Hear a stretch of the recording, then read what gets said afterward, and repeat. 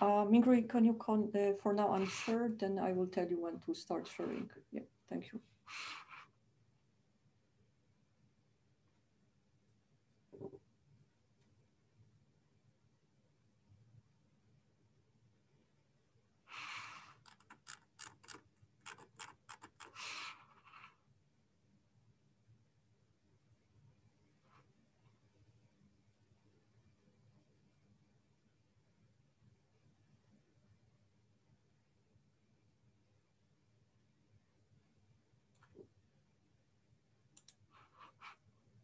Okay, welcome everyone. So we are almost at 3:30 to start the session. So just remind, so we have 6 talks before coffee break, then 6 talks after the coffee break. We finish at 8:30 Geneva time today. Then please, everyone who's not speaking, be muted all the time. And if you like to ask a question, please raise your hand in case you have problems with the microphone. Then write your question in the chat. But preferable option is to raise your hand, and then you can ask the question after the talk is over.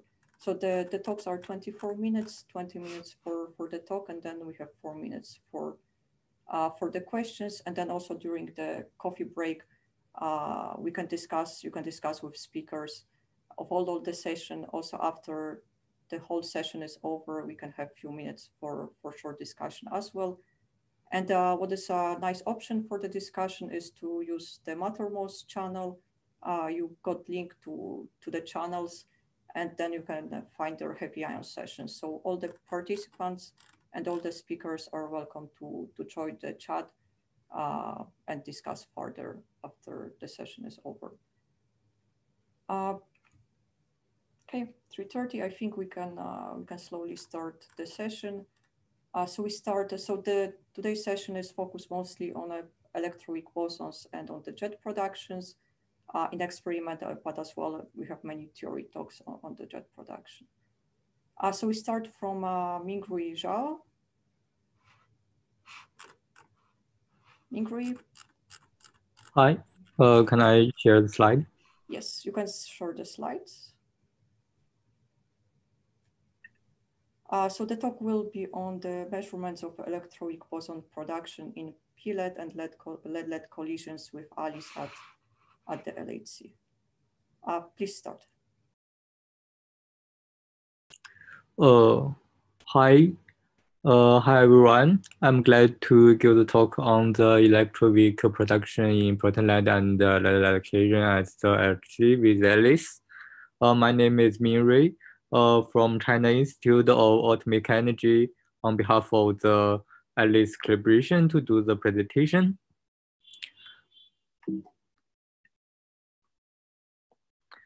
I will first introduce the give a first brief introduction and introduce the ALICE detector. Then I will introduce the strategy and the results of W and Z bosons with ALICE. Finally, a conclusion and perspective.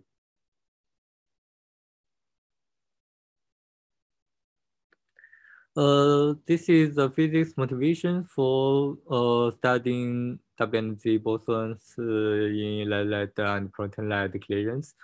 W and Z bosons are sensitive probes of the nuclear modification applications of the pattern distribution function. For the following reasons, their production are well described by the PQCD and the electroweak theory. They are produced in the hard process during the initial stage of the collision. And we use a semi-leptonic channel to study the WNZ boson, so they are insensitive to the strongly interacting medium. The modification of the WNZ boson production in heavy ion collisions are following various nuclear effects and the isospin effects, such as shadowing, anti-shadowing, etc. The study can help to screen the nuclear PDF in models by adding data for their global phase. You can see now the uncertainty is quite large.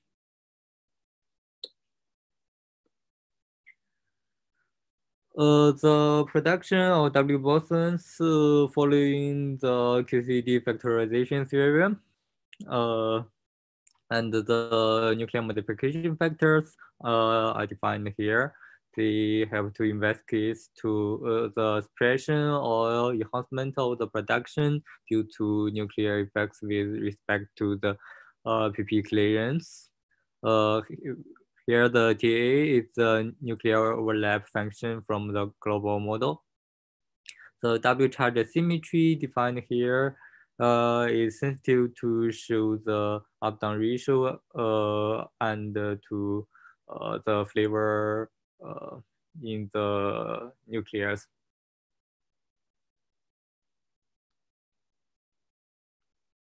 This is the Alice detector we use. We mainly use this part, the muon spectrometer, to do the analysis. It covering the forward rapidity. Therefore, it can be used to probe the very low and very high proton X regions. In Alice, we have this clear mode.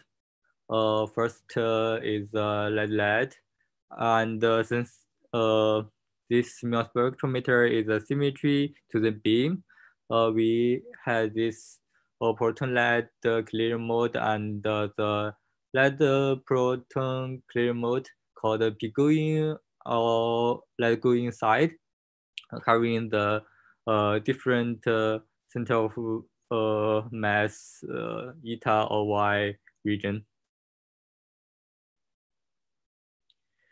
Here is a recent W and Z bosons results with Alice. We have new results in lead for W and Z bosons and new results in proton lead clearance for W bosons. These new results come from this summer. We have that in the lead at 5 TeV. It has a new preprint combining the data from the 2015 and the 2018 data. We have that in proton lead at 8 TeV submitted along the lead results. We also have the new results of W boson in ATV in proton lead at ATV and lead at 5 TeV. These are some preliminary results. It is the first measurement at large rapidities. Here I give a brief introduction to the analysis strategy to get the W and the Z boson yields. For Z bosons first, Z bosons are extracted using the opposite sign muon pairs in the fiduciary region listed here. The main backgrounds in this analysis, first is Z2 tau tau to mu mu pairs from charms, the bottom and tops. These things are the physics background. By validating using some simulation tools, we find that these physics backgrounds are quite small. And there are also combinatorial backgrounds. We use the same sign dimuon invert mass distribution to see the effects, and the also negligible or subtracted from the Z candidates. Since the low background, the signal can be extracted by counting the entries in the invert mass distributions.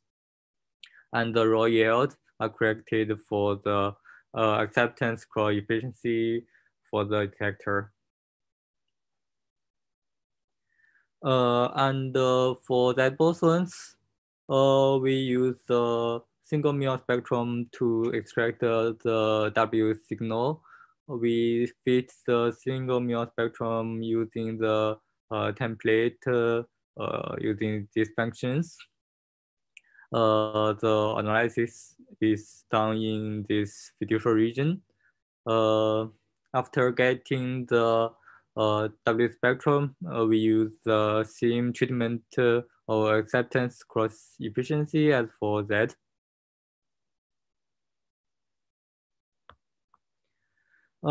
First, let me show the result of the proton light analysis. This is that in proton light at 8 TeV. We have increased statistics with respect to the proton light at 5 TeV. It is about 3 times more bosons identified at forward rapidity, 15 times more at backward rapidity. Here we show the new results, and we compare our result with the theory. We use CT14 as a baseline PDF and the EPPS 16 or NCTQ15 for the nuclear modifications. Despite the better precision, we are still unable to draw firm conclusion on the PDF modifications. And here is the W bosons in proton light at 8 TeV. It is the first measurement of W production at 8 TeV at large rapidities. The statistics are also increased. It multiplies by a factor of 2 to 7 compared to the 5 TeV example. The cross-section are compared with the predictions with and without nuclear modifications.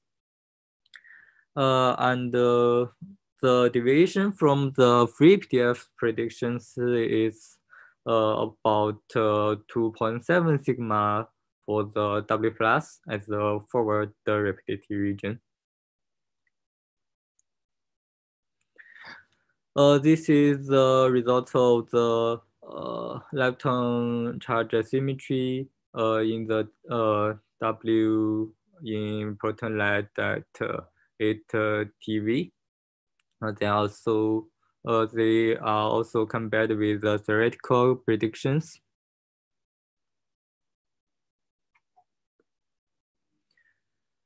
Here is the differential cross-section of the measurement of the W in proton light at 8 TeV. They are as a function of the rapidity compared to the theoretical predictions. The deviation from the theory for W minus at backward rapidity in the most central beams, there is a 3.7 sigma deviation from the free PDF calculation for W plus at forward rapidity for the beams at the largest rapidity. The upper plots are for the W minus and the bottom ones are for W plus. And here is the let's go in rapidity region, and this side is the pico in rapidity region. We also show here the nuclear modification factor as a function of rapidity. The reference cross-section are calculated with the Pohag and the CT10 nonlinear order. The deviation from 1 are mainly from the isospin and the nuclear effects. We show the results in the whole repetitive region and the result in the repetitive bins. And let's go to the ladder part. We have the numerical numerical Z in the clearing at 5 TeV. We merged the 2015 and 2018 example. The luminosity is increased from 225 to 750 inverse microbar. We have 3 times more Z bosons. The precision improves a lot. The results are compatible with the calculation, including the nuclear PDFs using 3 different models. And we have 3.4 sigma deviation from the free PDF prediction with CT14.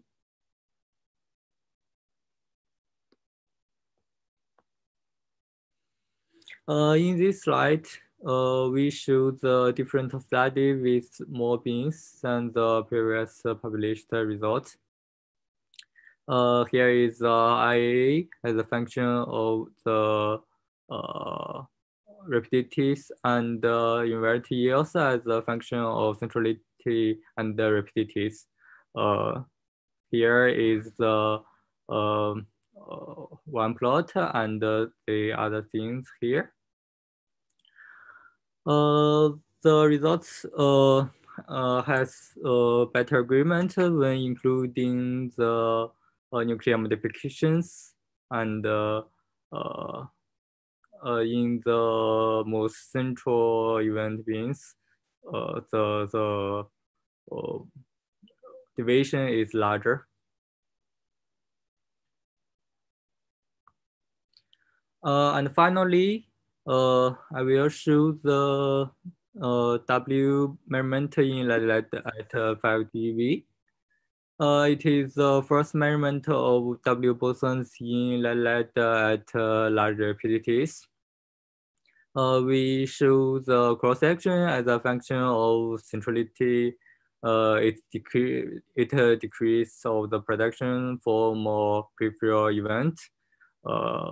And the normalized yield, it is constant within the uncertainty as expected. You have 5 more minutes. Oh, okay. And here I show the nuclear modification factor as a function of the centrality. In this plot, we use a reference cross-section from the POHEG plus CT10 non-linear order. The deviation from 1 is also from the isospin and the nuclear effects. And finally, I give a conclusion and the perspectives. In proton light analysis, we have new Z measurement results. The preliminary results for W. The statistics increase significantly compared to the analysis at 5 TeV. The deviation of the measured W production for the free PDF calculation is observed at large rapidities. And in light analysis, we have the Z measurements coming in the 2015 and 2018 periods preliminary result for W. And we see more significant deviation from the PDF prediction for Z. We have the first measurement of the W production at forward rapidity in the analysis. For node analysis is using the 2015 example and it is merging with 2018 data. Now the analysis is still static uncertainty dominates, and so it can be improved with round 3 and round 4 data. Okay, that's all. We show sizable amount of new measurement at large rapidity, providing electro inputs for the nuclear PDF global office. That's all. Thank you. Thank you very much for the nice talk and staying on time. So now if someone wants to ask a question, please raise your hand. For now, I don't see any hands. We have quite some time. Okay, so while people think about question, maybe I will ask one. So now in the summary, you said that the W production is at forward rapidities using 2015 data sample. What kind of improvement do you expect when you merge it with 2018? First, the statistic will increase about 3 times, and with more data, we can here we can divide this bin and show the behavior in this peripheral region. Okay, thank you. And then with run 3 and 4, do you know what kind of improvement is expected? Yes.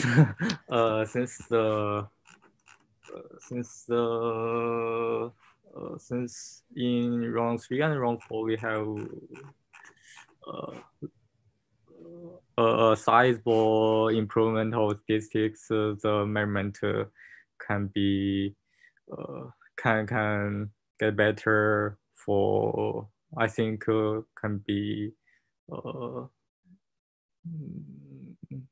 can get an improvement for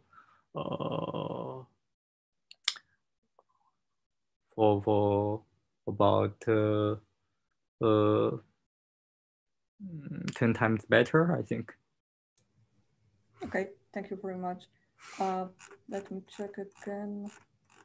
I still don't see any hands and also nothing in the chat. So let's wait for 1 more minute maybe, and then we will move to the next talk.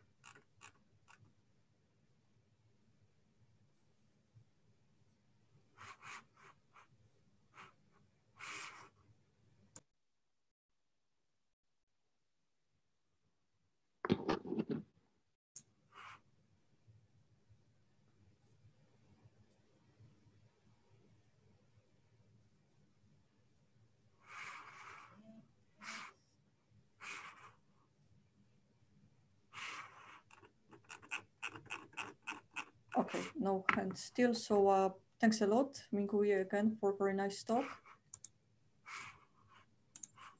Thank you. And then Julia, can Yes. you hear me? Yes. Can you hear and see me? Okay. Yes, I can see you, and please start sharing your slides. Okay.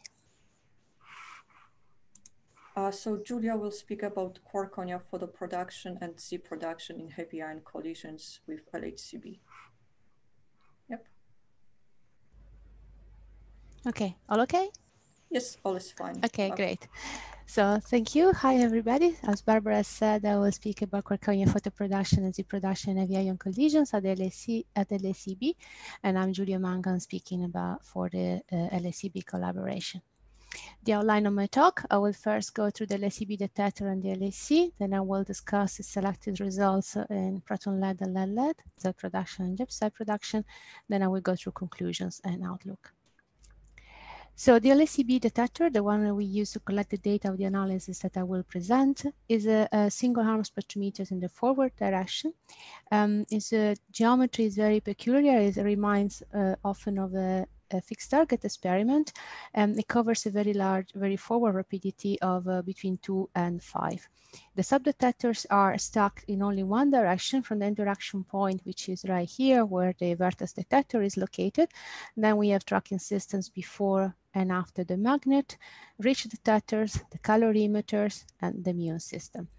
At about 114 meters from the interaction point, we have the Herschel, which is the new detector that we installed 1.5 years ago, which is composed by a series of sheets of scintillator counters, which are basically helping or actually being really crucial for diffractive physics. They act a bit of a 0-degree calorimeter of Alice for us. In addition to this, there is a device which we call SMOG, which is able to inject gas in the beam pipe.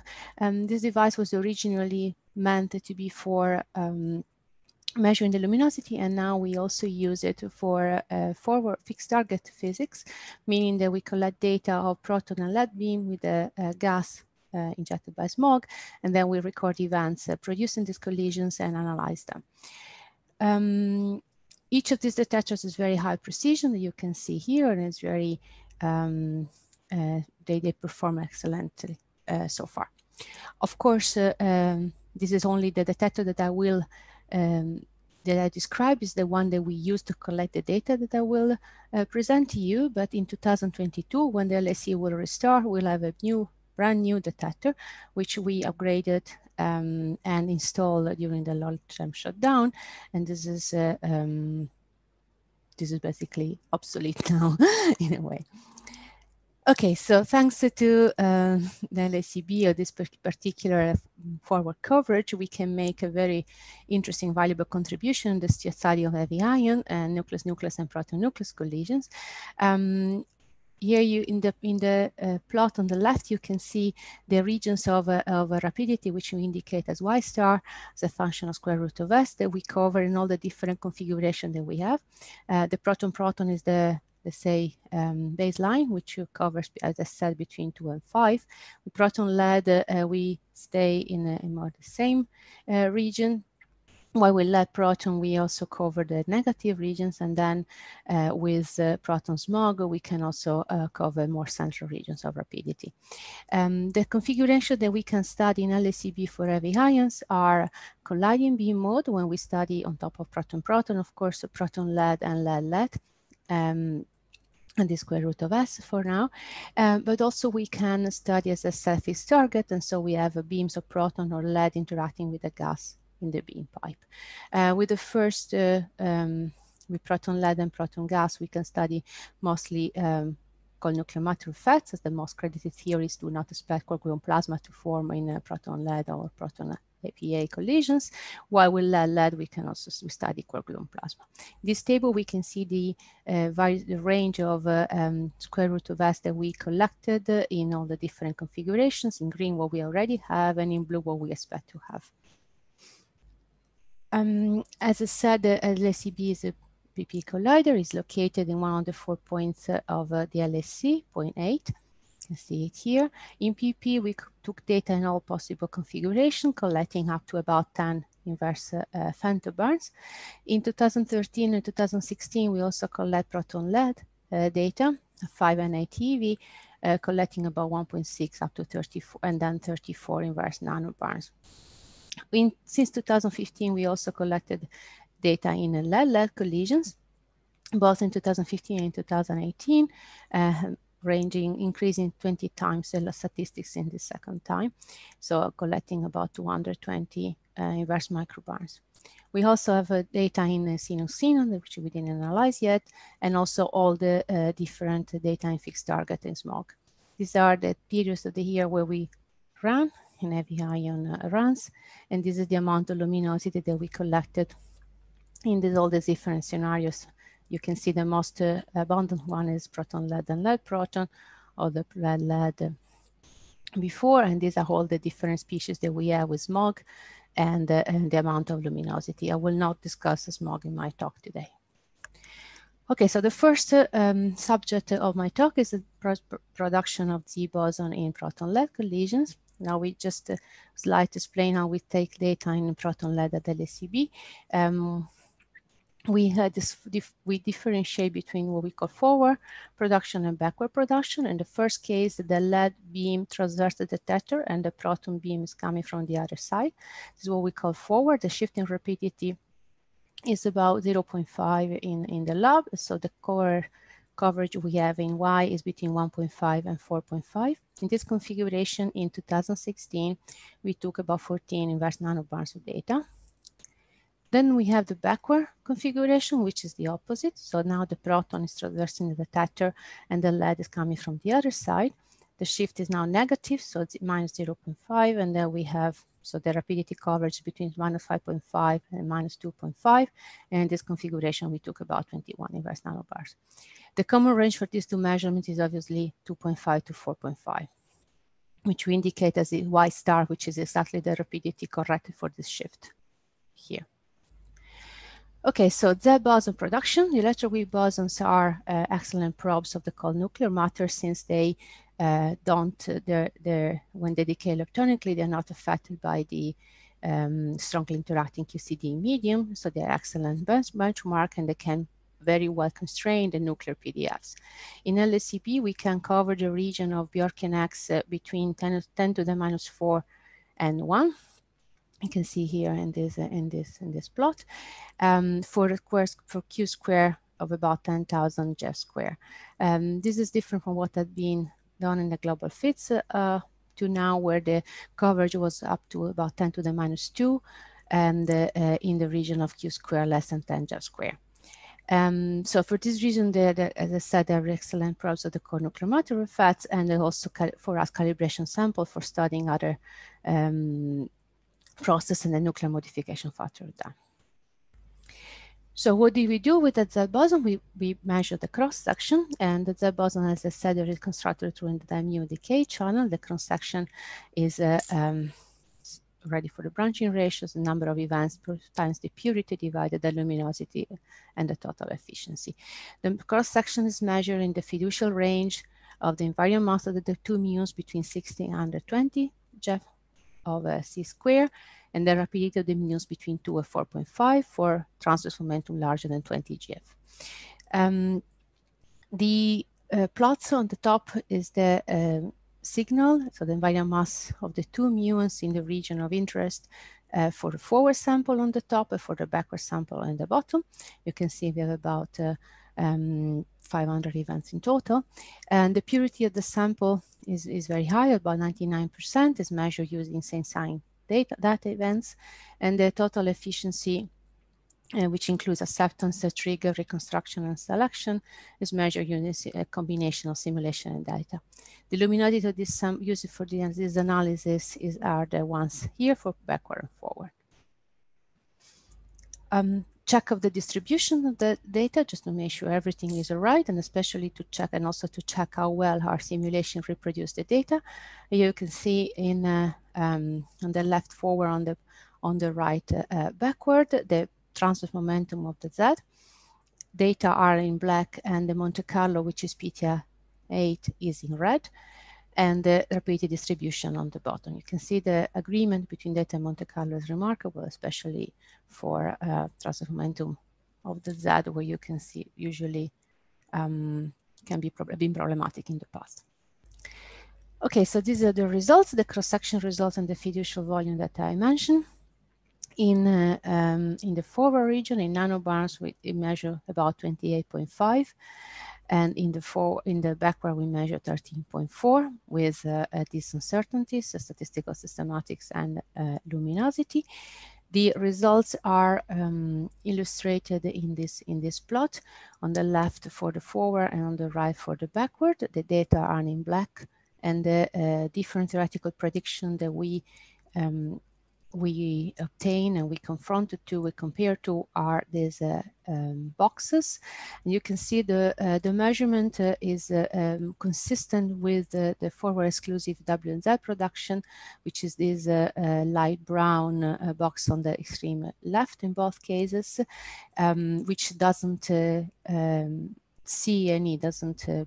predict any nuclear modification, but is also with the reasonable agreement with the other two predictions where we are still for worthless ZZ production with next to leading order perturbative QCD and next to leading order perturbative electroweak for the proton. And then these three, these other two NPDFs for the lead. So the first one doesn't assume that there will be any nuclear modification, while the other two do assume nuclear modification. Sorry, and they are the yellow and the purple, let's say, boxes. One thing to point out is the the significant improvement in precision that we obtained in LSEB in the new results. If you remember what we had in 2000 with the 2013 data, here, just to confuse the audience, is the opposite. So the bands are the data and the dots are the predictions. You can see the certainty on the data is now much reduced. We also, in order to compare with the other experiments and to try to factorize out the different kinematic regions, we compare using the ratio of data to theory for different results in literature. This result I'm showing is indicated in red and is right here in the backward and right here in forward. And you see is in a very good agreement with the results from the other experiments. The previous result from LSEB is up here in light brown and here. The bands, the dots on the experiments only have the experimental uncertainty, while the uncertainty on the PDFs is shown separately, like as this band, gray band around unity. You can see how the new measurement in LSEB has a significant improvement in precision with respect to the previous one, and it's also much more consistent with the other experiments and the theory. We also want to measure the Z boson forward-backward ratio. For doing this, we need to measure the cross sections in the common rapidity range, which is 2.5 to 4, as I said. These are the cross sections that we obtained, 17.1 for forward and 13.3 for backward. And then we want to take the ratio, the forward-backward ratio, which we measure and we obtain these values, 1.28 plus or minus 14 plus or minus 0.14 plus or minus 0.05. The ratio is particularly interesting, both experimentally because many of the uncertainties cancel in the ratio. So the precision, we can achieve much higher precision with respect to the single cross-sectional measurements, and also because it's very sensitive to nuclear effects. In fact, as you can see here in the theoretical predictions, it is predicted to have some forward-backward, some asymmetry by the prediction without nuclear modifications, and the ones with modifications are the same that I described before. This is the first time that we make this measurement in LSEB, in proton lead. And also it's the last result from the electroweak boson. And now I move to the next topic of my talk, which is ultraperipheral J-side production in lead. You can see an event display of LSEB in lead collisions. So what are the ultraperipheral lead collisions? These are collisions where the two nuclei are interacting, but they basically do not really touch each other. They almost miss each other because the distance between the center of the two nuclei is larger than the sum of their radius, the radii. However, despite the fact that they kind of miss each other, in reality there is an interaction because they can exchange a photon, and this photon-induced interaction is very significant because it's enhanced by the strong electromagnetic field of the nucleus. The interaction can happen in two ways, what is called coherent, where the photon interacts with the nucleus as a whole, or incoherent, when the photon interacts with each one of the single nucleons. In LSEB, we study coherent Charmonian production, where Charmonia is J psi or psi 2s.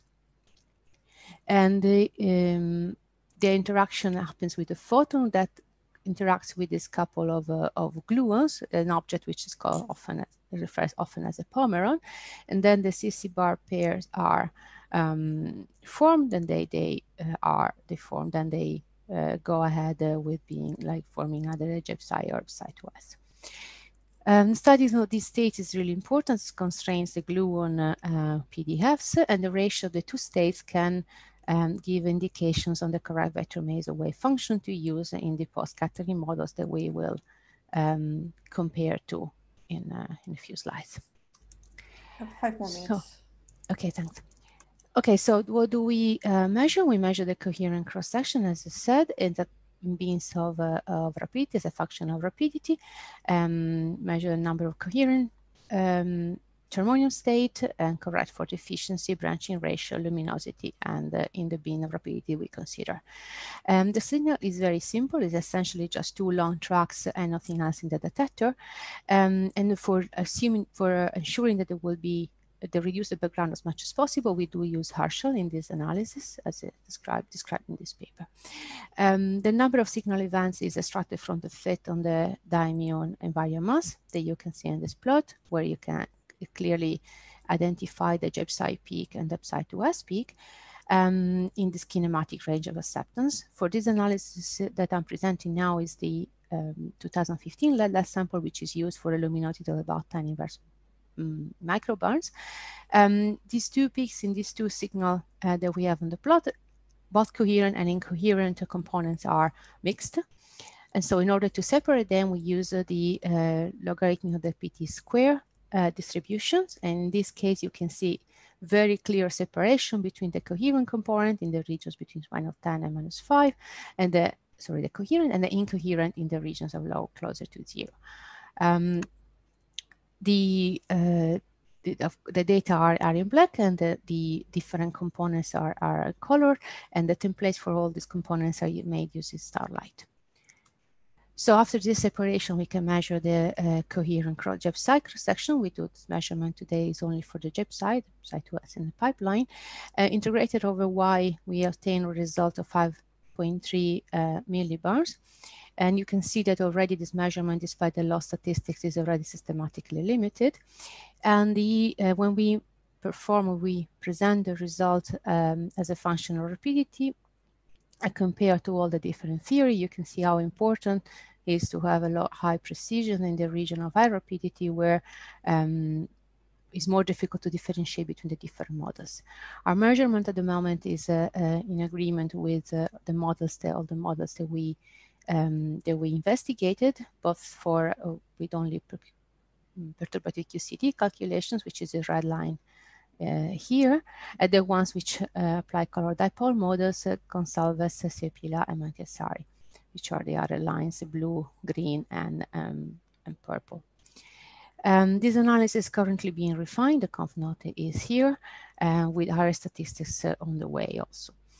In fact, in the 2018 data, we have about 20 times the statistics that we had in 2015. We already started looking into this analysis. Here you can see again that the invariant distribution of the 2 muons, where you can identify the peaks of the jet side and the psi to S. With this sample, we hope to be able to measure the ratio of the 2 charmonious states, so stay tuned for that. This brings me to my summary. LSEB has successfully participated in heavy ion data taking in all the campaigns and collected good statistics, although could benefit from a larger sample for sure. We performed many measurements. Today I presented the one in proton lead, where we are in a unique position to probe cold nuclear matter effect in the forward rapidity with the electroweak boson productions. And in lead, I show results for ultraperipheral collisions, and where we compare with several theoretical predictions, keeping the discussion of the theories very lively. Both of these analyses are currently being refined and updated, so we'll have new results soon. But we also have many more results studies in view of the new detector we'll have in round 3-4, as I said, the new upgraded detector. And these 2 plots here on the bottom show that with the new detector, we expect to be able to reach much more central events with centralities up to 30%. You can see here the Cal energy versus the number of velo clusters and the number of T clusters.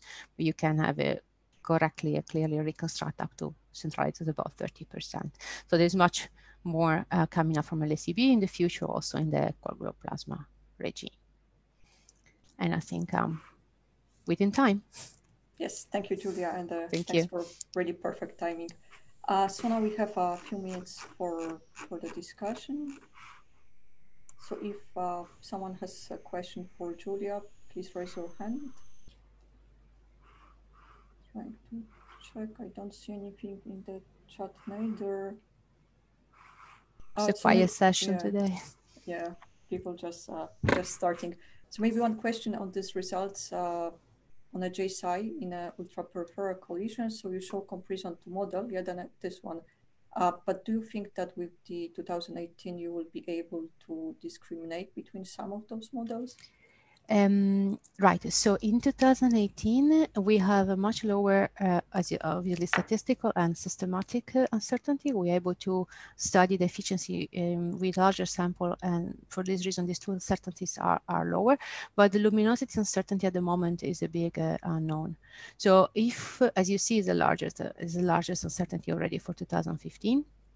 So if we manage to control the luminosity and have a good uncertainty of the luminosity, then yes, we should reduce significantly the uncertainties. If not, then it might be of similar, let's say, values. This we still don't know. So at least few of the models, maybe they can be. We're also in contact with Gonsalves, with Victor, for another analysis that we have with the pipeline, which is GPCI in peripheral collisions. And for that, we should have a smaller uncertainty. So there may be more constraints on that particular model coming also for that analysis, which hopefully will be released in the summer, at the end of the summer. Okay, thanks a lot. And I see we have a question from Valerie. Valerie, you can ask the question. Hello, Valery Poznikov from Alice Experiment. Could you show the previous slide, 19? Here. So actually, as I see from this slide, you have no feed down. Actually, if you cut on PT.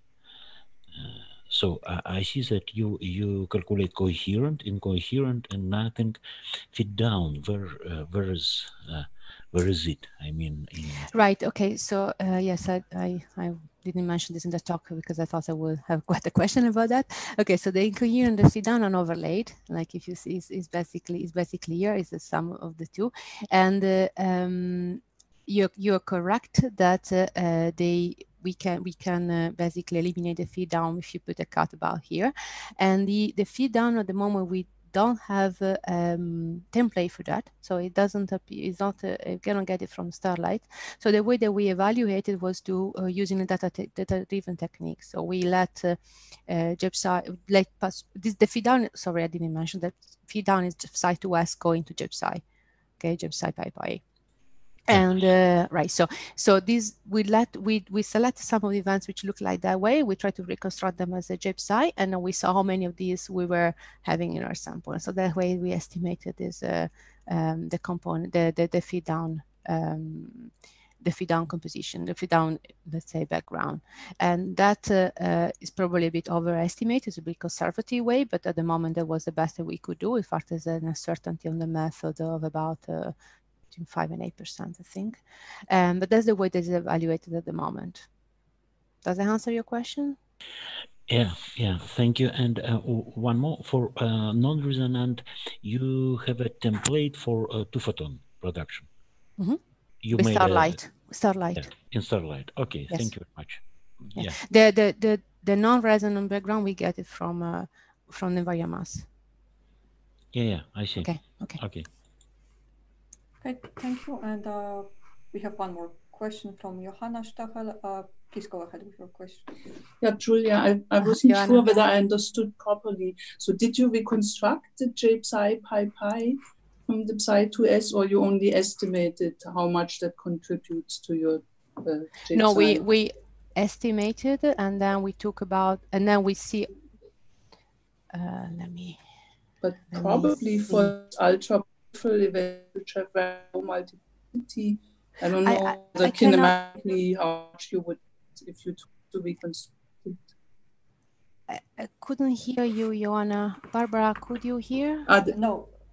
It was very metallic. Can you hear me now?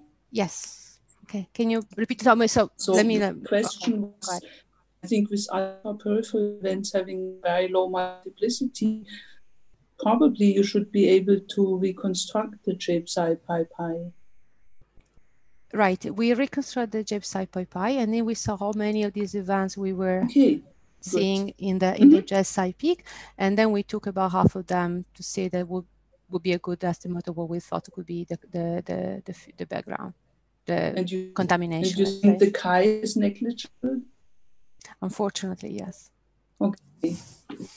Yes, but we already looked at this in the 2018 data, and that gave us confidence that it was more or less in the right ballpark. Okay, thank you. Thanks. Okay, thanks a lot, Julia, again, and we should move to the next talk. Okay, I stop yes. sharing. Thank you. Thank you. Jakub?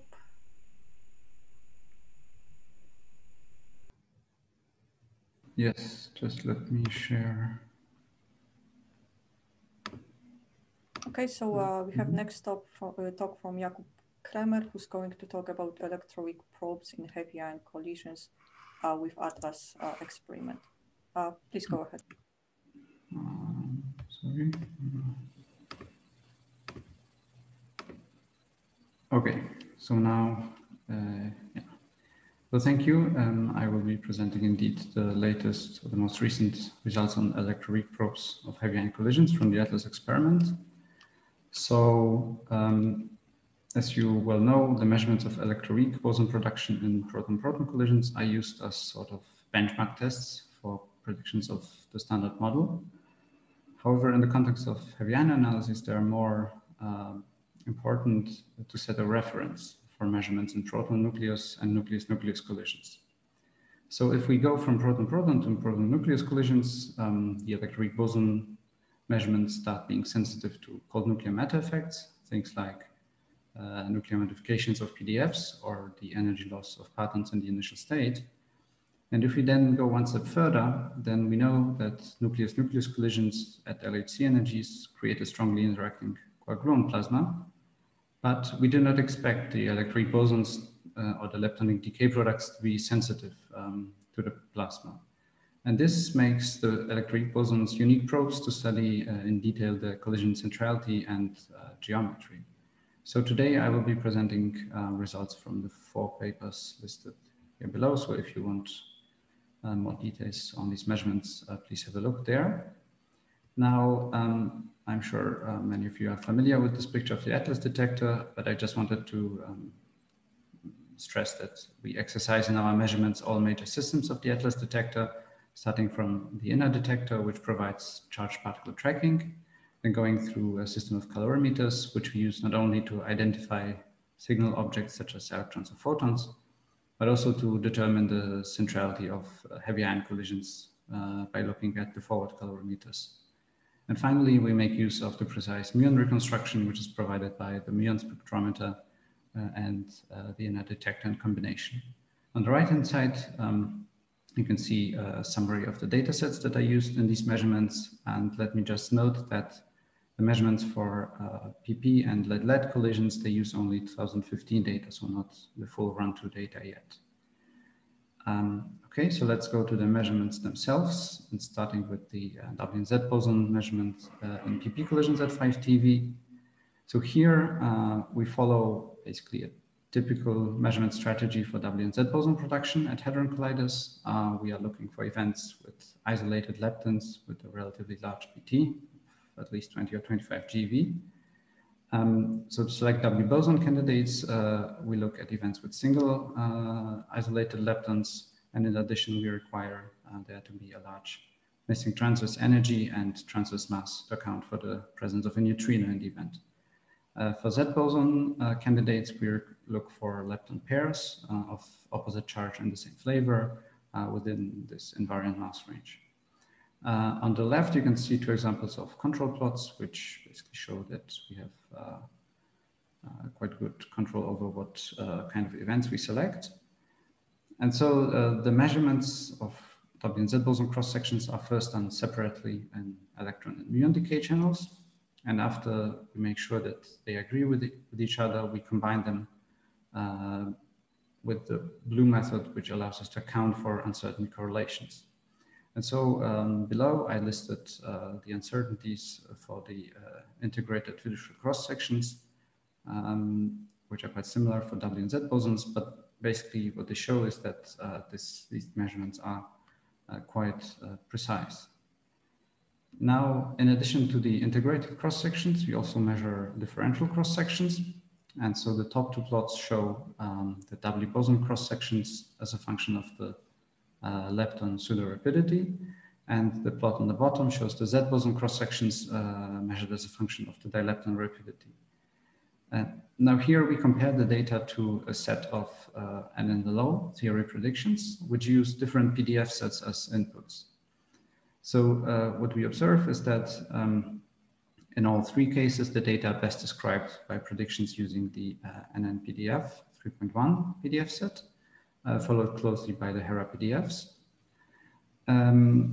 But predictions from the other PDF sets tend to be somewhat lower than the data. It's typically a few percent, but in a systematic way. But all in all, we can conclude from here that we have a well understood and precise reference for measurements in lead-lead collisions, to which I will come a bit later. But before that, I also wanted to present the measurement of prompt photon production in proton-lead collisions at 8.16 TeV. So for this measurement, we rely on events that were collected with single photon triggers. And so we require these single photons later to pass a selection on the quality of the reconstruction and to be isolated, and in addition, some kinematic selections. Since the collision system is asymmetric, we note that there is a shift of the pseudo-rapidity or the rapidity of the center of mass frame with respect to the laboratory frame. So they are related by this equation. And this is why you will see also in the plots some asymmetric rapidity ranges. The background estimation in this analysis is done using sidebends in the photon isolation and identification. On the bottom, you can see some example distributions of the photon isolation energies for photons at about 30 GeV and 3 different rapidity ranges. And you can see that the background contribution, which is indicated by the blue histograms, is quite substantial at these low photon energies.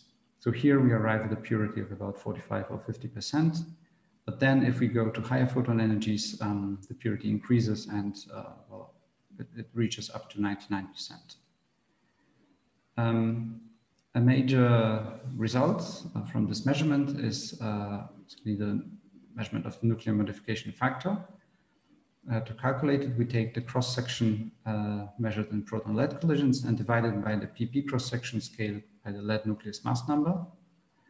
And it's important to note that there is no direct reference measurement in PP collisions at the same collision energy.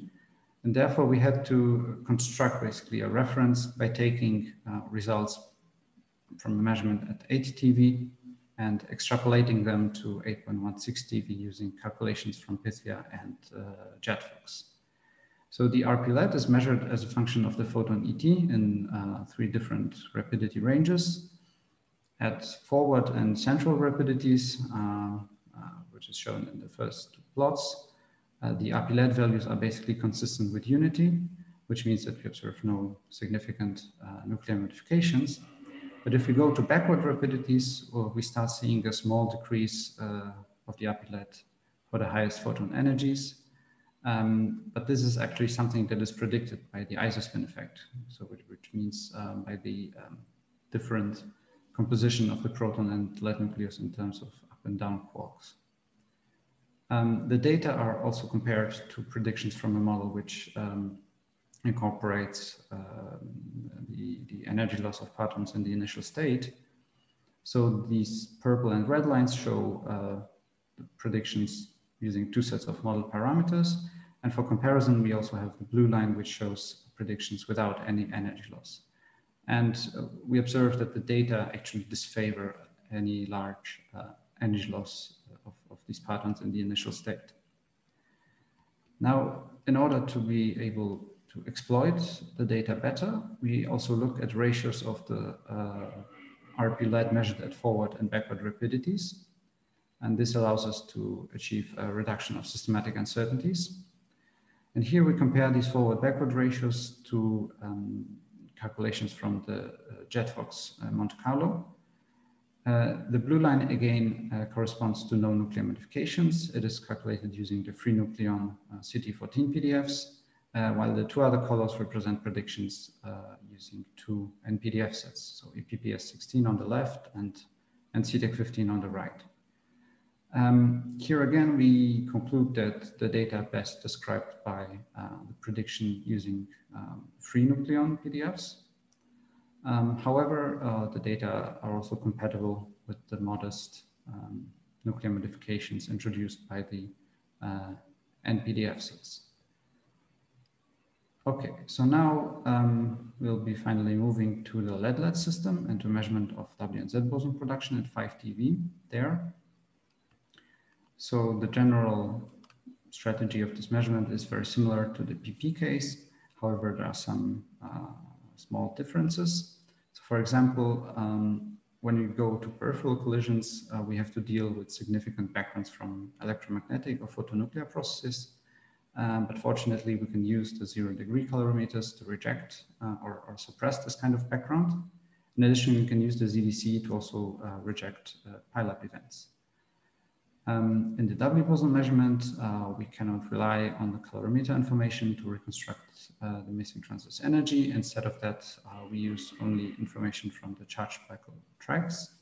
And we also have to deal with the multi-jet background, which is quite substantially increasing from peripheral to central collisions.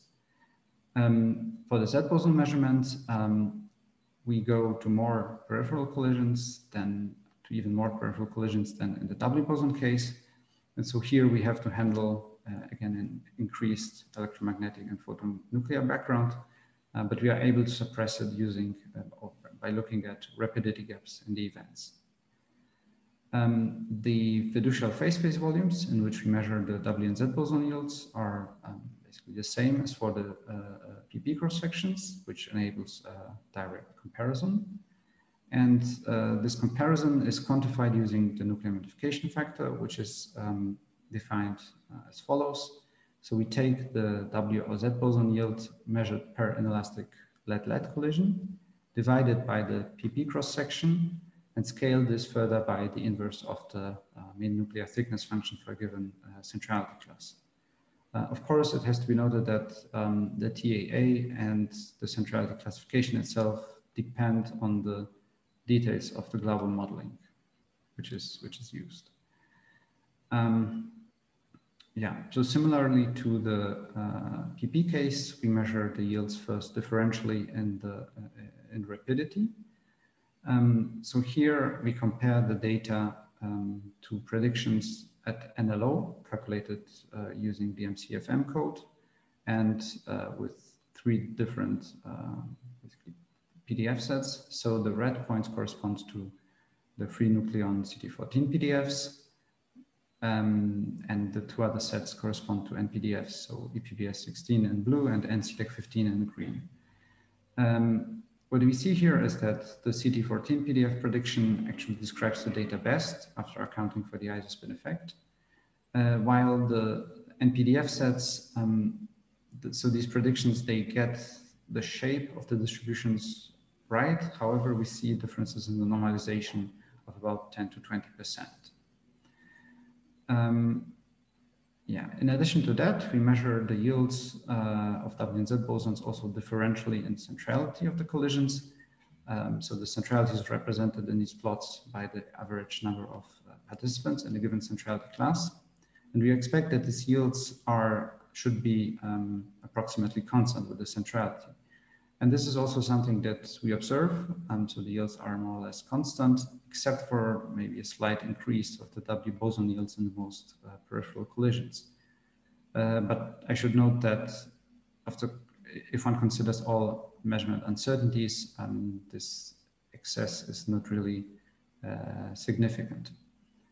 We compared the data also to predictions from, which use the CT14 PDFs. And here we observe a quite good agreement with the data. And another thing to note is that the measurement uncertainties, especially in peripheral collisions, are already smaller than the uncertainties of the normalization or of the TAA.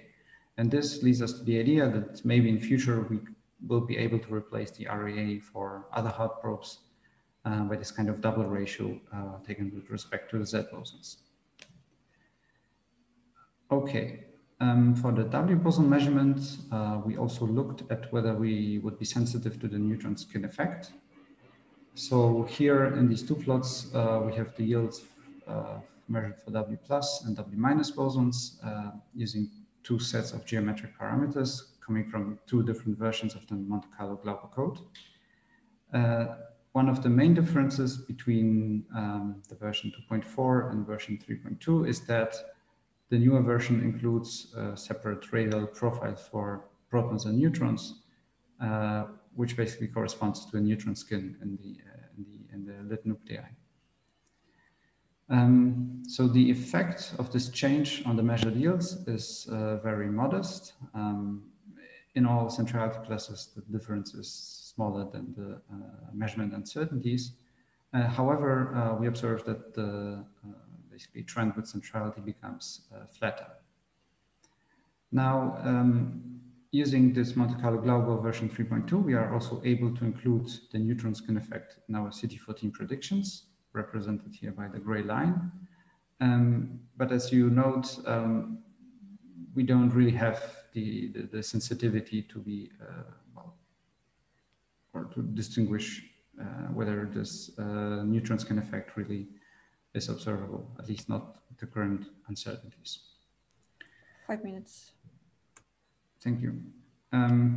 So let's now finally move to the nuclear modification factor. The left plot shows the RAA measured for W bosons. The trend with centrality is essentially the same as for the yields that I have shown before, but what you can notice is a reordering of the W plus and W minus bosons, which is actually expected from the isospin effect. And this is also confirmed by comparing the data to predictions with the CT14 PDFs and with the isospin effect, which agree very well or quite well with the data. On the right-hand side plot, we have basically shown a summary of the RAA measured for W and Z bosons. And we compare the data to predictions which incorporate the centrality bias as predicted by the HG Pythia model. And what we observe here is that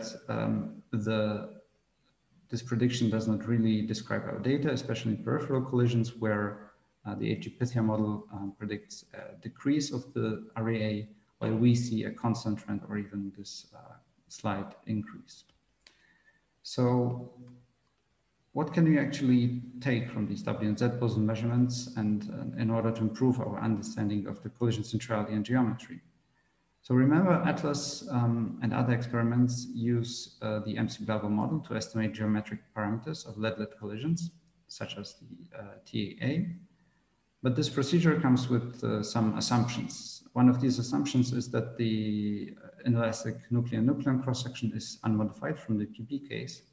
And at 5 dV, we use, for example, this value measured in PP collisions of 70 plus minus 5 millibaum. Now, recently, a theoretical study has been published by Escola et al. And this study uses the ATLAS W and Z boson data to show that the inelastic nuclear-nucleon cross-section could actually be suppressed. So they arrive at a value of about 40 millibaum with somewhat larger uncertainties. And an interesting thing to note is that the suppression or the shadowing of the inelastic cross-section would actually be equivalent to a modification of the TA with centrality in such a way that the measured RAA would flatten. Yeah, but before we can really take this data and exploit it, we have to make sure that we fully understand it. And so recently, the CMS collaboration has released a preliminary measurement of Z boson production in lead-lead collisions. You can see on the right-hand side the measurement of the yields as a function of centrality. And what can be noticed immediately is that they observe a decrease of yields in peripheral collisions, a quite significant decrease, which on the one hand is compatible with predictions from the HG Pythia model, but on the other hand is a completely different trend than what what we observe in peripheral collisions. Now, of course, there can be multiple different sources of this discrepancy. I think the discussion about, or a detailed discussion about this is still outstanding between the experiments. But let me just point to one possible source of discrepancy, which is that there could be some differences in the details of the centrality determination procedures, and in particular in the treatment of, in the exact treatment of peripheral collisions. So this brings me to the summary. So I tried as best as I could to present the recent ATLAS measurements of electroweak boson production in different collision systems. From the PP system, we take basically a high precision reference for W and Z boson measurements in lead-lead collisions. From proton-lead collisions, we learned that the from photon production seems to be only very little modified with respect to PP collisions. So we see data consistent with NPDF predictions, but disfavoring a large energy loss of photons in the initial state. And finally, from the lead-lead collisions, we see that the W and Z boson data are best described using free nucleon PDFs. They behave basically as we would expect with centrality, so they scale with TAA. At least if we forget about a slight increase in peripheral collisions, and we see only a very limited sensitivity to the neutron skin effect. But before we can really interpret the data, we need to resolve the discrepancy with CMS. But maybe basically look for the future. We still have the large lead-lead dataset collected in 2018 to be explored, so maybe this will really help us to resolve this discrepancy.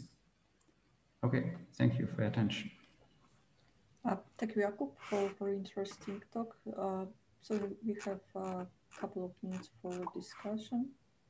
So if you have a question, please raise your hand.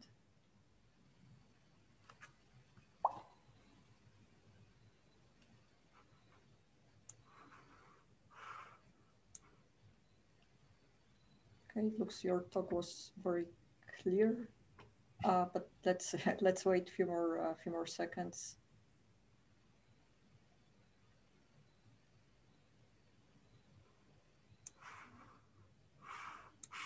I'm checking the chat, but we don't have any questions in the chat as well. Okay, in this case, thank you again, Jakub. Okay.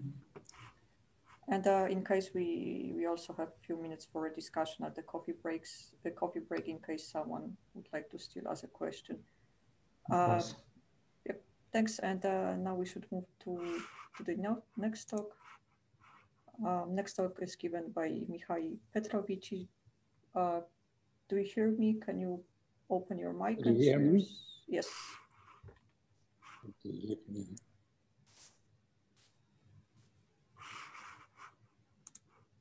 It's okay? Yes, it is fine, and okay. You can start.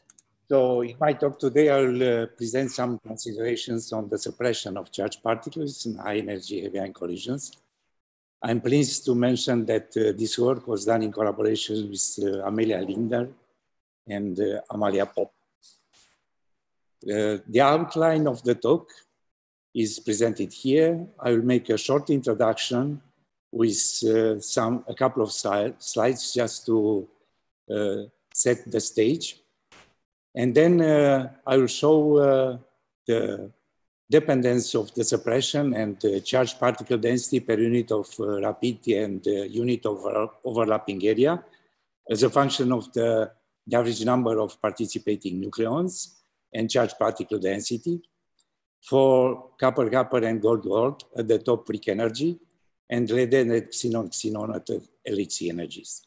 And I'll make a few remarks on the contribution of corona to the suppression. And based on this dependence, there are strong arguments that we have to do with suppression saturation at LHC energies. Then I'll move to RAAN. RAAN is nothing else than RAA, where we, in place of number of binary collisions, we use the ratio between the charge particle density in AA at a given centrality divided by charge particle density in PP minimum bias. And again, this as a function of n part and dn charge d eta.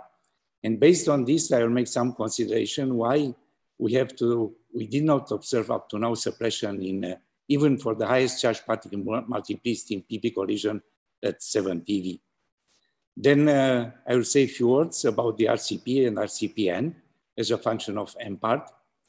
And at the end, I will present the excitation function as a function of collision energy for RCP and RCPN for charged particles and for RAA and RAN for pi 0. And then some conclusions. Suppression was proposed close to 40 years ago by Bjorken for hadron-hadron collision at very high charge multiplicity. Unfortunately, it was not confirmed up to now, even at the highest charge multiplicity at LHC, as could be seen on the left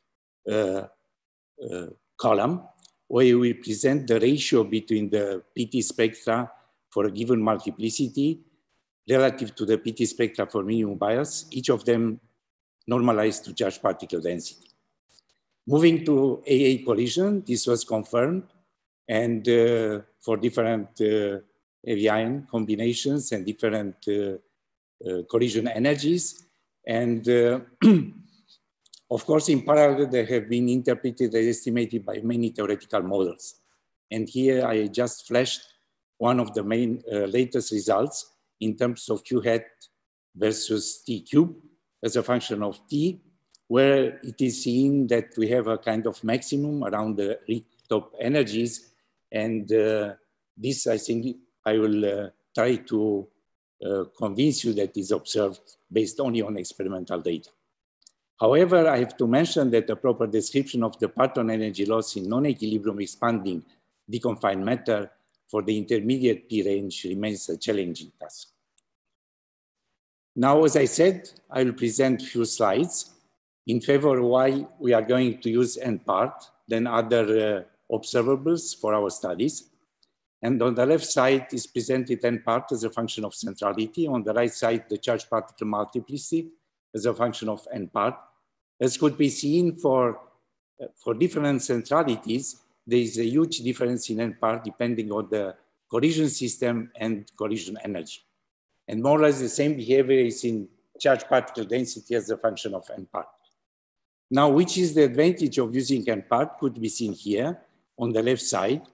It is observed that we have a linear dependence of the overlapping area as a function of n part at both energies, top peak energies and LHC energies.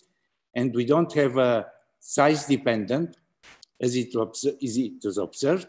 The only difference between the RIC and LHC energies is in an offset of about 10 Fermi square, which amounts for about 6% for the head-on collision in gold at RIC energies. On the right side is represented the percentage of single collisions, nucleon suffering single collision relative to the average number of wounded nucleons as a function of average number of wounded nucleons. As one could be seen for very peripheral collisions, there is no difference as a function of collision system and collision energy. While going for central collision for the lighter system, there is a large deviation, although the percentage of the number of nucleon suffering single collision is decreasing. Now I'm going to argue a little bit why I concentrated to make these studies on the PT range between 5 and 8 GeV over C.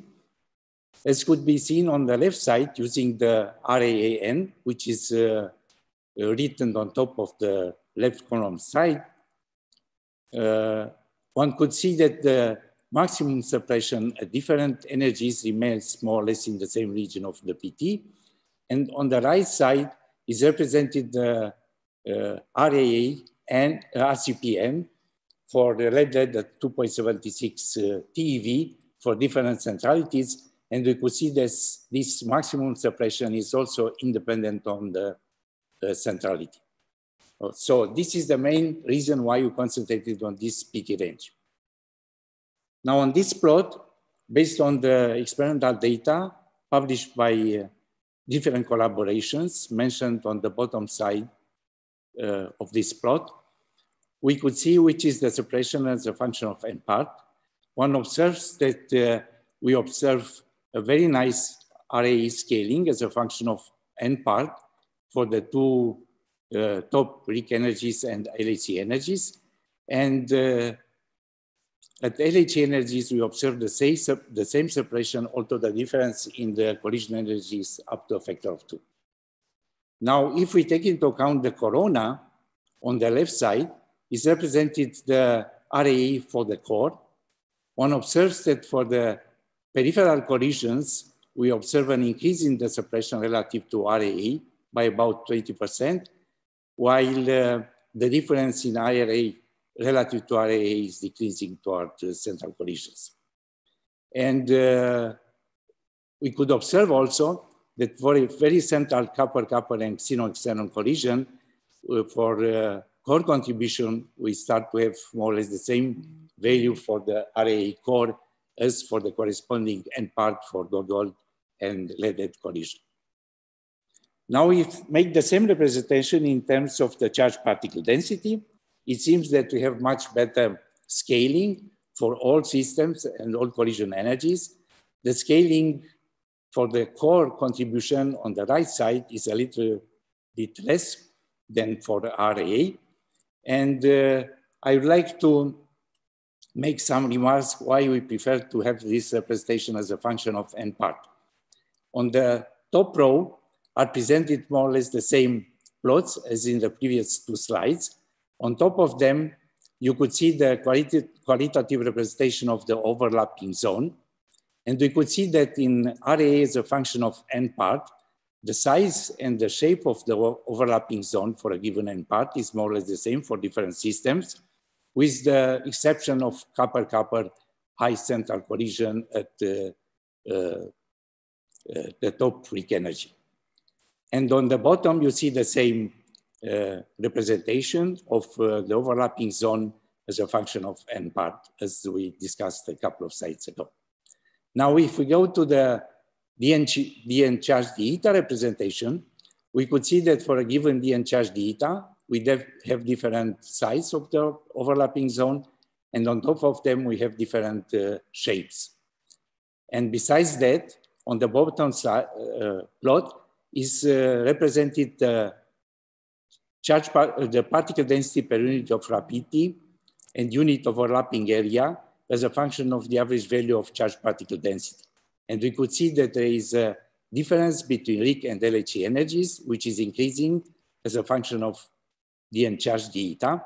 Therefore, for the RAE, in this kind of representation, we have mixing between different contributions. This is the overlapping size, the size of the overlapping zone, the shape of the overlapping zone, and the density of particles per unit of rapidity and unit of overlapping area. Therefore, it's very difficult to deconvolute the relative contribution of all these three within to the suppression. Now let's look in more details to the RAA as a function of n part. On the right side of the plot is represented the 1 minus RAA. On the left side, on the right side is the particle density per unit of rapidity and unit of overlapping area, both of them as a function of n part. The first one is represented by the full symbols, the second one by open symbols, and the colors correspond to different systems and different collision energies. Now, let's make a few considerations. If we take n part equals 200, which is represented in this plot by the vertical blue dashed line, we observed that the difference in the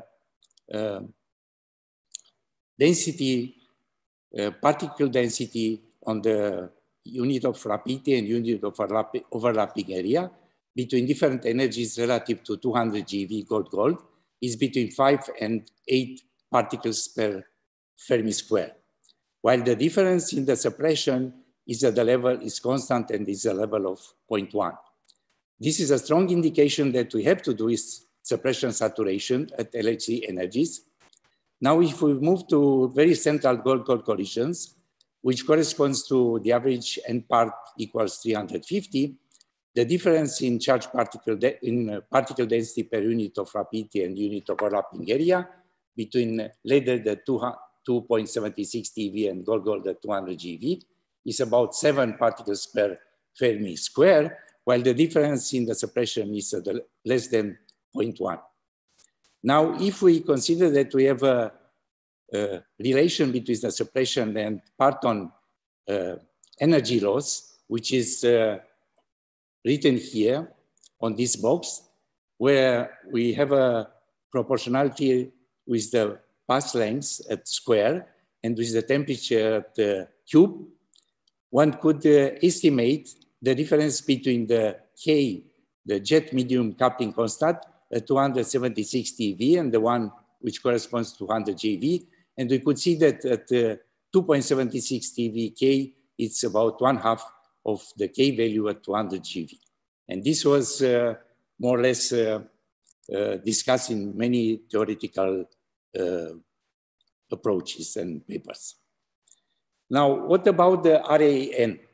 RAN, as I said, is nothing else than RAA, where we change the number of binary collision, which is estimated based on Monte Carlo approach. And as it was already mentioned in the previous presentation, this is based on the approximation that we have to do is straight trajectories and the constant value of the cross-section for each sequential collision. We prefer to do to replace this by the charge particle density for a given centrality relative to charge particle density in PV collision for minimum bias. And RAN obtained in this way, called N, could be, as a function of N part, could be followed on the left plot. As you could see, all data at LHC, they scale very nice. We have a linear behavior, a linear decrease as a function of N part. We observe also a linear dependence at RIC energies with a slight different slope. And based on this and the scaling which we observed for PP and AA collision in a paper which is mentioned on the right side of this blue box, for the highest charge multiplicity in PP, which gives this square root of charge particle density per unit of overlapping area of 3.3. The overlapping area for PP is about 7 Fermi square, while the overlapping area for LED is about 70. Now, based on the same relation which I mentioned in the previous slide, we obtained that the suppression in PP relative to the suppression in AA at N part equals 125 is about 1%. Therefore, there is no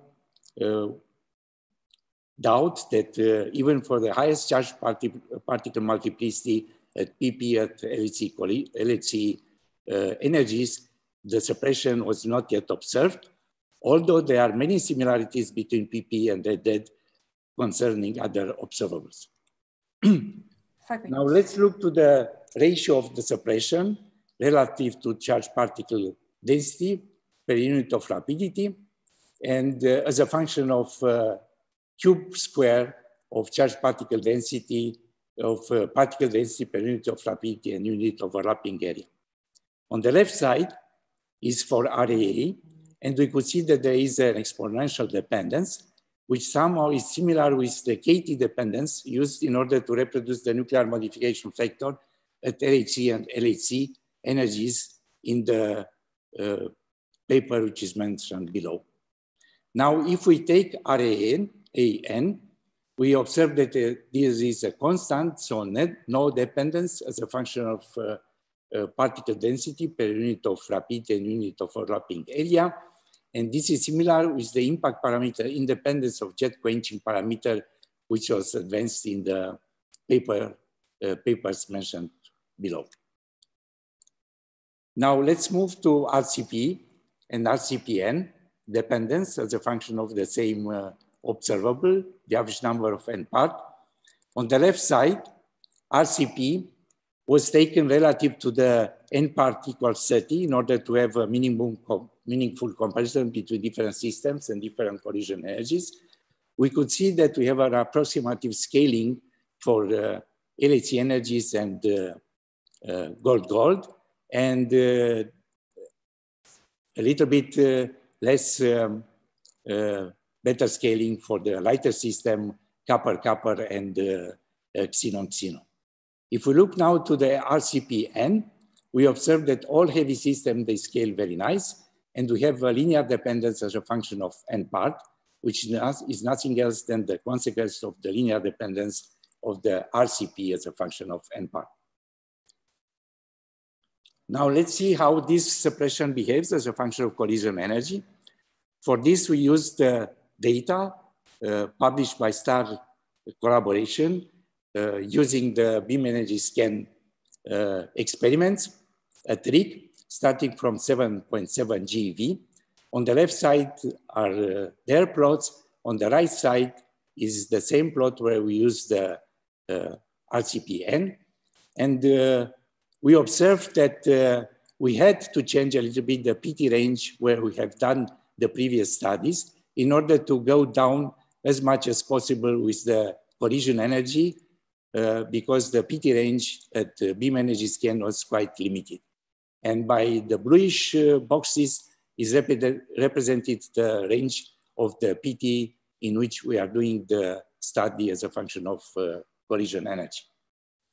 Now, if we represent the RCP in this PT range and RCP-N as a function of square root of S and N, we obtain the data represented on the left plots.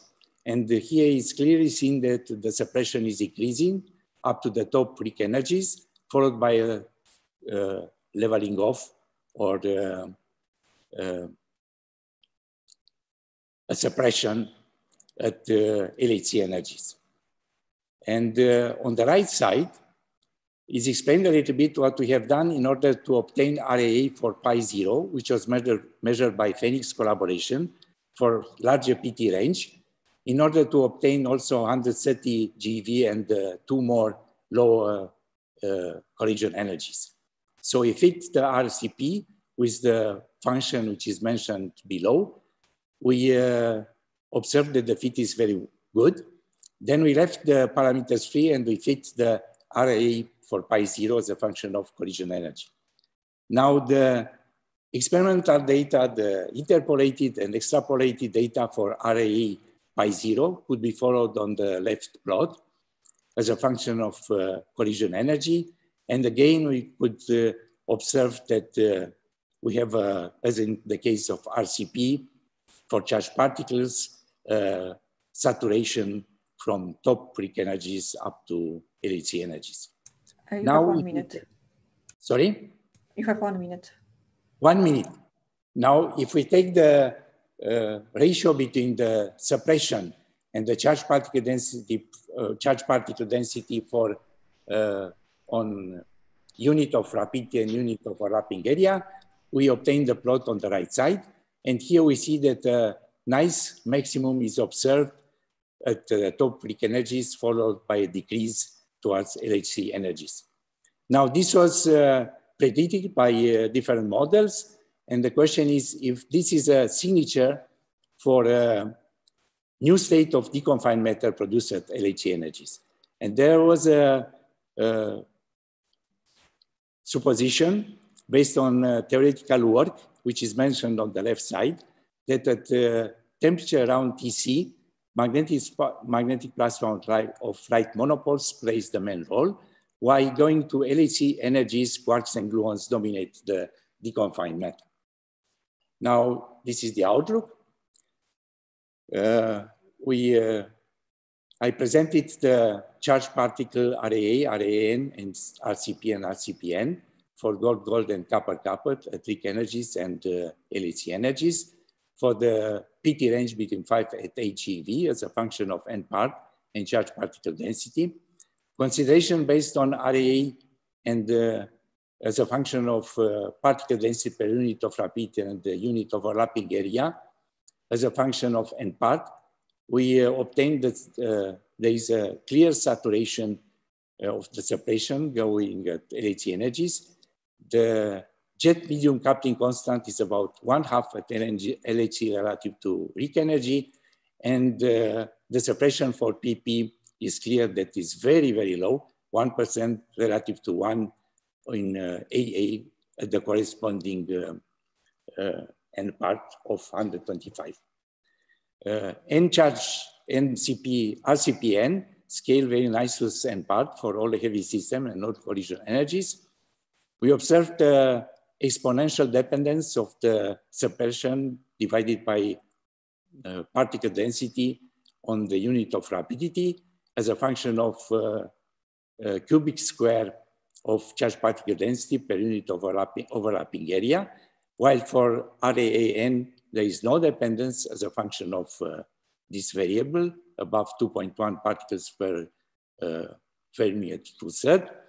Collision energy dependence for RCP and RCPN shows a saturation, clear saturation at LHC energies, and the maximum evidence in the ratio of the separation relative to particle density per unit of rapidity and unit of overlapping area in the RIC energies is followed by decrease towards LHC energies.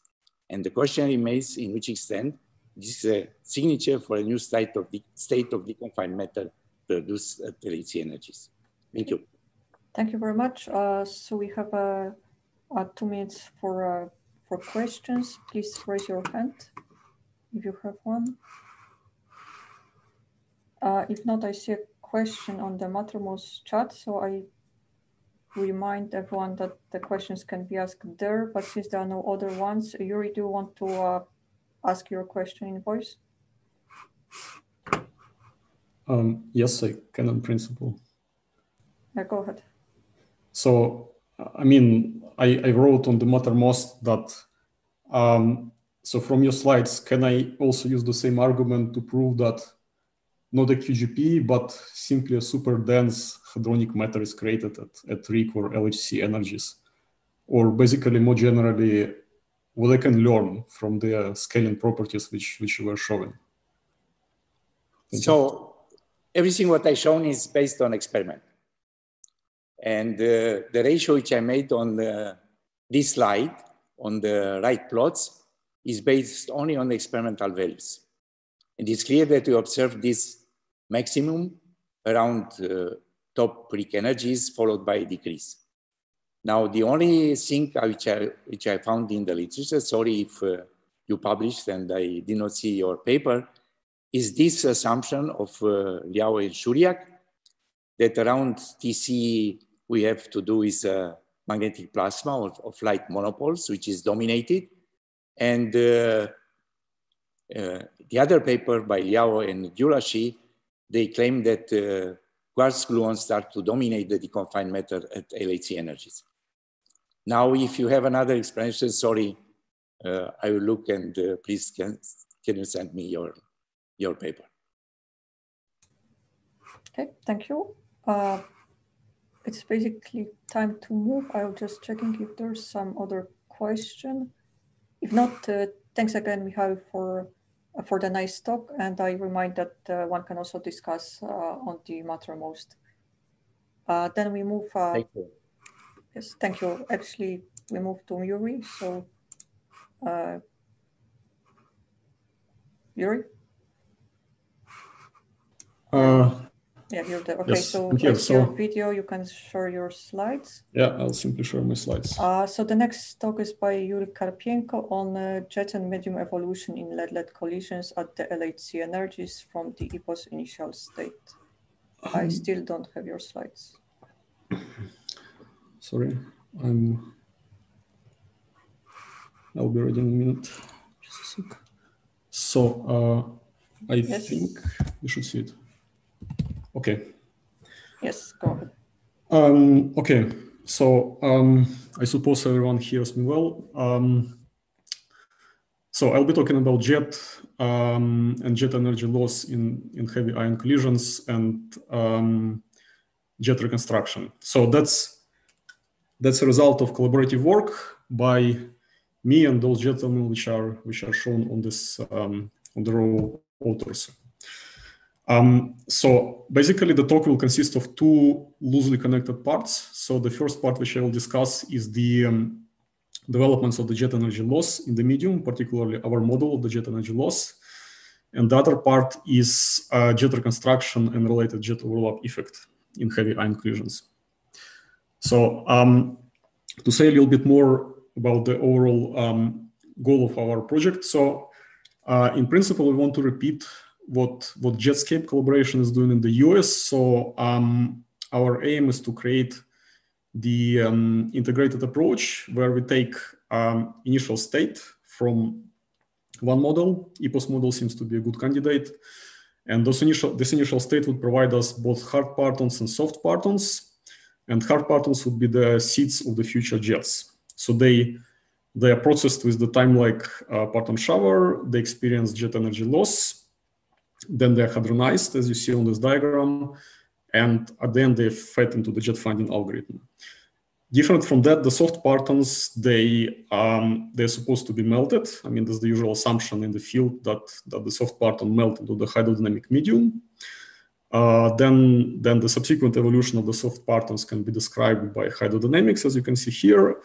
And the hydrodynamic phase is usually followed by particularization, which is the fluid to particle transition. So you basically create hadrons at this point. You create low PT hadrons.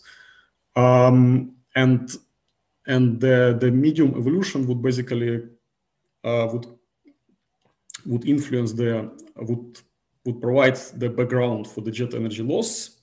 And the jet energy loss would basically provide this source terms for the medium evolution, as you see on the diagram. And in principle, the output of both procedures can be fed together to form a complete event. And then you would, in principle, use that to apply experimental techniques to extract the jet properties. So then the time-like parton shower, which we are using, is basically a Monte Carlo implementation of the DGLAP equations. So what they do is they basically evolve partons from the high virtuality scale after the initial hard scattering down to the low virtuality scale Q down arrow, which is set to be 0.6 in this case. The vacuum, so the parton shower without any medium modifications is developed by Martin Rochmoser, who's another participant of this project.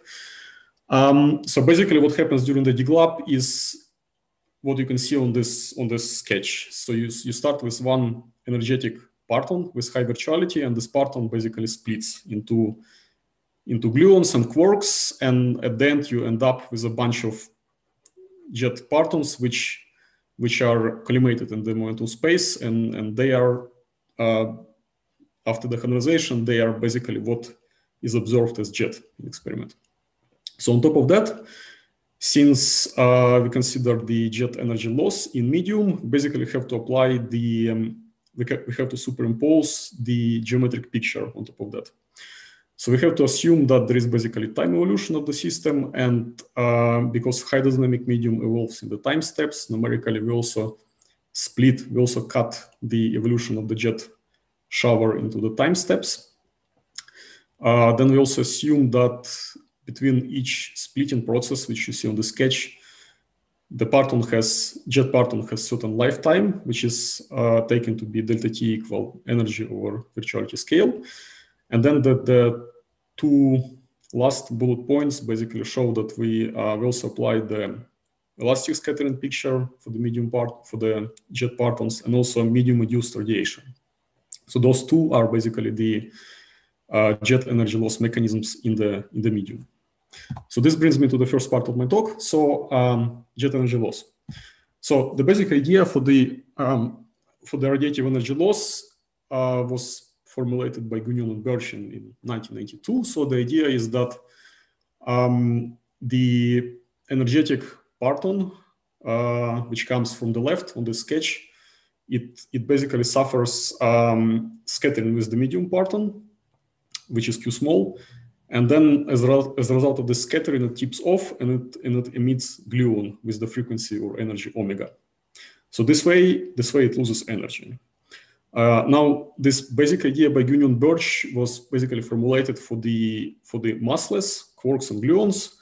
So more recently, there was an extension of this model for the massive quarks and gluons in a paper by Aichelin, Goussiou, and Gosset in 2014. So the idea of this extension is that for massive partons in the region of interest, so it's small x, actually matrix elements from the QCD can be approximated by the so-called scalar QCD, which is a synthetic theory which actually has much simpler matrix elements, so it's simpler to compute. And those different diagrams can be basically grouped and can be grouped together, and the bit evolved math leads to the following probability to have the gluon radiation, which is PG. So what is important here is that masses of quarks and gluons, they enter this expression explicitly. So in this technique, one can basically go from light to heavy flavor jets, and also consider scattering of heavy constituents of the medium. So because there are many scatterings in the medium, typically there is one particular effect which emerges. So that's so-called LPM, or Landau-Pomeranichuk-Migdal effect in QED. So this effect basically says that when there are multiple scatterings of energetic parton in the medium, those scatterings, they act coherently to produce to radiate a gluon. So in the QCD, there is a similar derivation of this effect, which is called BDMPS-Z. Those are the names of the authors, and essentially, to take this coherence effect into account, we implemented the so-called faithful implementation of the BDMPS approach by Zapp, Stachel, and Wiedemann from this paper, which I show here. So essentially, what we do is at each time step during the jet evolution in the medium, we basically throw a dice, and we judge whether radiation process will happen with a given probability. And each of the radiation processes, the gluons coming from each radiation process, we treat as preformed, so not yet formed gluon. So then what happens with those preformed gluons, I show on the next slide. So basically what happens to the preformed gluons is that after they are trial radiated, they start accumulating phase, so delta phi on this diagram. So they accumulate certain phase, and they also suffer elastic scatterings in the medium. So that's this multiple scatterings picture. Once they reach so-called formation phase, and if they're still in the medium, those gluons are considered to be candidates to be actual radiated gluons. So then the trial radiated gluons, when they're still in the medium, they are accepted as real radiated gluons with the probability equal to 1 over ns, where ns is basically a number of elastic scatterings for this trial radiated gluon. If the gluon is considered to be not radiated, then it's completely discarded, and the momentum change due to the initial Guion-Birch radiation is basically reverted. So in this way, as you can see, this procedure is basically probabilistic. So this procedure can be implemented, and it is implemented actually as a Monte Carlo. But this procedure, essentially, it describes a quantum mechanical coherent process of emission. So after implementing that, we ran a few tests. So first obvious test was basically to reproduce the known results by Zapp, Stachel, and Wiedemann. So what we did is we made a simplified setup for the mock-up for the jet energy loss. Basically, so we shoot monoenergetic quarks into a brick of medium, which consists of one sort of quarks also. So then we assume that there is a simplified radiation kernel, which is so the energy or frequency of the pre-radiated gluons is basically distributed as 1 over omega. They don't have any transverse momentum at the moment of their radiation, and the radiation process itself is not does not affect the projectile. So this is known as the Econon limit. So we set this all up, and we basically want to see whether we can reproduce the known energy spectrum of the radiated gluons. So here you can see the plot where we reproduce the 3 different cases. So on the top of the plot, there is a so-called BH, that's basically the green curve. That's a so-called beta Heitler limit, so the limit of completely incoherent radiation. So what we do is we set formation phase to 0, and this produces us, this gives us a completely incoherent gluon radiation, which happens, so the gluons are distributed according to 1 over omega, which we exactly reproduce. Now, when the formation phase is finite, we actually reproduce the change from the so-called omega to the minus 3/2, so that the LPM limit for the low energy gluons. So that's basically the left part of the blue curve. And after a certain energy, there is basically another limit which happens in the theory. That's a limit of one radiation, n equal 1, which basically has different dependence, which has omega to the minus 2 behavior. And this we also cover with the Monte Carlo. So this basically proves that we, with the Monte Carlo procedure, we can basically reproduce the effect of quantum coherence in the gluon radiation in the QGP. So now we move forward, and actually what we do is we add the realistic features coming from the Gunion-Birch radiation. So we basically now take into account that the trial radiation of gluons happens not with a simplified probability, but actually with the cross-section given by the Gunion-Birch.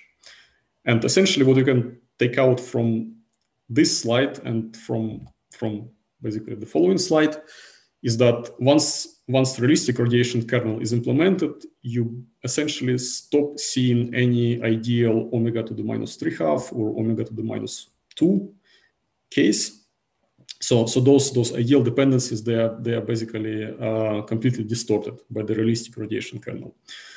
And what you can also see is that this quantum coherence in particular setting in a brick of 1 Fermi, it actually has a strong effect on the overall radiation rate. So you see that between the incoherent limit here, so between the blue curve and the green curve, there is almost 1 order of magnitude. So this means that the quantum coherence effects, they actually have strong influence on the overall radiative energy loss.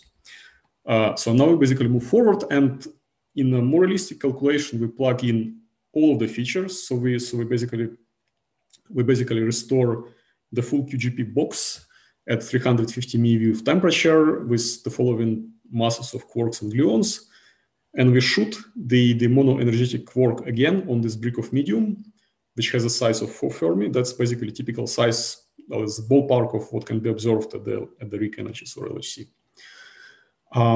So we basically set up all the realistic features. We do hadronization via PFIA-8, and at the end we do jet reconstruction with fast jet. So then what we see is that indeed jets lose certain amount of energy with the radiative energy loss.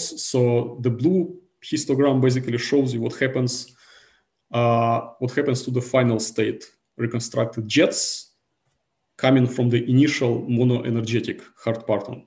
So you see that the initial hard parton had 100 GeV energy. The reconstructed jet without energy loss have around 96.7 GeV energy. Now, if we turn the radiative energy loss on, the energy basically drops down a little bit. So you see that with the radiative energy loss, the average energy is 94.7. So the parton lose around, the jets lose around 2 GeV in this setup. Now, the interesting part is that that actually strongly depends on the prescription for the jet for the parton formation time. So you basically have this geometric picture that partons spend certain lifetime between the splittings, and that's just a prescription. So one can actually take some other prescription instead of the basic one. So if we actually force partons to form faster, this basically means that there is more room for the jet energy loss. And this green curve here corresponds to this modified scenario. And indeed, the final state jet it actually suffers from stronger energy loss. So the difference between the green curve, thank you, between the green curve and the blue curve is around 5 GE. That's already closer to the ballpark, which is kind of reported by the either Atlas or CMS, I don't remember. So I repeat that that's basically a Books calculation. So that's basically a test. And the other message which you can draw from here is actually similar to what was discovered by those gentlemen in PRL paper in 2008, is that actually the mean energy loss, the one number, is actually not a good quantitative measure of what happens to jets in the medium, because the profile of energy loss is actually very different from collisional and radiative energy loss. So collisional energy loss has rather sharp profile, which is peaked around certain value. So this you can see on the top of this plot. And different from that, what happens in the radiative energy loss is that the jet can actually lose either small amount or big amount of energy. So that's basically the dashed or dotted blue line in the middle panel. So this basically means that yes, the radiative energy loss seems to be stronger, but the overall profile of the energy loss is actually different between radiative and collisional energy loss cases. So I should basically move on to the second part now. So the second thing which I wanted to discuss is the effects of jet reconstruction and jet overlap. So again, this is a theoretical, not an experimental work. So as I was saying on the first slide, we basically attempt to use a realistic initial state, which actually produces us multiple hard partons in each heavy ion event. So we typically have a dozen of energetic partons above 10 or 15 GeV in each central event at the LEC energies. So then what basically happens is we did a little study. So we processed all the initial hard partons with DGLAB. We didn't do any hadronization, and we fed the parton level jets, all of them at the same time, into FastJet. So we basically wanted FastJet to return us the locations of the reconstructed jets. So you see this sample, this randomly chosen event on this plot. So that the stars are actually what FastJet recognizes as the middle of each reconstructed jet, and the dots, the squares with different size, which is proportional to the PT, are basically the final state jet partons. So FastJet takes all of those partons and clusters them into jets.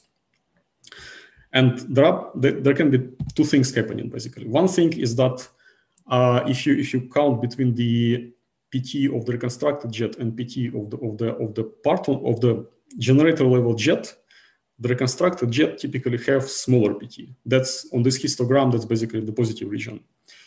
In small number of cases, particularly in central events, the PT of the reconstructed jet can actually be larger than the PT of the generator level jet. So this we actually observe is the of the jet overlap effect. So what basically, I mean, for the jet PT, the effect is actually small, but what actually happens to the other observable called jet shape, or the radial distribution of momentum within the jet, is basically the following. So the experimentalists, they like to plot jet shape as a function of R, the opening angle, and they actually extend R sometimes up to even 1 radian.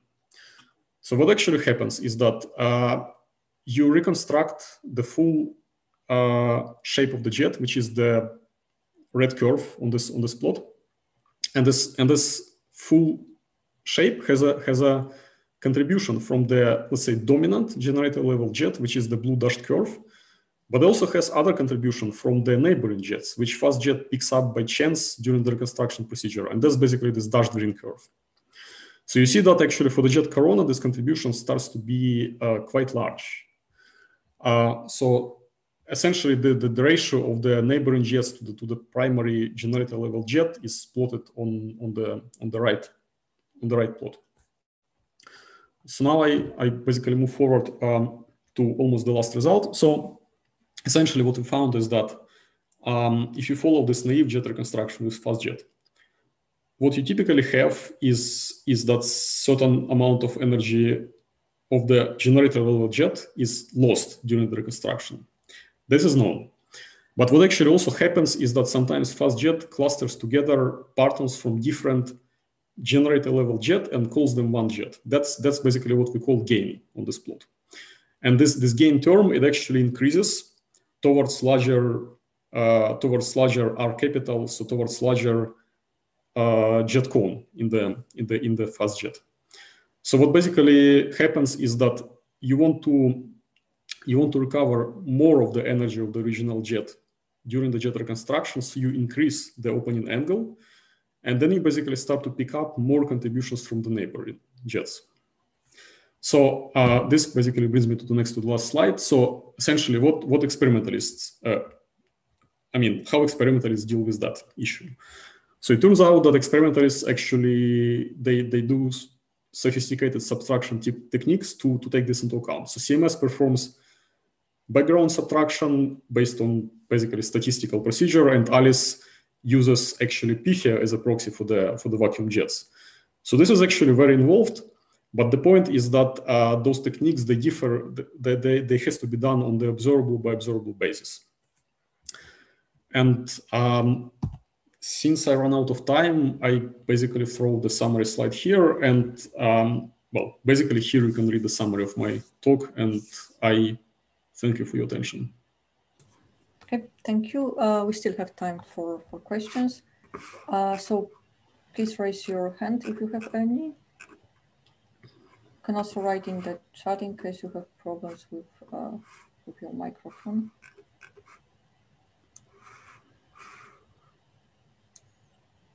Okay, I don't see any hand raised. Do you want to say something from the summary that?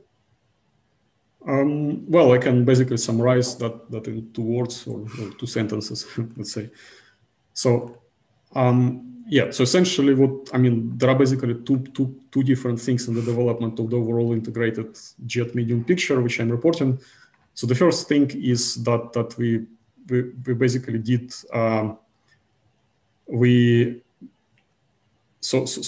basically implemented the state-of-the-art radiative energy loss with the quantum with the coherence effects based on the Gunion-Birch radiation seed. So that can take into account massive projectile and medium partons. That basically one step towards let's say modeling of heavy flavor jets. And the other part is basically what we discovered is that there is so-called jet overlap effect in modeling, because the dominant paradigm in the field is that the theory approaches the model isolated jets.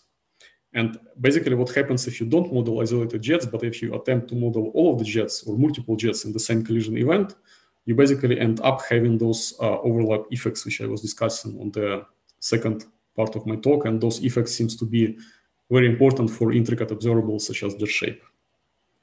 So that's the rough summary. Okay.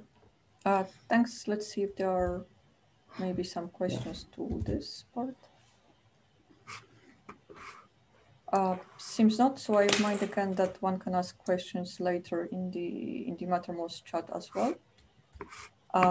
Yeah, thanks, Yuri. Okay. Now we should have a talk from Alexandre Shabatey. However, I do not see him connected. He also didn't upload his slides, so we propose we wait a few minutes for and see if he's going to connect. And then we agree with Dennis, who's going to chair the next session, that in case the speaker is not here, we will make the coffee break or the discussion break a bit longer, not to change the program after the coffee break. So we'll run the same agenda in case someone from different sessions would like to connect. So let's wait, let's say 5 minutes for the next speaker.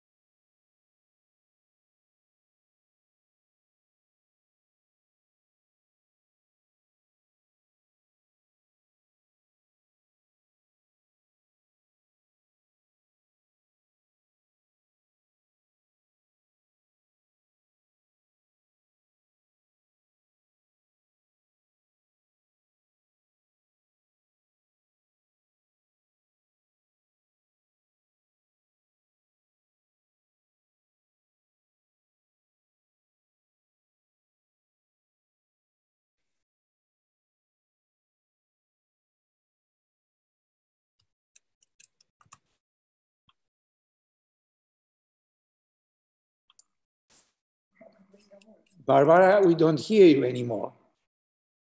Oh, I'm sorry. That was my mistake. I muted myself. Thanks a lot.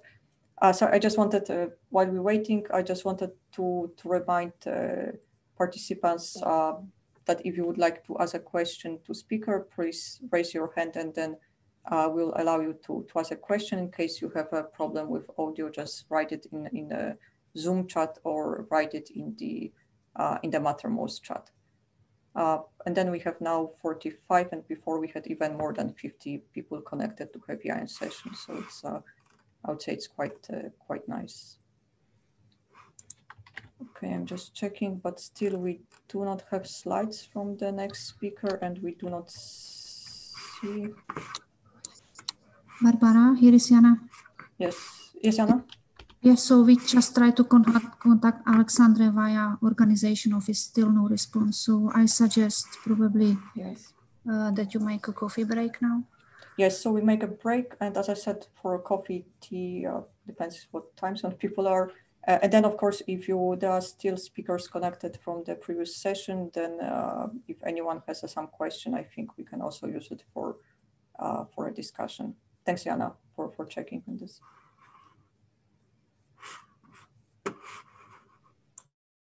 So we reconvene in half an hour, I think, more or less. So at 6:06 European time, and Dennis is going to share the next session.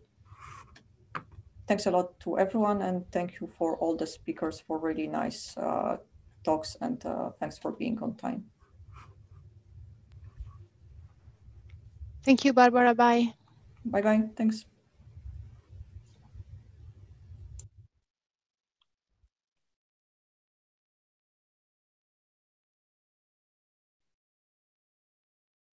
Dennis, maybe we can try. Sure. Yeah. Okay, I can hear you. Video here. Okay, so I don't hear any discussions, so we can. Okay, yes, I can also see your video. Yes, good. Yes, I can. Okay, hi, thanks. So it seems everything is working. Okay. One thought I had is if we want to test this annotate feature, I don't know if you want to just present some slide, and I will try to annotate it, and you can tell me if you see the 5-minute warning. Okay, but could you see my annotation that I tried for the last talk? You know, I'm sorry, I was kind of walking around during the last one. Okay, so because I thought maybe the speaker can only see it, but yeah, sure. So I can try to let me share some. And maybe just for me to try. Yes. But I cannot share now because actually you can try now because the organizers are sharing, so you can do it now. Annotate, and then so I just select some text, and I can write 5-minute warning, for example. Yes, I can see it. You can see that. Okay. Cool. Okay. Yeah, that's good. Yeah, that's good point. It's much less invasive, let's say. Yes. Yes. Okay. So I guess I can have a larger. I can have a larger font. Here are all drawings. Yeah, you can also draw. 5-minute. Okay. How's that? That looks good. Yep. Okay. Excellent. This is a very nice system compared to interrupting the speaker. I like this. That's true. Thanks for a reminder. I fully forgot about this. Okay, good. So yeah, your video is fine. So, your mic is working fine. Yes. Yes. Good. Okay. So we will reconvene at 6:06 European time. European time. Okay. Okay. Okay. Perfect. I'll grab some coffee. All right. Thank you, Barbara. Yep. Let's see.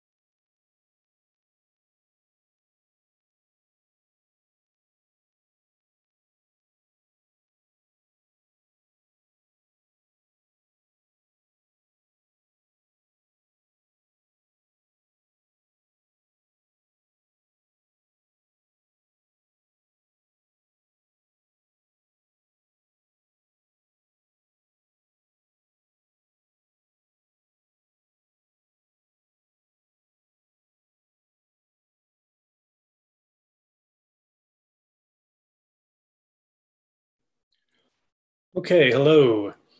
Hi, everybody. So we're still in the middle of the coffee break, but I wanted to use the opportunity to have two of the speakers who have not yet tested their setup to go ahead and test them now. So, so I see Yangting. Yeah. Hello. Good morning or afternoon, wherever you are. Okay, so I can hear you and see you just fine. I don't know, do you want to test your screen sharing as well? Yeah, I could do that. Just quickly. Sure, yeah, just put up a slide and we can confirm. Yeah. Let me see this, and then do this. Okay, could you see my screen? I can see it. I see the full keynote program. How about the left column? Oh, there we go. Okay, yep. Now it's full screen. Cool. Yeah, very good. Okay, great. Cool. Okay, great. And thanks, Yangting. And then the other person I wanted to test was Krzysztof, if you are connected. Mm-hmm. See, Krzysztof, are you there? Maybe I can send him a message.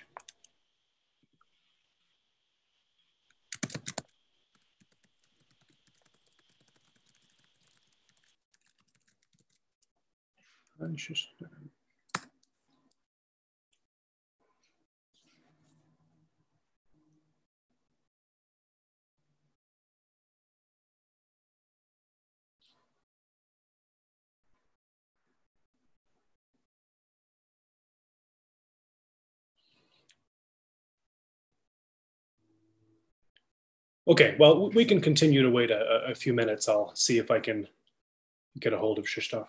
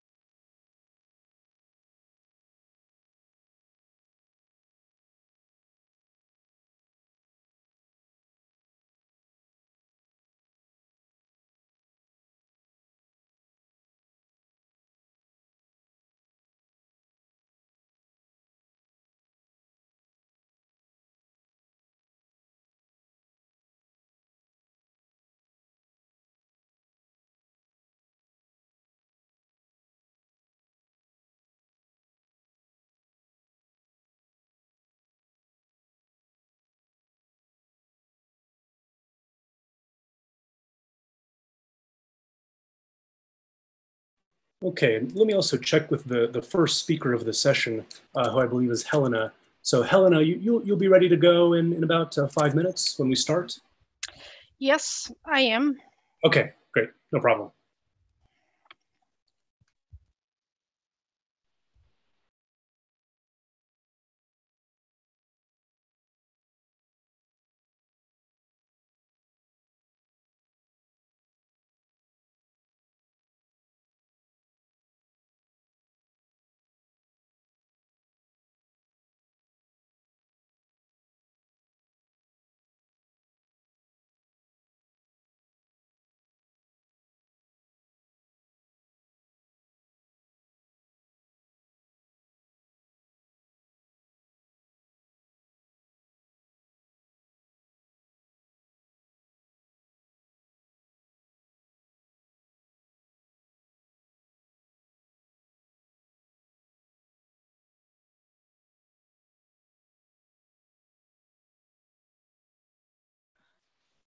May I share the slides now? You know, I'd like to give Krzysztof an opportunity to test his connection. Yeah, sure. So yeah, so maybe in a few minutes. Okay.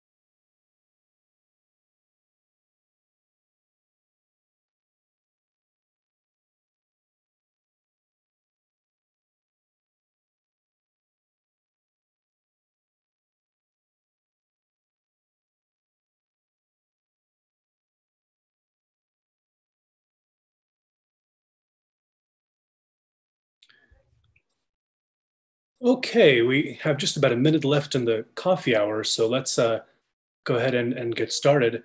So Helena, if you want to start presenting your slides, and I'll just make a few short announcements. So first of all, welcome everybody to the heavy ion session at ICHEP. Glad to see we have about 30 people called in. So we have some interesting talks this session. I think we have overviews of the jet physics results from all of the, from Atlas, CMS, and Elise, and also some interesting theory talks. So I hope it'll be an interesting session. So the talks are all 20 plus 4, and I'm going to try to annotate feature where I'll tell you when you have 5 minutes and when you have 1 minute. And so I won't say it out loud, I'll write it on your slide. Hopefully that'll be less disruptive. And then if people could try to stick to 20 minutes, we'll have 4 minutes for questions. If people can raise their hand on Zoom, and I will call on them, and you can unmute and ask your question. Otherwise, you can enter your question into the chat, and I can read it out loud. Okay. Okay, great. So our first speaker is Helena from Atlas. So Helena, please go ahead when you're ready. Oh, and Helena, you're currently muted. You're currently muted. Okay. Yeah, there you Sorry. go. Okay. Okay, so good afternoon, everyone. So I'm here to talk about the jet measurements in heavy ion collisions with the Atlas experiment. Okay, so I start with somehow I'm not able to move. Okay, with scroll. Okay, somehow I will start my talk with a perspective historical overview. So I start to show an event display because, in fact, you can imagine the amazing surprise when we saw these kind of events in the first days of late data taking at the LHC in 2010, events that were not compatible with PCD, so suggesting that there was something going on and with a large die-jet asymmetry. And in fact, and statistical analysis of this kind of events indicate, in fact, that there is a large transverse momentum balance in the die-jets. So I start here to show this plot, which is the distribution of the pairs as a function of the subleading to leading jet PT ratio, the XJ. So, and you can see that here in peripheral collisions represented by purple points, they follow the trend of PP collisions here in orange. But as the centrality of the collision increases, there is a departure from this behavior, and in fact, the asymmetry in the most central collisions is very strong. When we So this asymmetry here in the first slide was for our first PT leading jet PT beam, and when we increase the leading jet PT, we notice, well, the uncertainties decrease, but we have a hint that in fact the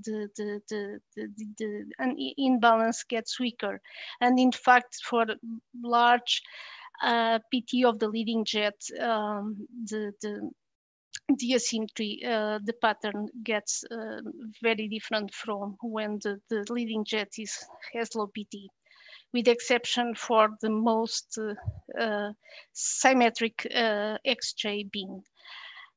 Okay, so historically, this the observation of this phenomena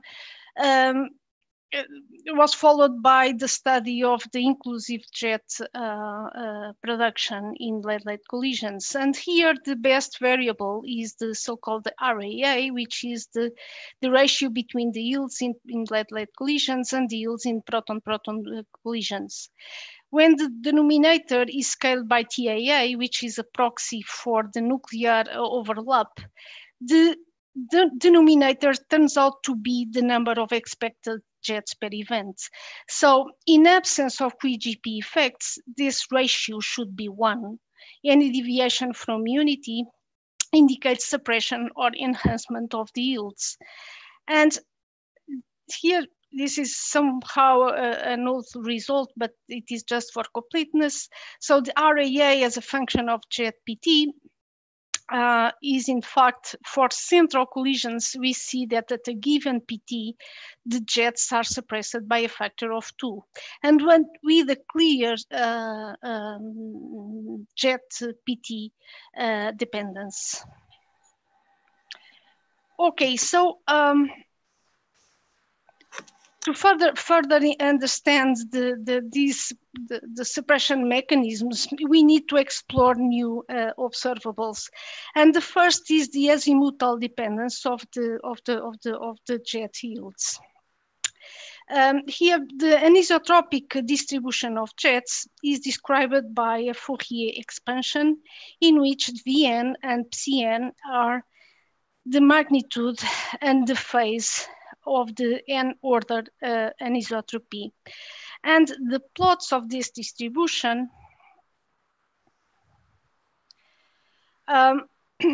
we have here the angular distribution of jets with respect to the event plane, in this case for the elliptic flow.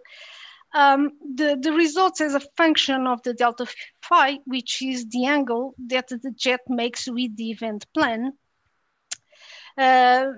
indicates that in fact the jets produced in direction of the event plane are less suppressed. We have here the results for the 4 centrality beams, and we see that this effect is stronger in mid-central collisions, because it is when the pressure gradients are of the nuclear overlap are stronger.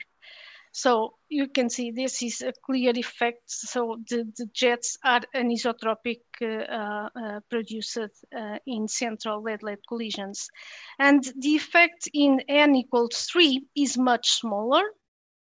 And from these fits to these distributions, we extract the Vn. And in this case, the V2 as a function of centrality for the 4 centrality interval study, we have the V2 for the different jet PTs. And we can see that first we observe, we measure positive V2 up to 4% with no visible jet dependence within uncertainties. And the V3 and V4, as expected from the previous distributions, they are compatible with 0. Okay, so these results suggesting a strong modification of the jets while crossing the QGP invite a deeper insight. In particular, it is important to distinguish the nature of the energy loss, either collisional or through gluon radiation, because by understanding the nature of this energy loss, we are able to infer from the infer about the properties of the QGP itself. So it is natural to ask, does the jet suppression depend on the substructure? And that's what we are going to see. Okay, so I start to show the inclusive fragmentation functions, which are defined by the particles, the distribution of particles inside the jet over these over Z and the particle PT. And I recall that Z is the fraction of PT carried by the particle, weighted by the cosine of its distance to the jet axis. And the best way to check for modifications is to perform the RDZ, which is the fragmentation functions in lead-lead and fragmentations in proton-proton. And we have here the RDZ as a function of Z, and on the right as a function of PT for central collisions. And from these plots, we learn many things. First, we observe an enhancement of the particles at low Z and high Z, and the same for low PT and high PT. We observe a suppression at intermediate Z or intermediate PT. And we can see that these modifications do not scale with the PT of the jet at low Z or at high PT. And the last thing, the models, either as a function of Z or PT, they are unable to describe these modifications over the entire Z or PT ranges.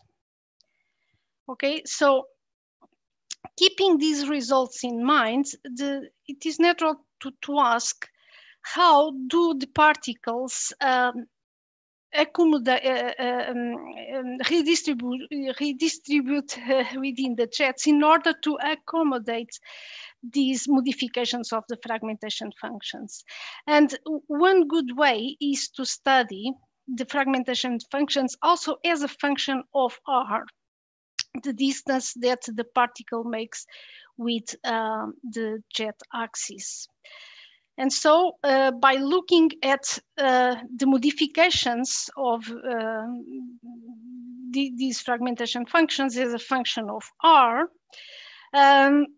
we can see that in fact, for particles up to 4 GeV, let's say, they are enhanced for all values of R. And in fact, this is not a surprise, because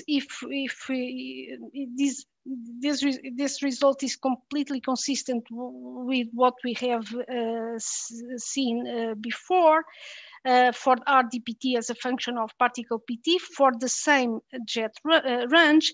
But what we can learn from this plot is that the particles, the soft particles, tend to be at higher values of R relatively to the jet axis. They tend to be at larger values of R.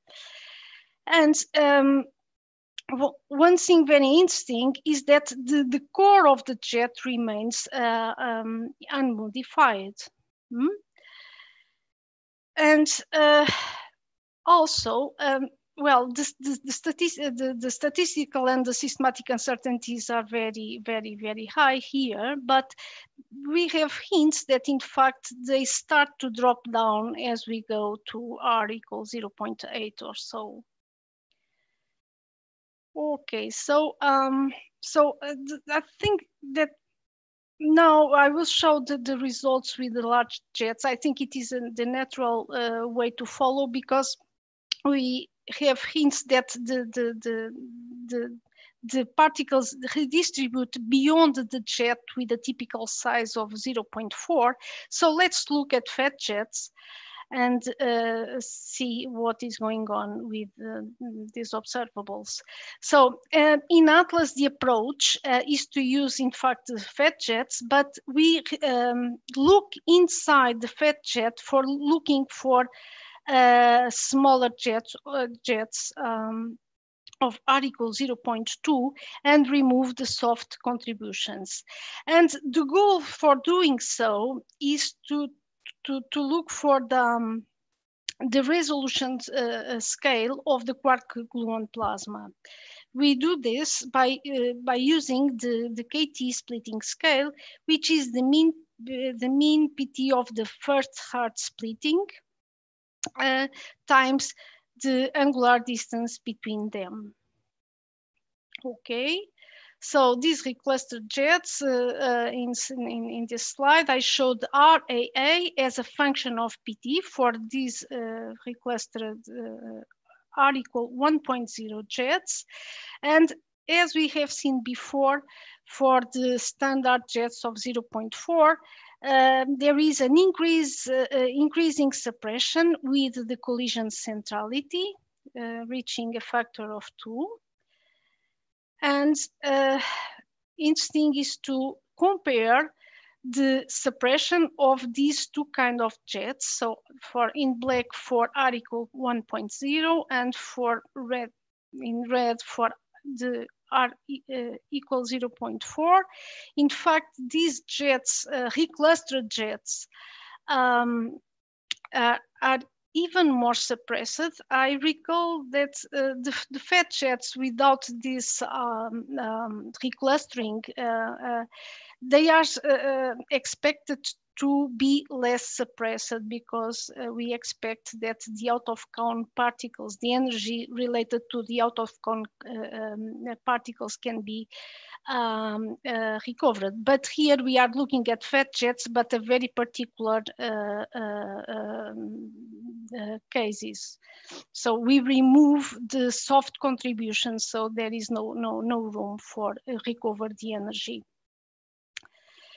In any case, well, the trend is similar. Okay, so what about the RAA as a function of the splitting scale? First, please keep in mind that for jets with a single, thank you. For the single isolated subjet with just one simple subjet, by definition, the splitting scale is 0. So, and when comparing these jets, these simple jets, subjets, with those with more complex structure, we really find a very different suppression pattern. So there is a significant change on the RAA for these kind of jets with those with more complex substructure. But then after the decrease, the sharp decrease, the RAA is not dependent on the splitting scale. And this is for this the PT jet interval. And when we look for even higher PT, well, within the uncertainties, the behavior seems to be the same. Okay, so the last topic of my talk is the Z-recoiling particles. And we do this because this is a complementary study to simple jets, because in the interest of this observable is because the Z boson does not suffer from the strong interaction, is not affected by the QGP. So it is an excellent calibrator for the jets because it tags the initial energy, the direction, and the flavor of the opposing parton before this starts hadronizing and developing the shower, while propagating through the QGP. And this is also very important because this analysis, because by doing so, we can access to low PT ranges not reached by reconstructed jets, and this is also very important. So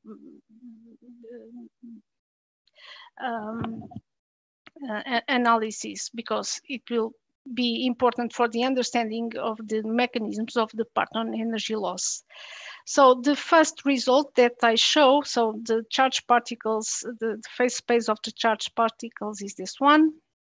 So we look for Z's through the electrons or dimuon pairs with this within this mass range and with a PT above 30 GeV. And for charged particles, we look for charged particles above 1 GeV, and they need to be in the opposite hemisphere with a delta phi higher than 3 pi over 4 and within at less than 2.5. So the goal of the analysis is to count the average number of charged particles per Z and take the yield in pp and the yield in the yield in pp and the yield in lead and take the IAA. And here we have the IAA as a function of the charged particle PT, and here on the right as a function of the XHZ, which is the ratio, the hadron to boson PT ratio. And we can see that at a very, at a very low charged particle PT, despite of the huge uncertainties, we observe an enhancement of the charged particles with very low PT. And this is followed by a continuous decrease of the charged particles as the PT increases or the XAG increases. This is for let's say low PT of the Z boson between 30 and 60 GeV. And when we look at higher the PT of the Z boson above 60 GeV, well, we have the hint that the suppression and the enhancement is less strong, but the best way is to compare in the same plot, and this is what I have in my last slide before the summary. So we have here the IAA as a function of the charged particle PT. For the two PT of the Z boson selections, so in red for 30 to 60 GeV and in blue for above 60 GeV, and we can see that they are in fact the suppression is and the enhancement, the suppression is higher and the enhancement is smaller for low PT Z.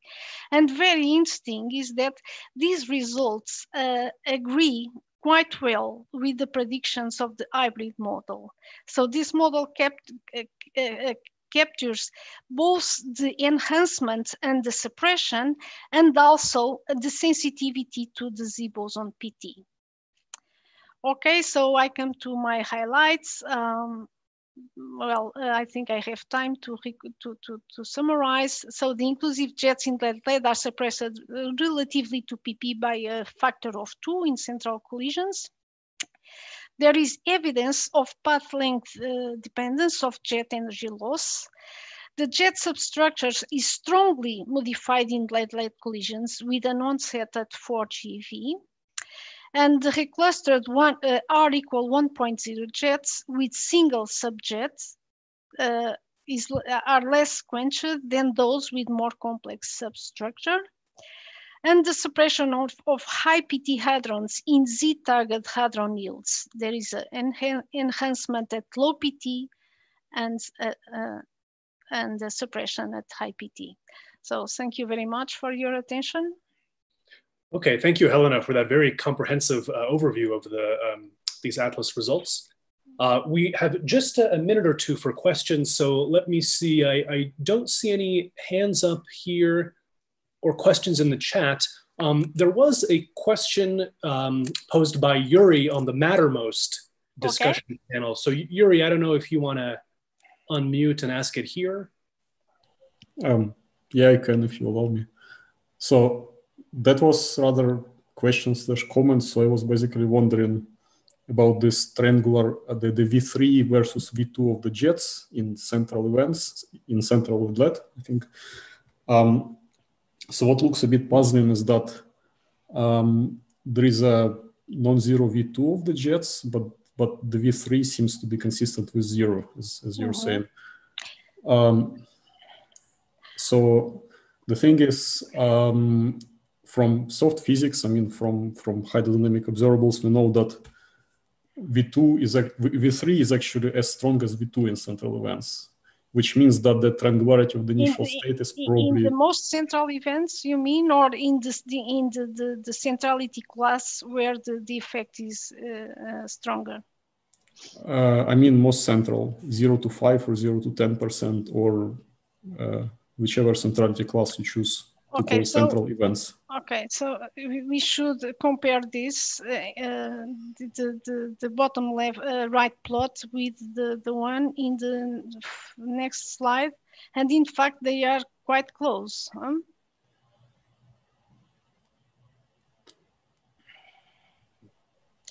In fact, I concentrate myself in the mid-central collisions because it is the centrality intervals where the effect is expected to be stronger. But when we go to very central collisions, as the nuclear overlap is complete, there is no room for pressure gradients, and the anisotropy becomes smaller. Well, but then what you're saying is trivial, because in central events, the elliptic flow is dominating, this we know already, so the triangular flow has to be small. And that's exactly what you're saying. Yes.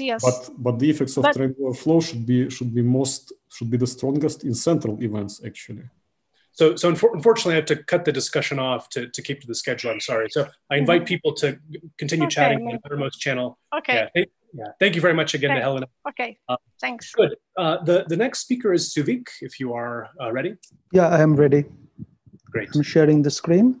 Okay. So I still see. So Helena, if you'll stop sharing yours. There we go. Okay. I see your face. Yeah. I don't yet see your screen.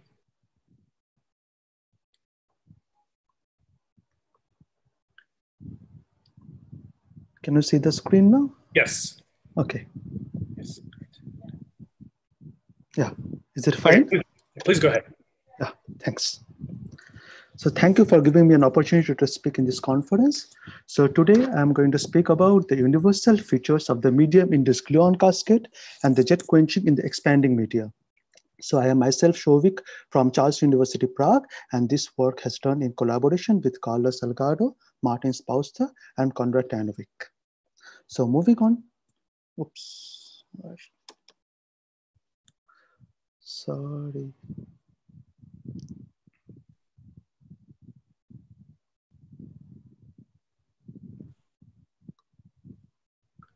Can you see the screen now? Right? Yes. Sorry for that. Yeah.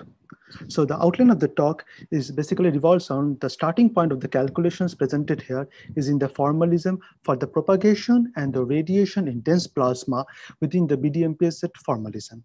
So we study the medium index gluon radiation. From there, we go to the calculation of the single gluon emission spectra and analyze the scaling properties with respect to the static medium, as well as the two cases of the expanding media, that is exponential and the Bjorken media. From the single gluon emission spectra, we will calculate the splitting rates, followed by the medium evolved gluon distribution and analyze also its scaling properties. Now, for this calculation of the medium evolved gluon distribution, we will take into the singular splitting kernels as well as the spool splitting kernels. With the medium evolved gluon distribution, we will calculate the quenching factor, the QAA for the jets, and we will see if there is at all any universal scaling among the different medium profiles, and finally compare them with the ATLAS data.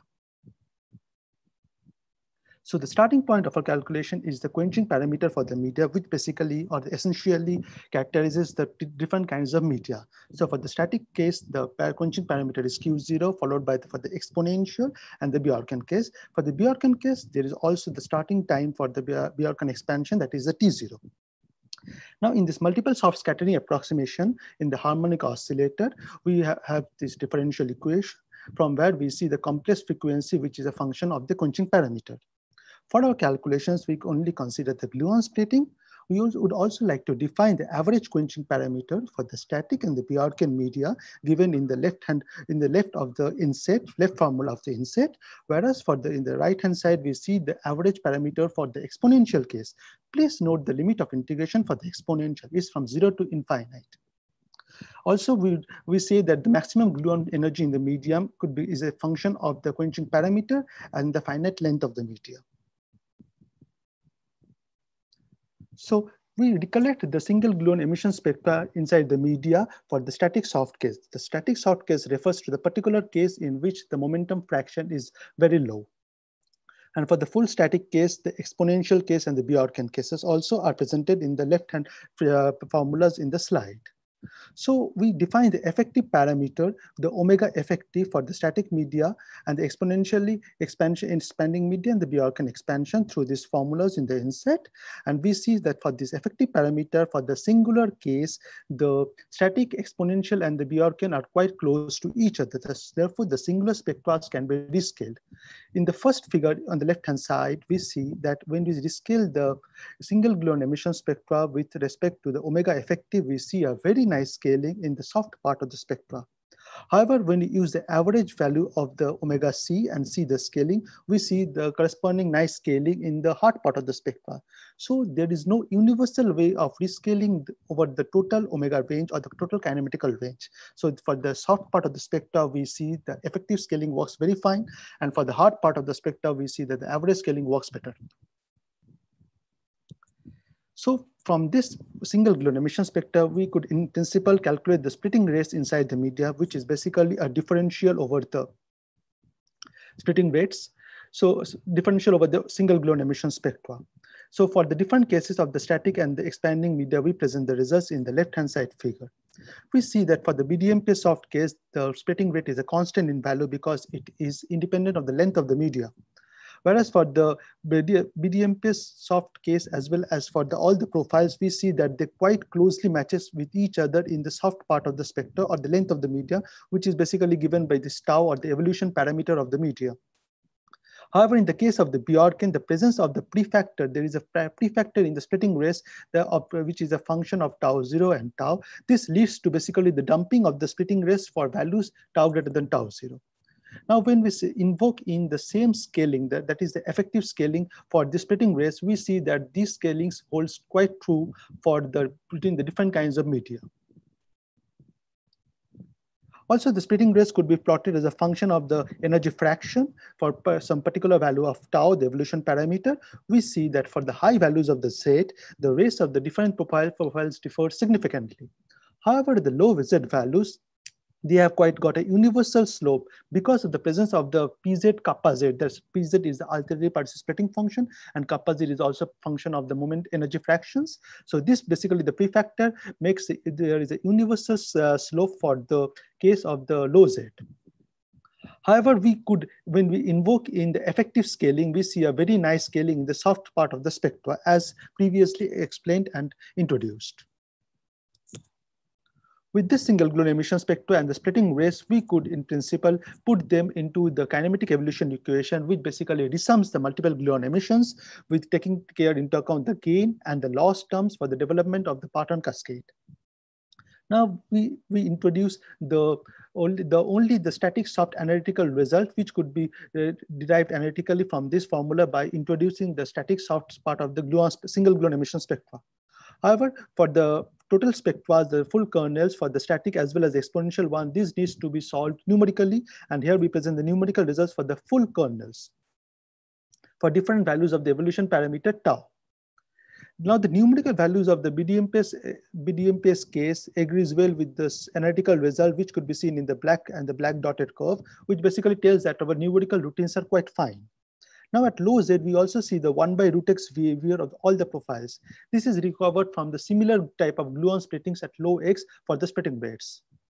Now, at higher values of tau, we see that there is a slow quenching for the Bjorken case, whereas for the exponential case, we see there is a very fast quenching, which basically is the remnant of the fact that for the exponential case, the splitting rates are quite higher than that of the Bjorken ones.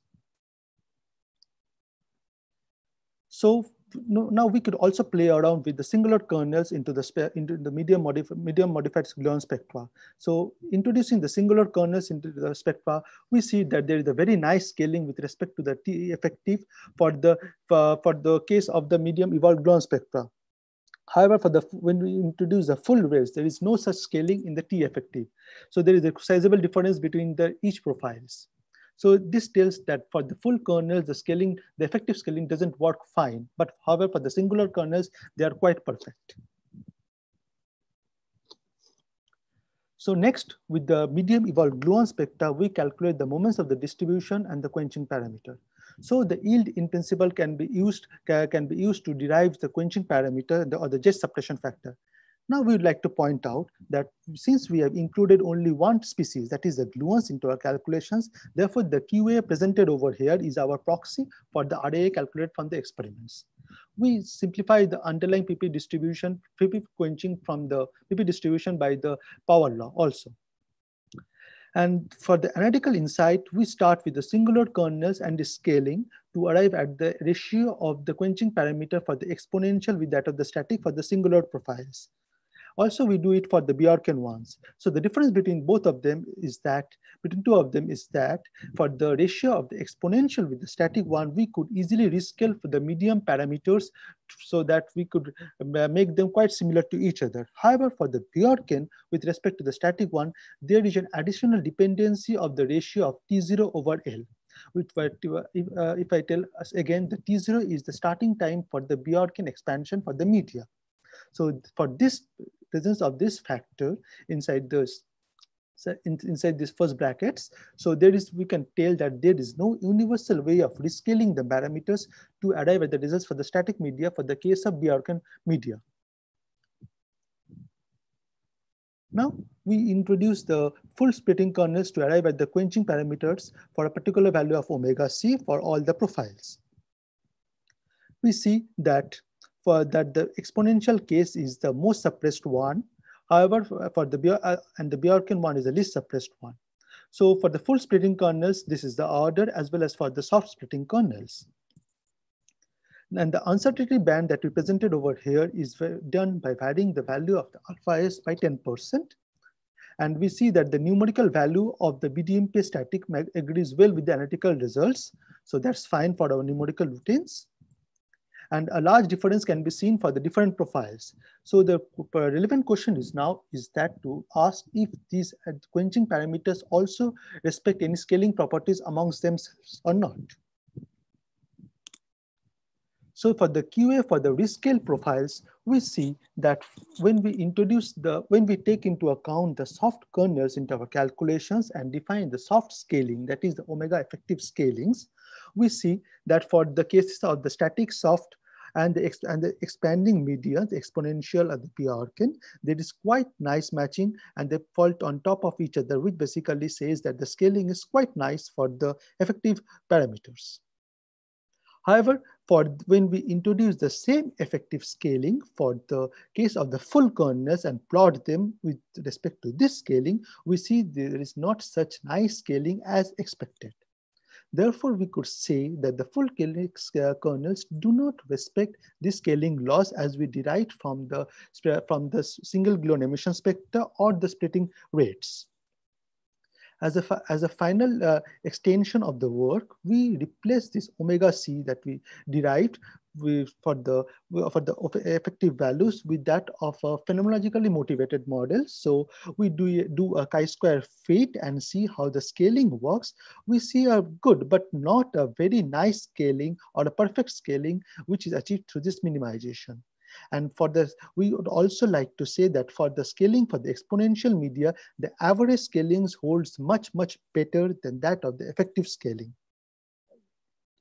So also due to the presence of the tau 0 over tau, as described in the previous slides, the Brouillard profile depends on this additional choice of this tau 0 over tau, the evolution parameter or the starting time of the evolution of the quenching parameter for the Brouillard. So for the Brouillard profile, there is no universal scaling whatsoever for all the different types of scaling. Now, coming to the summary and the discussions, we see that first of all, we studied the single gluon emission spectra in the framework of the BDM-PZ formalism and this resummation on the jet to derive at the jet suppression factor QA for the jets. With this single gluon emission spectra extended to the medium modified gluon distributions, we calculated and analyzed the scaling properties in different kinematical regimes, that is the soft sector and the hard sector. And we arrived at a very universal way of scaling for amongst the different medium profile, that is the static and the static soft cases with that of the expanding, that is the Brouillard and the exponential cases, only for the singular kernels with respect to the t tau effective times and not for the full kernels. Now, for the full realistic spectra, we have to go beyond the soft approximation, that is, introduce the full kernels for the different medium profiles. And we see that the scaling, at least for the exponential case, is expected by considering an average jet quenching parameter, as shown in this last figure, along the trajectory of this propagation of the jet. Also, we say that the appropriate choice of this quenching parameter can at least sort out the differences between different medium profiles up to some certain expected levels. However, there are some sizable differences amongst the different profiles, which can only be taken into account by studying different kinematical regimes. And thus, the moral of the story is that for calculation of different medium profiles, we have to invoke in precise modeling of the jet quenching process for different individual profiles. So that's it. So thank you for your attention, and please, suggestions and comments are most welcome. Okay, thank you very much, Suvik, for this interesting talk. So you are actually quite under time, so we have lots and lots of time for questions or discussion. Yeah. Okay, so let me start. Let me check if people. Okay, so I see that Yuri has his hand raised. So Yuri, please go ahead. Thank you. So I was wondering, maybe I missed this part. Why scaling is important, or what type of questions scaling answers? Okay, so if we understand the scaling properties, or let's say for the ideal case, if we are able to scale different kinds of medium expanding profiles, so we could readily skip the different like the microscopic processes for different kind of profiles and just say that this is my static case, and if I scale it by some particular number of the quenching parameters, so I arrive at the exponential or the Brouillard case. So we saw that this is pretty much true this is pretty much true for the case of the for the singular kernels. However, for the when you take into account the full realistic kernels, that is over the whole kinematical regime, that not making any soft approximation to the single gluon emission spectra, we see that this scaling doesn't hold good for the different kind of medium profiles. So we say that if we were able to scale out between different medium profiles, so we could readily skip them for going from the static to the exponential or static to the Brouillard one. But this is not so that we have found out in our paper or our calculations.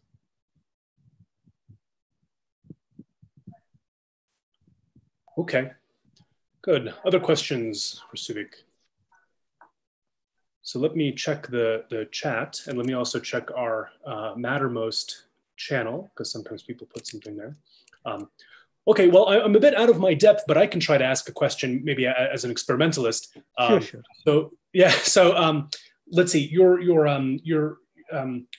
if you're interested in these different qualitatively very different descriptions of the medium expansion, I'm just thinking from an experimental perspective, what kind of data is useful for you to continue to investigate this formalism. For example, is it interesting to have collision data where the medium expansion can be somewhat different? For example, smaller, more compact systems that are more explosive, things like that. So I don't know if you have a perspective on this.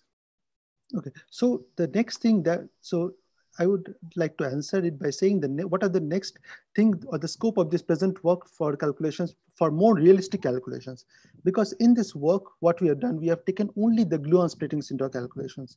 So we could readily extend them to more realistic kind of gluon and as well as the quark fractions and compared with the data. Also the V2 or the in different centrality bins or in the different rapidity bins, this could be extended. And this is the future work of this present analysis. Mm-hmm. Yeah, that's interesting. Yeah, I think the V2, as we also discussed in the past talk, would be very interesting because that really relies on having a correct description of sort of the space-time evolution of the medium, I think, to get right. Yes, yes. Yeah. Okay. Okay, cool. Well, if there are no more questions, so thank you again, Suvi. Thank you for giving me this opportunity. Thank you. Sure. Okay, we're a few minutes ahead of schedule, but I think it's okay. The next speaker that I have here on the agenda is James. James, I don't know if you are available. Hi, Dennis, yes. Good, and okay, yes, I hear you, and good, and I see your slide. And there we go. Okay, looks very nice. So please go ahead. Okay, great. Thank you very much. So thanks for the opportunity to overview the latest JET results from the ALICE collaboration. Our aim really with doing JETs is to learn something fundamental about QCD. And we can do this both in proton-proton collisions and also heavy ion collisions. And I'll talk some about both of these today. So in proton-proton collisions, maybe the most prominent thing that we try to learn is to test various approaches to perturbative QCD calculations. But also we can try to learn about other things such as non-perturbative effects or even extracting alpha S. And these proton-proton measurements will serve as an important reference for the heavy ion measurements themselves. I think this is actually an undervalued question of which observables in proton-proton collisions really are under good enough theoretical control that we can hope to understand their modification in the much more complicated heavy ion environment. In heavy ion collisions, we're of course interested in jet quenching. So trying to understand the interaction of the jet with this QCD medium. And from this understanding of jet quenching, we hope to constrain properties of the bulk of this medium, as well as to explore kind of the structure and what are the relevant degrees of freedom of this state of matter. And there's also opportunities for some kind of deeper, sometimes less talked about topics, such as testing factorization or universality in this high temperature QCD environment. Okay. So in ALICE, we measure jets at mid-rapidity, and we measure two different types of jets that you'll see. Either charged particle jets, which come from our tracking system. These are kind of most well suited for jet substructure measurements in particular, because of kind of the very high spatial resolution and good momentum resolution of the tracking system. But we also measure full jets, where we combine this tracking information with information from our electromagnetic calorimeter. And these allow more direct comparison to theoretical predictions. So kind of stepping back, in general, ALICE is very good for making measurements of jet substructure, making measurements at low PT as well. ALICE is not so good for things like high statistics measurements or high PT measurements, or jets away from mid-rapidity. So I'll focus really in the first chunk of this talk on jet substructure observables. And they're really a powerful class of observables they're a flexible set of observables that allow us to, depending what we choose to look at, to get sensitivity to different aspects of QCD. And so with measurement of different substructure observables, we hope we can really disentangle multiple QCD effects. And I'll talk in some detail about groomed jet substructure, such as with the soft drop algorithm. So with this, we find a jet, we cluster a jet like in the cartoon at the right, and then we recluster the constituents of that jet using Cambridge-Akin algorithm. And then we traverse the history of that and throw away the wide angle soft radiation until we find a splitting in that reclustered jet tree that passes the grooming condition. Written here for soft drop, and we can define some observable for that groomed jet. So here, like the ZG, the momentum fraction of those two prongs that we find in the groomed splitting, or the angle RG or theta G, defining the angle between these two prongs in the groomed splitting.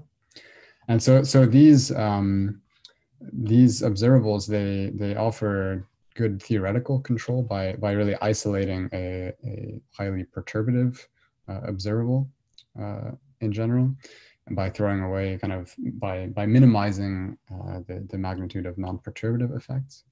But these groomed observables also have something interesting in that they, in heavy ion collisions, they can offer us access to kind of the ordering of the parton shower, which might give us a handle on certain path length type effects in heavy ion collisions. So to start, I want to tell you about a couple of recent proton-proton measurements from ALICE. So I'll tell you about two of them today. There's two other ones, the zero tag jets and the dead cone effect, which I won't have time to talk about, but I encourage you to look at Letitia's talk on Thursday, going into some detail on these. So the first of these is a measurement with so-called dynamical grooming method. So this is a new grooming technique, which is a bit different than soft drop. What is done in this dynamical grooming algorithm is that we recluster a jet in a similar spirit to soft drop, except to do the grooming itself, we try to identify a splitting in that reclustered jet, which obeys a maximum of a certain grooming condition.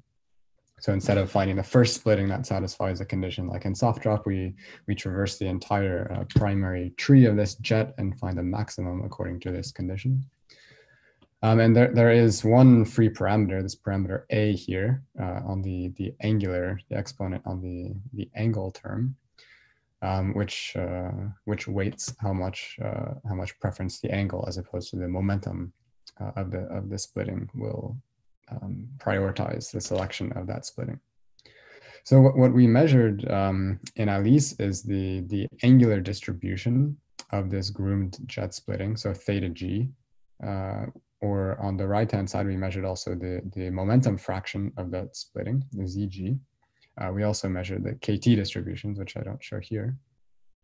And so what one can see from these distributions, so we plot for 3 different values of this parameter A, going from 0.1 in blue up to A equals 2 in the green. And we can see that as A is small, we're really, the grooming condition is basically selecting on the Z or PT. Whereas if A grows to be large, we're selecting more prominently on the angle of the splitting.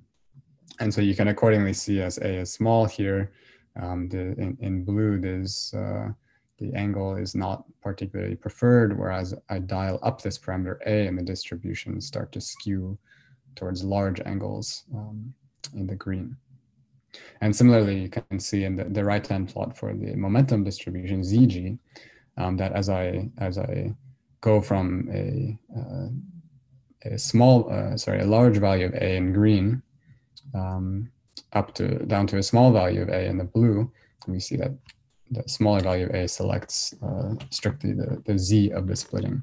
So we see a skew towards the larger Z of these distributions. So this is actually the first measurement of these dynamically groomed quantities, and they seem to be quite well described actually by Pythia, which you can see in the bottom panels here. So we measured also recently jet angularities in proton-proton collisions. These are defined by this quantity in the upper right, this lambda beta kappa here. And what we measure is the so-called IRC safe angularities, which correspond to kappa equals to 1 in this formula. And that leaves us then the parameter beta, which is a continuous parameter that we can vary and again kind of systematically change this observable.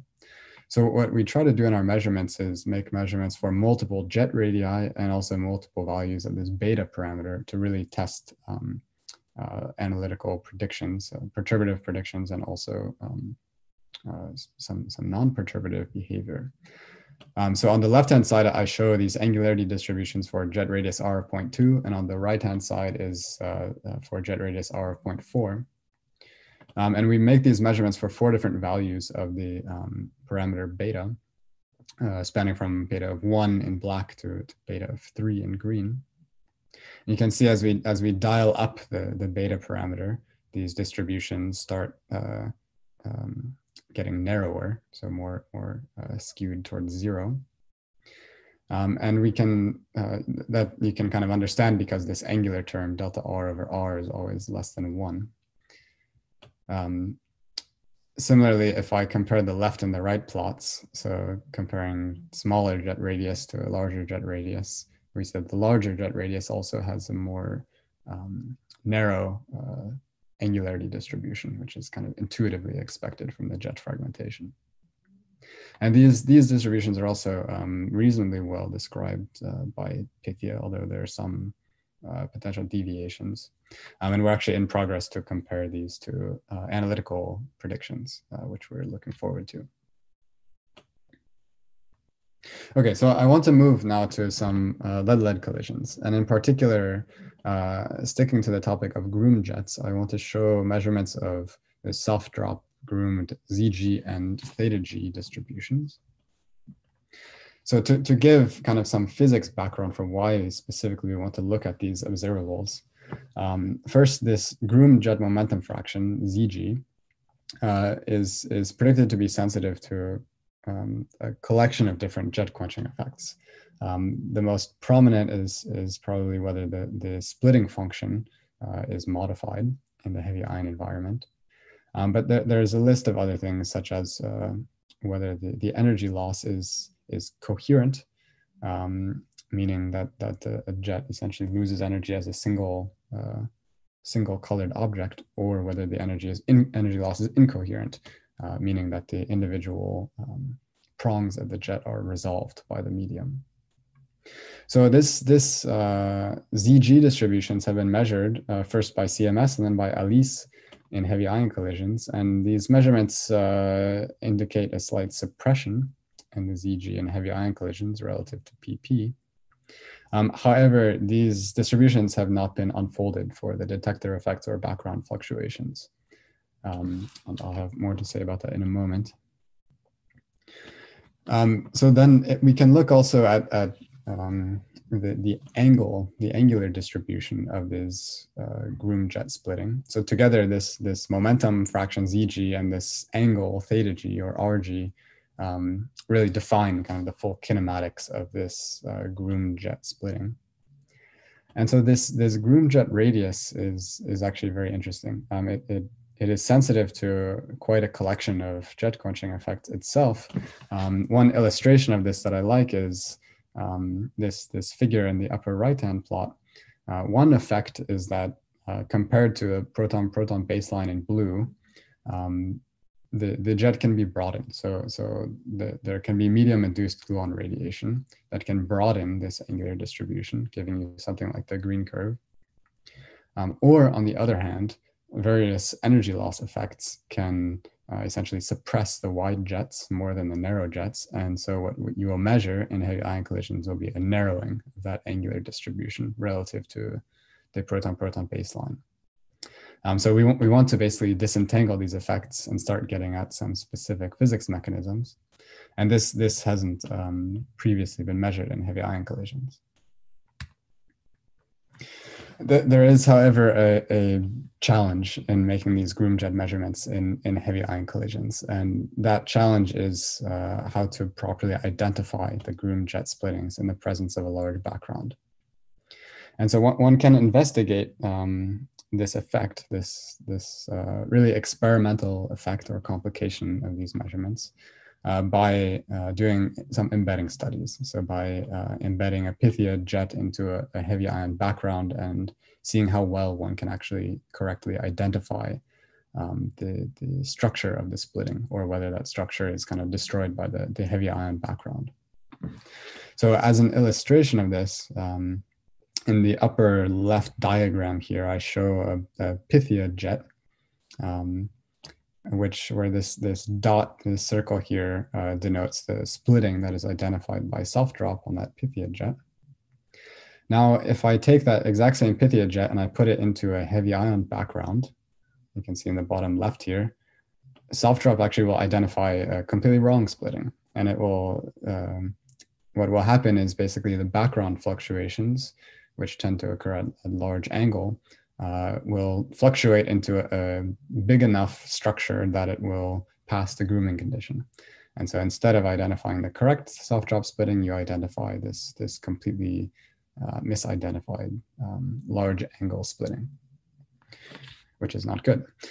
So this is important actually when one looks at the previous measurements of these ZG distributions, that with the grooming conditions that were used here, this Z cut of 0.1, these distributions actually contain a significant amount of these background splittings.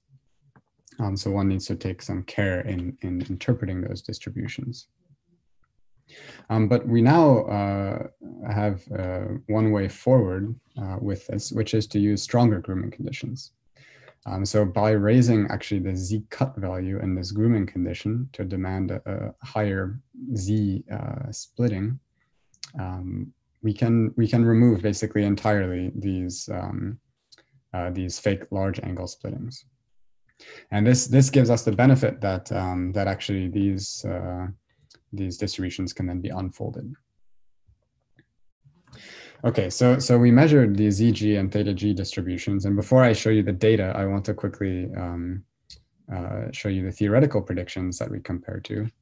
One can see that in the ZG distributions on the left, the theoretical predictions, they don't differ so much. They're kind of difficult to disentangle with experimental data. Whereas on the right-hand side, these angular distributions, there's really quite some different behavior of the different models. So the data is very compelling to try to distinguish between those. So now I overlay our new experimental measurements on these theoretical predictions. And we see that the data points show no significant modification of the ZG distribution on the left, but that we see a significant narrowing or collimation effect in the angular distribution on the right. And I don't have time to really go into a lot of detail on this, but I do want to point out that these angular distributions on the right, they seem to favor either a incoherent energy loss picture where the medium can resolve the jet constituents individually, or what's also consistent is a different description where actually the quark gluon fractions are modified. So basically the gluon jets get strongly suppressed relative to the quark jets, which provides a narrowing effect. So the nice thing is we can really start to make contact with and hope to move towards pinning down these specific physics mechanisms in the jet quenching process. Okay, so I want to move in the last part of the talk to two other types of measurements that we make. The first is inclusive jet cross sections. And so here I show in proton-proton collisions kind of a systematic measurement of inclusive jet cross sections for many different jet radii. And these are for full jets as well. And we compare these to a variety of theoretical approaches. And what we find in the end is that some of these higher order perturbative contributions are quite significant and important, especially at the smaller radius and lower jet PTs. In particular, we find that the NN-LO contributions at fixed order, as well as the next to leading log resummations are both important effects in these cross sections. So we take these proton-proton cross sections and we compare them to the lead-lead jet yields. And we see this classic jet RAA plot on the right then, where we see the strong suppression of jet yields in heavy ion collisions relative to proton-proton collisions. And at least we're always trying to push down to this kind of low PT region. And we see that there is kind of this non-trivial PT dependence starting to emerge at these lower PTs. Recently, we've also been exploring new techniques to try to push down to lower PT and larger jet radius using machine learning. And so these are very interesting methods to try to extend the measurements, although they do come with a large caution that using a machine learning training essentially introduces a large model dependence. And it's still remains an open question, actually, how to quantify that, that model dependence. So we're looking forward to making progress, whether that question can be answered. Now, finally, we make measurements with of semi-inclusive processes. So in particular, trigger hadron and produced with an associated recoiling jet. And so this has some benefit that the yields can be written as a ratio of semi-inclusive cross sections. And this technique is actually very well suited to statistical background subtraction procedures in heavy ion collisions. So it can allow measurements to low PT and large jet radius, which is very interesting phase space. And these angular distributions, so measuring the angle between the trigger hadron and the recoiling jet, can be sensitive to very interesting physics, such as large angle deflection, so in the tails of these angular distributions, or also broadening effects more near the peaks of these distributions. So we recently measured this in heavy ion collisions, which is shown here. And there's really two observations one can see if I look at the right-hand figure. One is that there is strong suppression of the lead-lead yields relative to Pythia. But also that the delta phi distributions, they seem to show, interestingly, a narrowing effect at the large delta phi values near pi. So this is actually something quite interesting that needs to be understood still. And finally, we can use these semi-inclusive approaches in high multiplicity proton-proton collisions as well. So last year, it was shown that looking at high multiplicity proton-proton collisions, there's a modification in this angular distribution compared to the minimum bias, which looks kind of like a jet quenching signal. But actually, this was seen in Pythia, which raised the question of what actually is causing this difference, because Pythia, of course, has no jet quenching in it. And so we looked in some detail at this, looking at how exactly this high multiplicity trigger is constructed. And at least it's from some forward and backward scintillators shown here. And what was found essentially is that the high multiplicity trigger, really the high multiplicity events themselves, are inducing a forward-backward rapidity bias specifically for these recoiled jets. So without kind of going into further detail here, the outcome is that this high multiplicity requirement really biases the events towards multi-jet type topologies. So with that, let me come to my summary. I hope I show you that ALICE has an active QCD jet program, both in QCD, both in proton-proton collisions and in lead-lead collisions, with jet substructure measurements, with both semi-inclusive and inclusive measurements, and some more that I didn't have time to cover here. And we look forward very much to the upcoming run 3, where we'll open up even more possibilities. Thank you. Okay, thank you very much, James. Boy, you have so much material. I would have loved to see a separate talk just on the PP sort of vacuum physics, and then a separate one on the lead-lead. Very nice. Okay, great. So let me see if we have questions. So I don't see any hands raised in the participants. Let me check the chat. Let me check the Mattermost channel. Okay, well, actually, I have a question for you on slide 18. And then I see a question from Krzysztof after me. Okay, so my question is, you mentioned these two interesting possibilities of what can describe the narrowing for the plot on the right, sort of a fully incoherent, energy loss description, and then the other one is no, this is just sort of reflecting a flavor fraction difference. But boy, you would think that with the full set of the available data, you could really test that. I mean, for example, if the flavor fraction is changing that much, there must be consequences for gamma and Z tagged measurements and the CMS, jet charge measurement and stuff like that. So I'm curious if you have a perspective on this. I very much agree. I think you kind of hit exactly. Oh, okay. Sorry, the right point that we're going for. That the outcome of this is that these observables are very interesting, and we think we're excited about them also because they're kind of they're kind of clean or under good control, but they're clearly not enough in themselves to immediately distinguish the possibility. So one will need some alternate things, as you say, some gamma tagged observables or other, perhaps even just inclusive energy loss observables in combination can be enough to do that.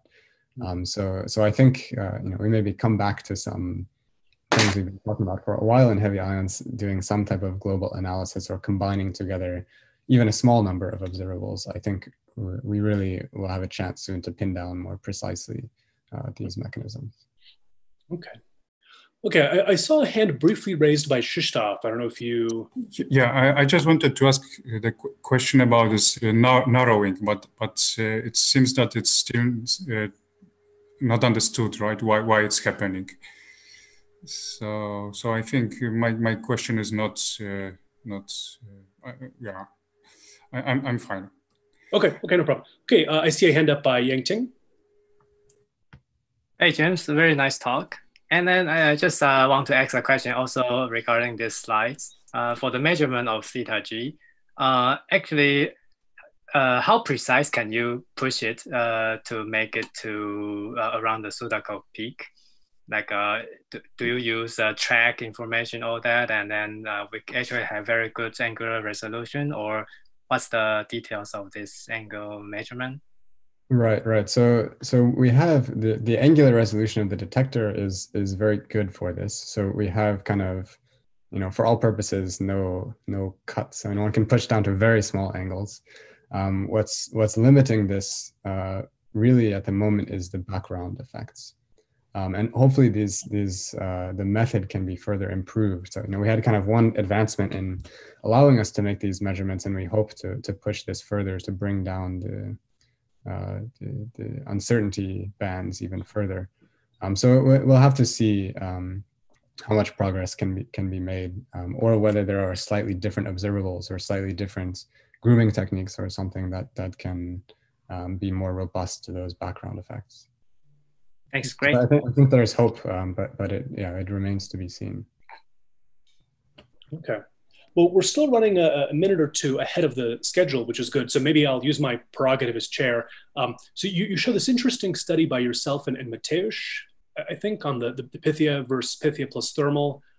Where you demonstrate that you can really get this wrong. And so one proposed solution that you show here is to change the parameters of the soft drop reconstruction where that effect goes away. But I was curious, do you make similar level of mistakes if you use very different jet reconstruction procedures or different background subtractions? Is there something you can do sort of at the analysis level rather than changing your observable?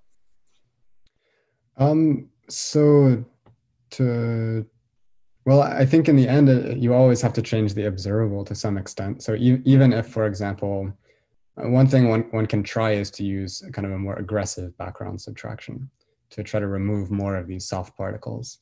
But in the end, that is still, I think, effectively changing your observable, and that you're kind of biasing a bit your jet population that you come up with. Another thing that we looked at some is actually the reclustering procedure in this grooving methods. If one uses, instead of Cambridge-Aachen clustering, one uses an anti-KT reclustering, this actually cleans up very well these fake peaks, because you kind of throw away one by one all these soft particles instead of allowing them to cluster into this big fluctuation here. So there we also, I think, need some more theoretical work to try to guide us what is a sensible way to modify the measurement and what is more intractable. Okay. Okay, great. Thank you very much again. Good. Okay, so let's move on to the next talk, which is by Krzysztof. Okay, I will share my screen now. Okay.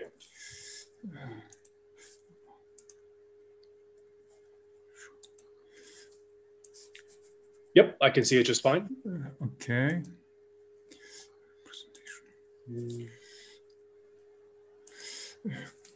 All right, so my personal motivation to okay, I'm going to report on my papers with Martin Rochmoser, Wiesław Płaczek, and Robert Straka. And my personal motivation to look into heavy ions is to see in the future whether there is some interplay of saturation and jet quenching, whether any signal for saturation will survive in heavy ion background, especially in the forward direction. So so there are hints from studies of forward jets and also from EP or PP that saturation indeed occurs. And yeah, so so the formalism that I'm going to use is to kind of, I want to develop some kind of effective formalism which links saturation and jet quenching. So here is the standard picture of what happens when we go from proton-proton to AA. So in proton-proton, we see directly produced dijets. In AA, one of the jets is quenched and it gets just broader. The formalism that I'm going to use is the KT factorization. So in KT factorization, the basic elements are similar as in collinear factorization. It's a matrix element, but here the incoming partons are off mass shell, and the parton density functions depend on traversal momentum. So in this factorization scheme, already at tree level, one has access to the full phase space. So the final state jets, final state objects, do not have to be necessarily back-to-back, as in collinear factorization. They can be decorrelated. Yeah. So this is application of this factorization to forward central jet production, and we see that that one can reasonable well describe the data. However, for this particular observation, like forward central, the saturation is not relevant. So one has to go to forward configuration to see any effect. And this is the result of comparison of some certain extension of KT factorization to account for saturation. And here we see comparison to Atlas data. So there, this is the proton-proton, and this is proton-lead. So while we don't, we had to adjust the curves to compare with the data. The normalization.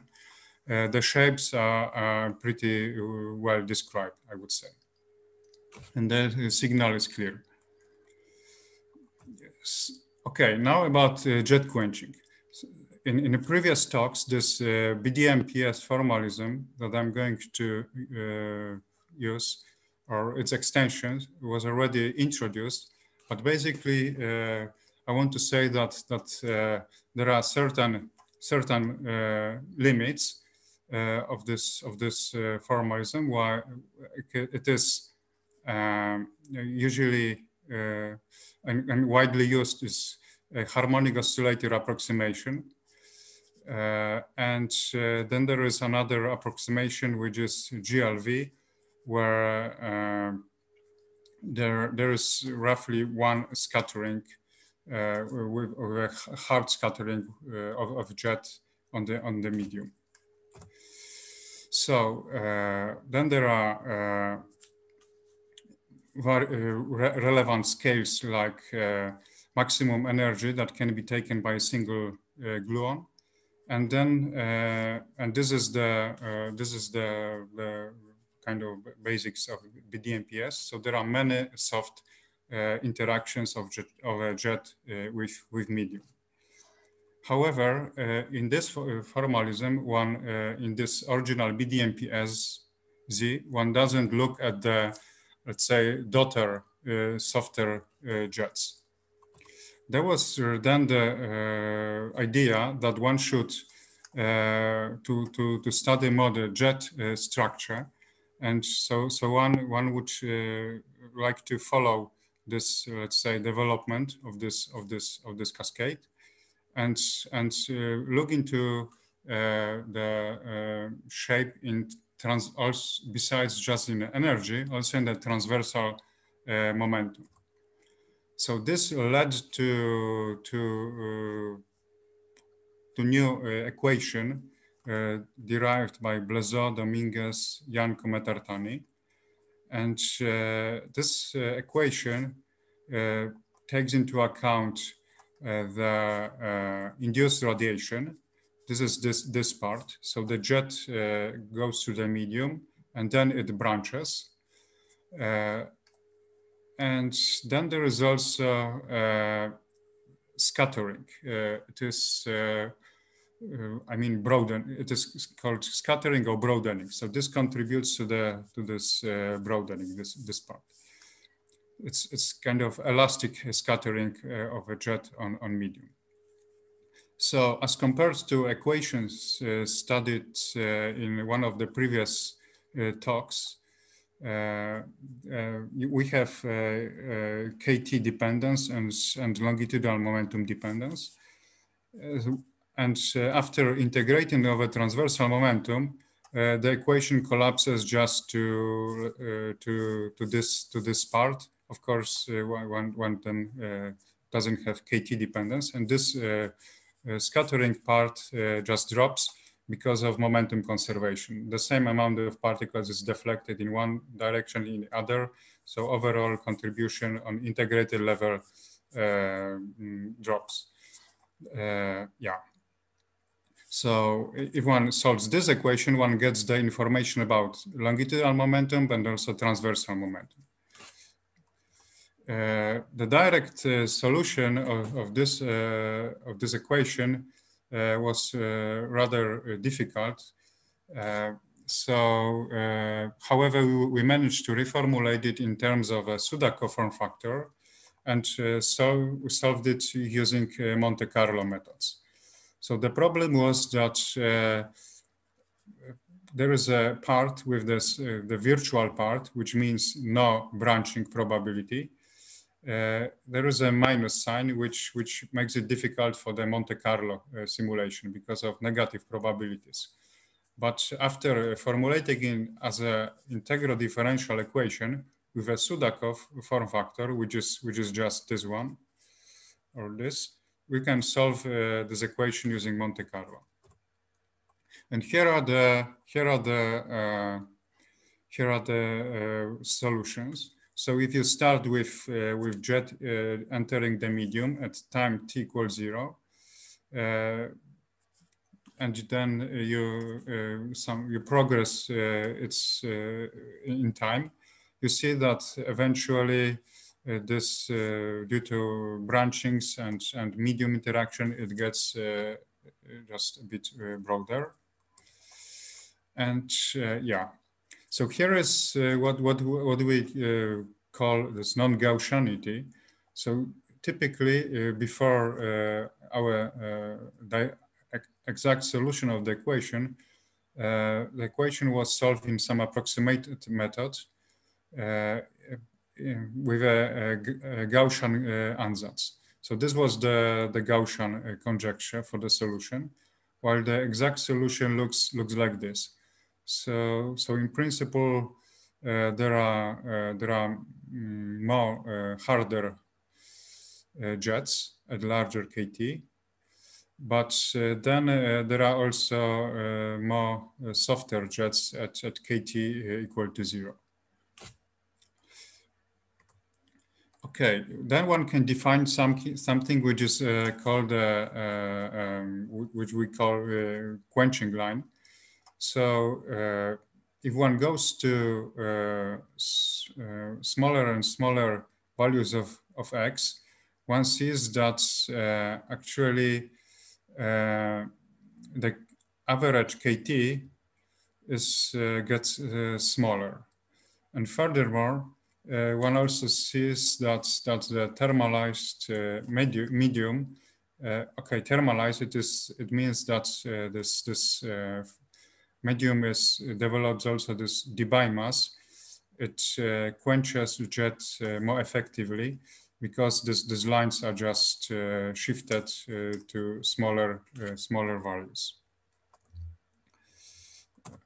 Okay, so now about merging this KT factorization and this equation for jet quenching. So this is our conjectured formula. So we have a, let's say, PP hard cross section, which is calculated in KT factorization. So the jets don't have to be back to back. And on top of this, we put the solution of the equation studied on previous slide. And this is our result for, first of all, just the nuclear modification ratio. So the red line corresponds to using a KT factorization, while we also do standard collinear factorization just to see how the results compare. And of course, for this particular observable, the one or the other factorization is not that's crucial. We did just this RAA as a we just compared we tuned some parameters of our setup. So this is the delta phi distribution. So this is yeah. So first of all, this is the vacuum result. That's this blue line. Then there is Gaussian broadening and non-Gaussian broadening. It follows from the solution of the equation. So we see some effect of the more detailed study of this more detailed solution of the equation.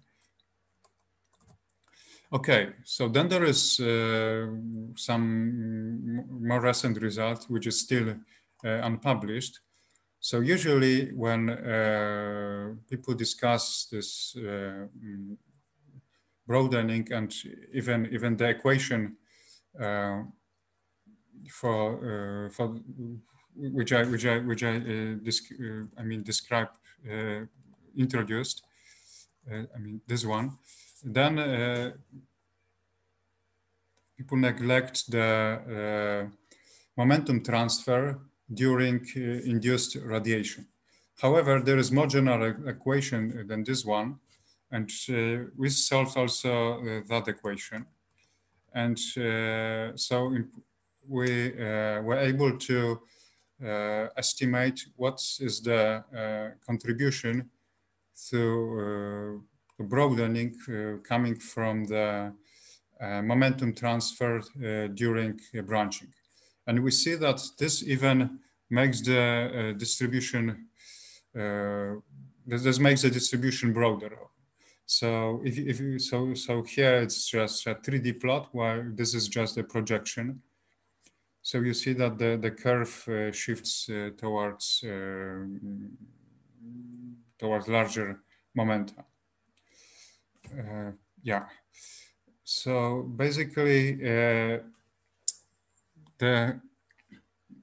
our goal was to take this particular equation and to solve it and to see what it gives us a prediction.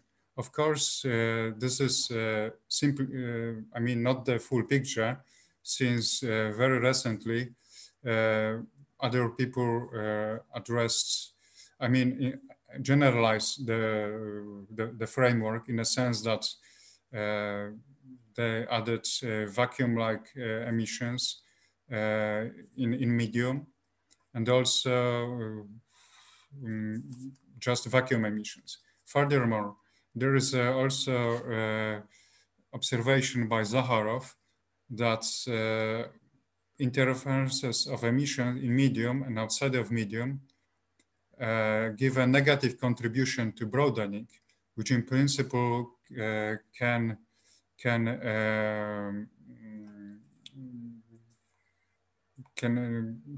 seems from his paper that there is very little broadening in the end because of this additional contribution.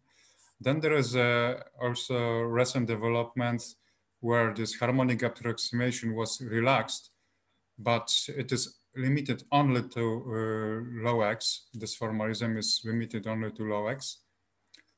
And there are other papers like higher order correction to Jack quenching parameter, and also the expanding medium. And we heard a talk today by Adhya. Okay, so here is my summary. So in the next step, basically, so as an outlook, I would like to just mention that in the next step, we would like to kind of account for quarks in our formalism, and also to add this vacuum-like emissions in medium, and to see whether in the end the broadening will be as large as we predict. And finally, we would like to combine this with the saturation to see whether the saturation effects will survive in the medium in the more forward direction. Okay, thank you very much. Okay, thank you very much, Krzysztof, for that nice talk. Good. So we have some minutes for questions. So let me check if I see any hands raised, and let me also check the chat and the Mattermost channel over here. So I see a question from Yuri on the Mattermost. I don't know, Yuri, do you want to ask that here as well? We have some time. Well, I mean, I can say it out loud. Sure. So basically, how exactly is the formalism different from EMI in terms of, how exactly the assumptions are different? I asked Martin the other conference, but yes. Okay, I guess our basic setup is it's not. We are using KT factorization, so the jet quenching part is I believe it's the same. However, our motivation and our framework is different. They are not using KT factorization to look into the correlation, and they will not use its. Our goal is different. They are just interested in the medium. I'm interested in medium and saturation, and I want to, let's say, combine this, what people from jet quenching give to with the saturation for formalism, and to see what will be the let's say the combined outcome. So I mean, we are not doing, of course, and concerning the equation, I mean, when I look in the ME papers, I mean, when I look into paper by Blazot, and there was a clearly explicitly written evolution equation, which then we could solve, and so but the physics behind is I believe is the same. I mean. Okay. Okay, since we have a little bit more time, maybe I have a thought about the Krzysztof. A few slides back, you had a plot of the azimuthal distribution. Yeah, right here. Yeah. So I guess one thing that surprised me is this is a log y scale, and so the difference in the Gaussian versus non-Gaussian treatment is actually pretty big. I mean, that's potentially a pretty big enhancement at the yes. moderate angle and the suppression at the far angle. And my understanding is there's lots of data on these kind of dijet azimuthal correlations, but for this effect, one really needs the forward kinematic selection. Is that right? Well, I mean, for this particular, I mean okay, I didn't include. Okay, so the rapidity is between 2 and 3, right? Right. One of jet is between 2 and 3. The other one is central. So I mean, yeah. Okay, so at some point we are planning to compare this to data, but for now we just you see I count only for gluons, so this is still not very complete. Okay. So once we account for quarks, we can compare to data, but we just wanted to see first of all what the equation as it is written gives. So in this sense it's more like a theoretical study. Okay. Yeah, I was just thinking most of the data must be for central selection. Yes, sure. Yes, most of the data indeed, yeah. Okay. But still, I think we can having all this, we can just theoretically ask a question: whether the saturation effects will survive.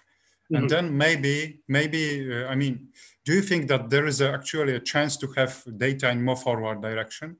Oh, sure. I think 2 to 3 with some of the experiments they cover that region just fine. I think, yeah. Okay. Yeah. Okay. Well, I think we're out of time. So thank you again. Thank you, Dennis. Yeah. Good. And the next speaker is Chow from CMS, if you are there. Yes, let me share my slides. So I can hear you just fine.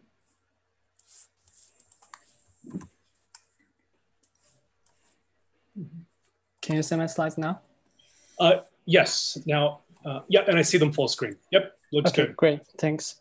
I would like to take this opportunity to thank the organizer to hold this wonderful conference. And in this special times, I hope everybody stay safe and good luck. So my talk is about the hard probes in heavy ion collisions with CMS. So in this talks, we will present lots of very new and interesting results from CMS.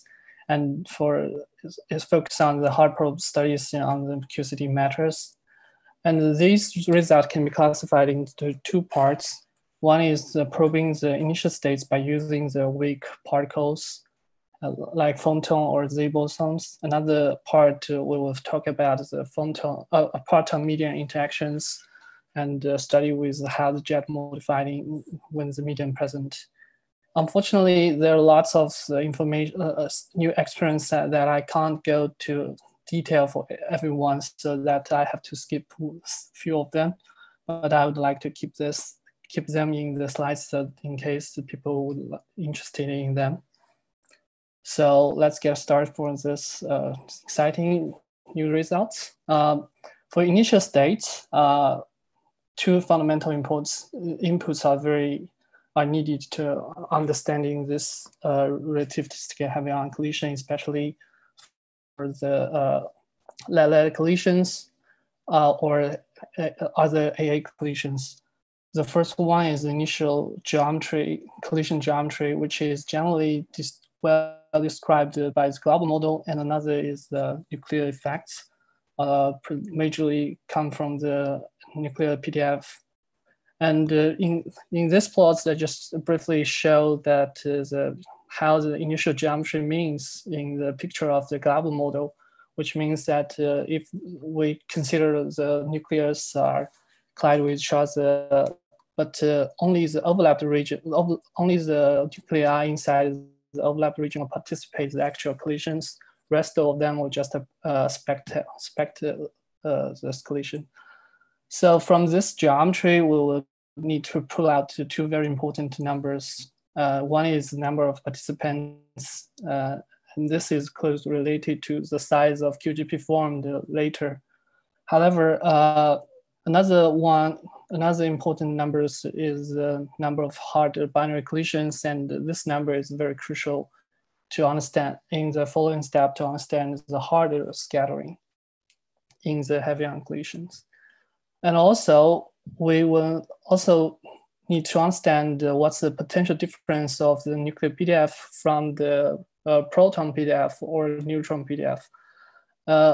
This charged particle RAA, which is distributed for PLAD, we can say it's not flat at one, and it's in PLAD we know its initial geometry problem is not to exist, so it's purely contribute from the nuclear effects. So we believe that to extent the nuclear effects is real exists in the nuclei. So this would be a very important to understand this initial states.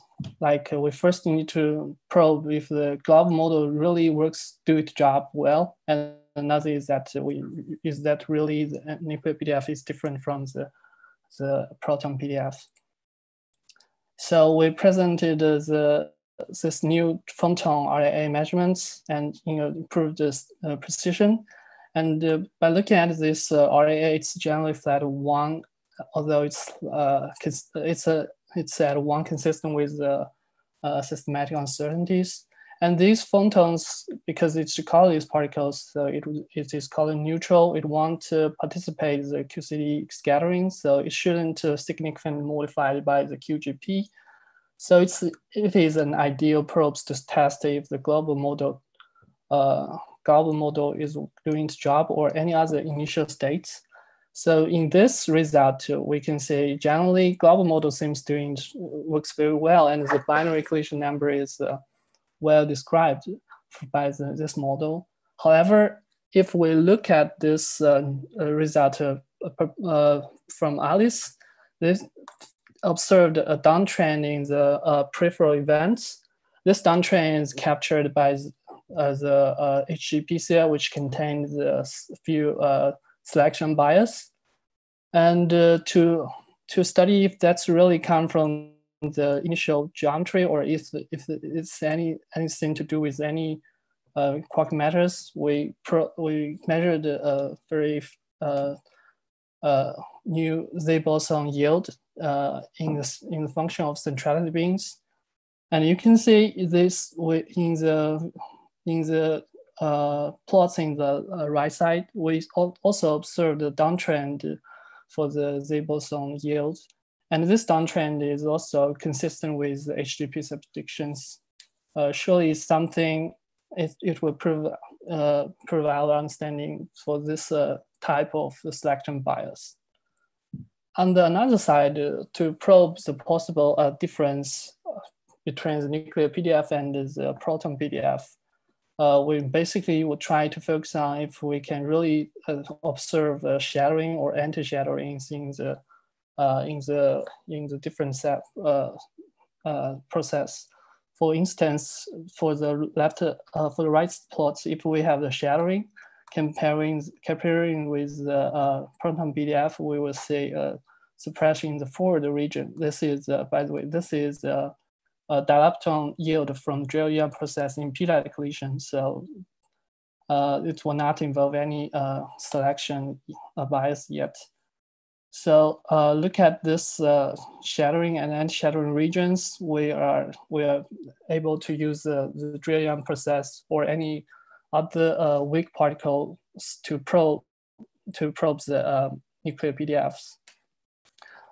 Back to this, the new results from the drill-ion dilepton yield. We can see in the data set itself, we don't have very significant difference from the NPDF or PDF. But however, if we take the ratio of the forward region to the backward region, basically we take the ratio of the blue to the red, we can cancel lots of the systematic uncertainties. And this gives us the result showing the left side. And we can see it's clearly prefer the EPPS 16 around the Z-pole, which tell us some we prefer the nuclear PDFs rather than the proton PDF.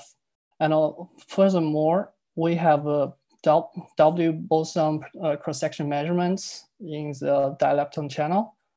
We can clearly see shattering and anti-shattering existing the forward region and the backward region, respectively. So in summary, the result prefers the nuclear PDF rather than the proton PDF. Another part for this talk will be focused on the jet crunching, since that it's well known that the QGP formed and the jet will be interact with the QGP or the QCD median, so that the energy will quenched. Here we presented the first measurement of jet RAA by using variety of jet cone size, starting from 0.2 up to 1. So in all the heavy ion collision, we can see the jet RAA is quenched in all different jet size. For the R equal 0.002, it's correspond to very narrow jets compared with R equal 1, which correspond to the very fat jets. So, however, if we look at the very narrow jets RAA and compare it with the very fat jets RAA, we see a little bit less suppression for the fat jets. And this surely will constrain the jet energy loss theoretical calculation. After we know that jet energy is quenched, we also would like to know where does those energy goes, and how the jets are modified when it goes through the median. So we measured the jet shapes in variety of the type of jets. Here I present photon tag jets, and it includes the jets shapes.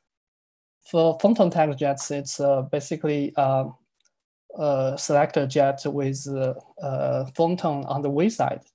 So the photon will not participate in the QCD scattering, so that we have a very good initial control for the jet momentum.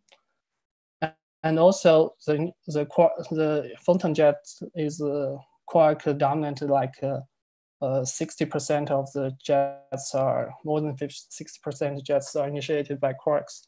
So look at the jet shape ratio of the LED to BP, we can see enhancement observed in the large delta R. However, if we look at more detail for the inclusive jet measurements, for the jet shape ratio of LED to PP, we can see in this blue band, it stands for the particles larger than PT larger than 0.7, and it's show enhancement clearly consistent with what we saw the trend in the photon jets.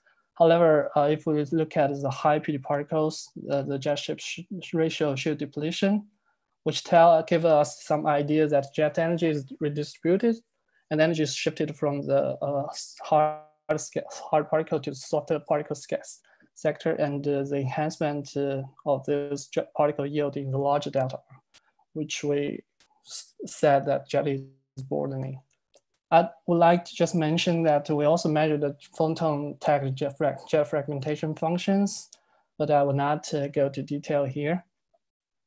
Another very exciting result is that we've presented first the dijet shape measurements in different XJ beam. The XJ is the dijet balance. Dijet is a two jet back-to-back. And the XJ just measure how severe this imbalance of these two jets. If the XJ is smaller, means that the leading jets PT is more large than the sub-leading jets, and the imbalance is more severe. Here in the right side, I presented the first measurement for the leading jet shapes in the function of centrality from left to right. It is from peripheral to central. From top to bottom, it's XJ being from very imbalanced jets to the balanced jets. And the green bands just shows the leading jet shape ratio for overall XJ beams to give us some reference to know how the jet shapes ratio changed from XJ beam to other XJ beam. And by looking at this trend, we can see that the leading jets are less modified for the imbalanced jets. However, if we look at this wayside jets, which is sub-leading jets, we're seeing an opposite conclusion that the sub-leading jets are less modified for the balanced jets.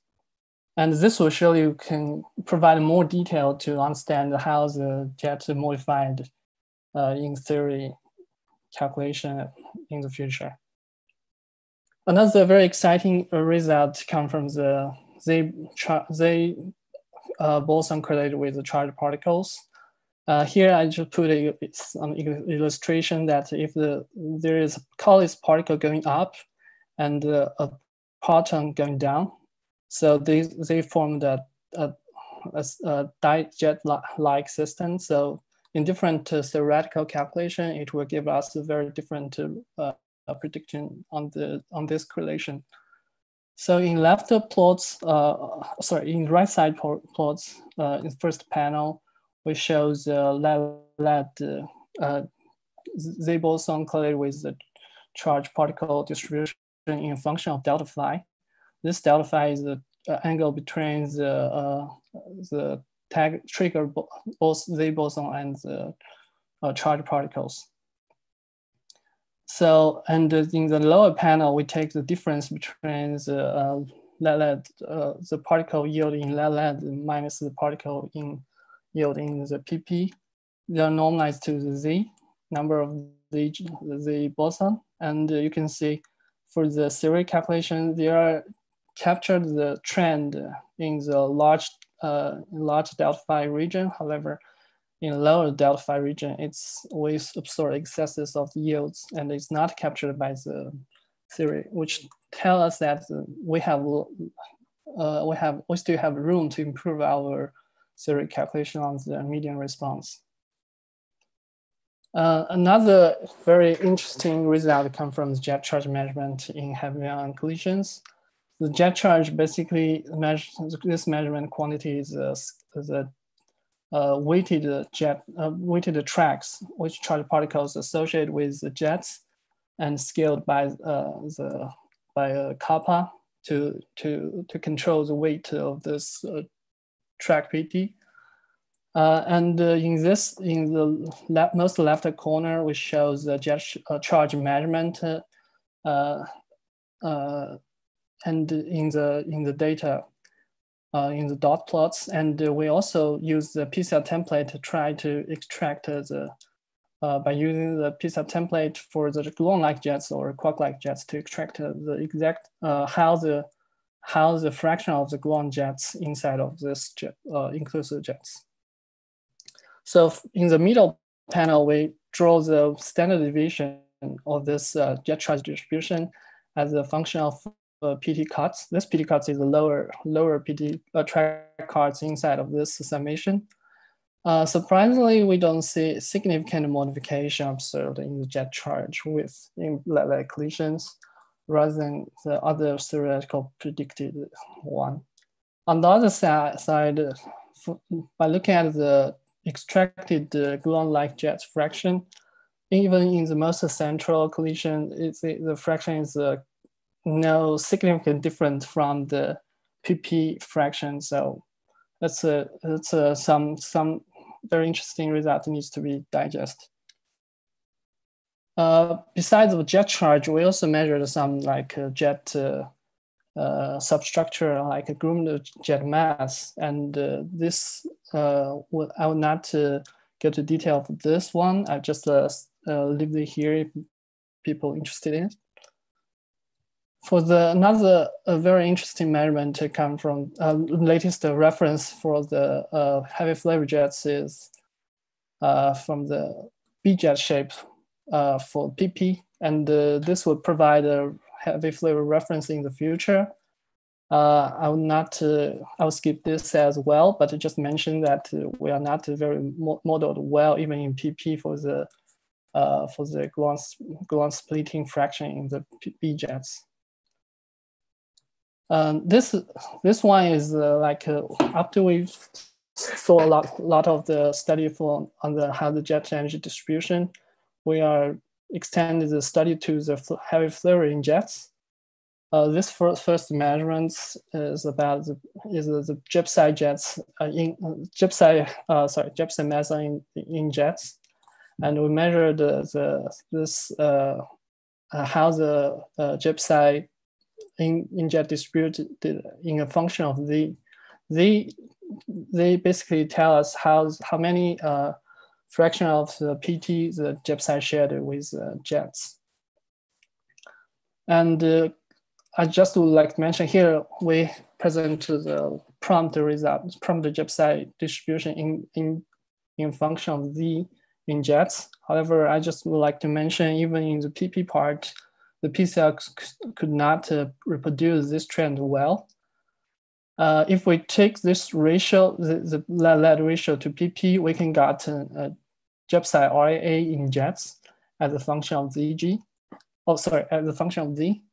And for the Z large close to 1, it stands for the gypside is more isolated compared with the low Z, which means that the region with more jet activities. So it looks like the gypside is more suppressed in the more jet activity region, which supported the interpretation that jet quenching contributes to the gypside suppression.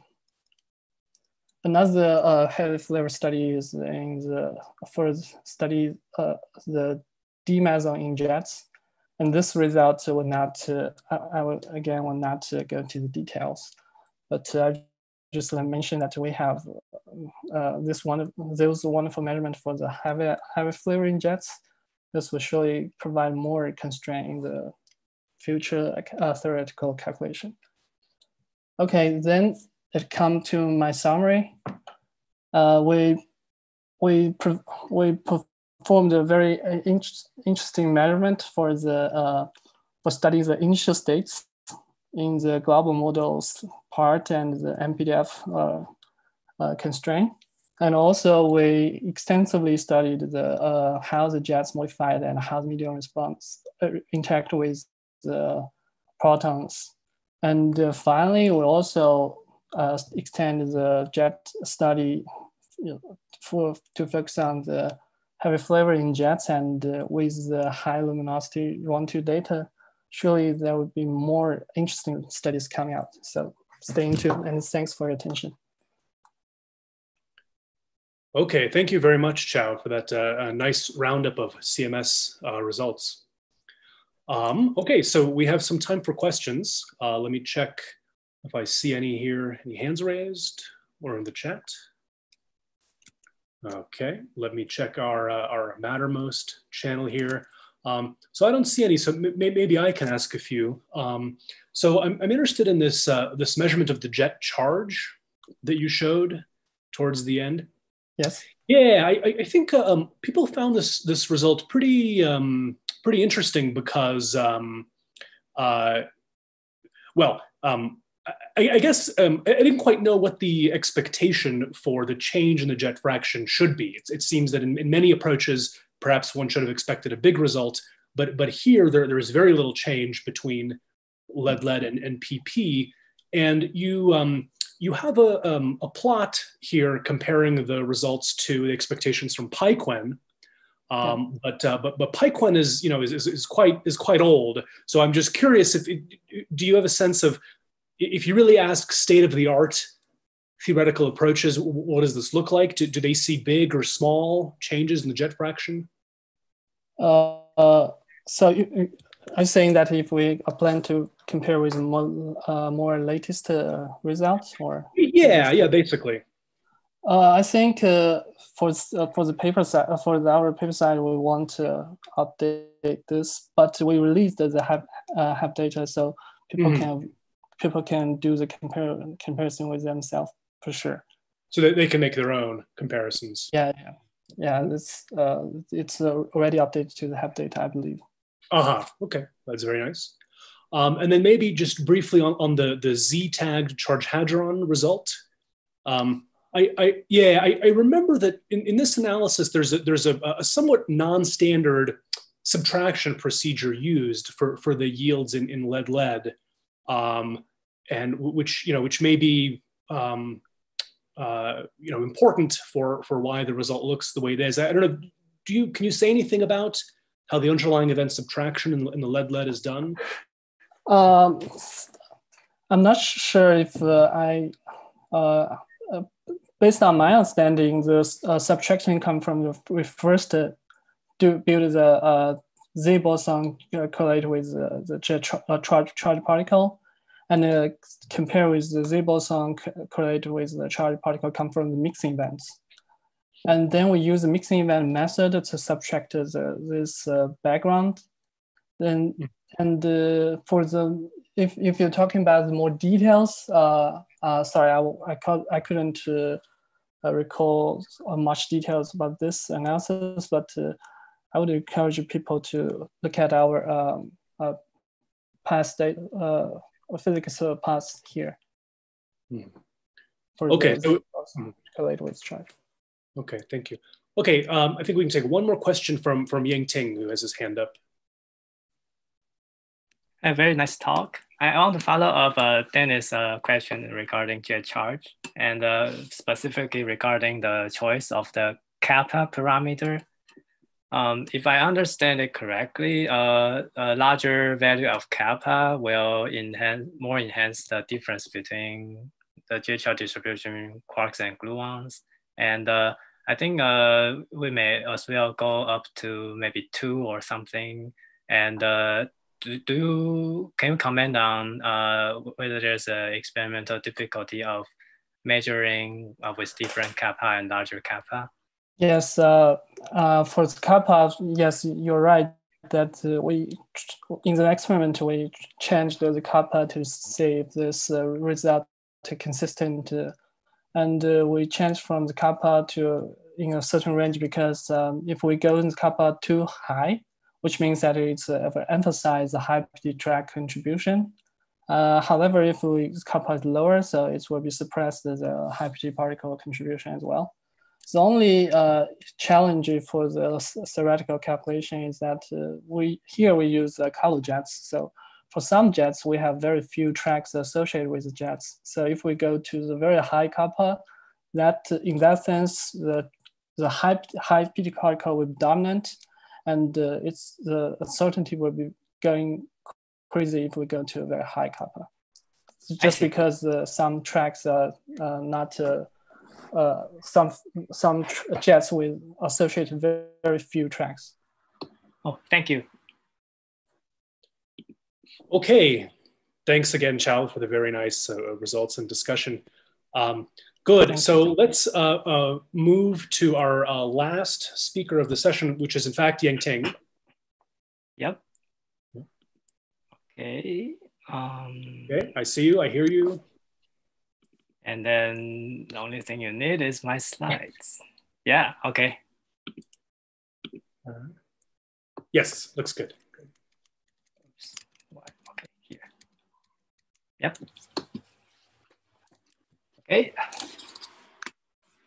I'm the last talk of the session. And first of all, I would like to thank the organizer for giving me the opportunity to present this talk. And I hope that everybody is well and safe and will be enjoying this conference. And today I'm going to talk about a new class of observable, which we call collinear drop. And you will know what this class of observable is for in a minute. And this work is in collaboration with Ian Stewart at MIT. And the work has been published recently at ICHEP. And the talk also covers some ongoing progress in directions such as application to lab and DIS. But since some of them are work in progress, I'll just comment on how to use collinear drop in those contexts. So here's the outline of my talk. I think now it's pretty well perceived that jet substructure gives us general tools with multiple scales that allow us to probe the collider events in more detail compared to jet kinematics. And I will directly jump to introduction of this observable called collinear drop. And before I go into detail, I want to give you a rough idea of what this is for. The main theme for this class of observable is to tame soft radiation. As you have heard from previous speakers that soft radiation in heavy ion physics is very complicated, but a lot of interesting physics and effects are hidden there. So we really want to further develop our precision and sensitivity in this regime, and hopefully we can crank out some meaningful physics out of studies. And I'm going to talk a little bit about the theoretical frameworks which will guide us with insights how to design observable in certain contexts. And the tools we are going to use is effective field theory techniques called SCET. And the Glauber interaction will be incorporated to describe the interaction between jets and the medium. And the second half of my talk will apply this class of observable to several contexts, including the standard PP physics and heavy ion physics is our focus. And I will comment on the application to lab and EIC in the future. And with the following several items, including parton shower, hadronization, underlying events, and medium-induced Rayleigh run, hopefully we'll gain sensitivity to all these three items. And here's a very quick flash of how complicated and how well understood that for collider events now we are having. And we have hot scattering for each of the hot process we are tagging. And after that, from the highest scale there, I want to comment that in fact, across all the energy scales, we have distinct physics, very interesting and happening at all scales, including subsequent parton shower, and there's a separate sets of interaction called underlying event and multi-parton interaction that contribute to underlying events. And also in the end, there hadronization. So you can see that this slide is very complicated, and we would like to systematically improve each of the components. So on the lower right, I say I want to increase the precision of parton shower precision. You will see in a minute how we can gain sensitivity to the difference between parton shower. And also heavy ion physics collisions is creating the QGP and then constitutes a lot of the soft particles that we see in heavy ion collisions. And towards that direction, our main focus will be improving the underlying event description and how QGP is formed. And the holy grail of the QCD study, of course, is to increase our understanding of hadronization, which makes everything difficult to study because it's non-perturbative. And when the QGP and heavy ion physics comes in, there are several questions we want to answer, including jet quenching, where does the energy loss energy go? And also, cannot see this. And also, the main focus of EIC is to understand the initial stage. So all these objects, I would like to give partial answer or full answer using collinear drop. And just to further emphasize that jet and event substructure are multi-scale probes. And we would like to be a little bit more concrete regarding that by designing an observable that we can specifically tune it to be sensitive to each energy scale. And I've mentioned this guiding principle in early slides that we need a sensitivity and precision, which means that we want to find an observable that is having a large effect of the thing we want to probe. And also that is the observable that we can try to understand theoretically and measure experimentally in a very precise way.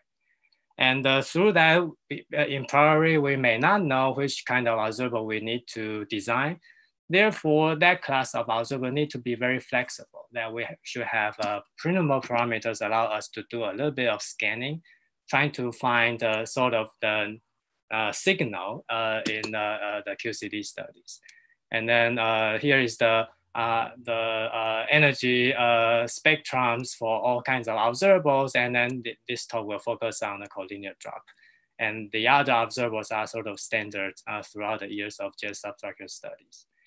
And thanks to James for the very nice introduction to grooming techniques and also soft drop. Here, I will just go through very quickly by saying that soft drops tend to remove the soft components and increase the collinear component.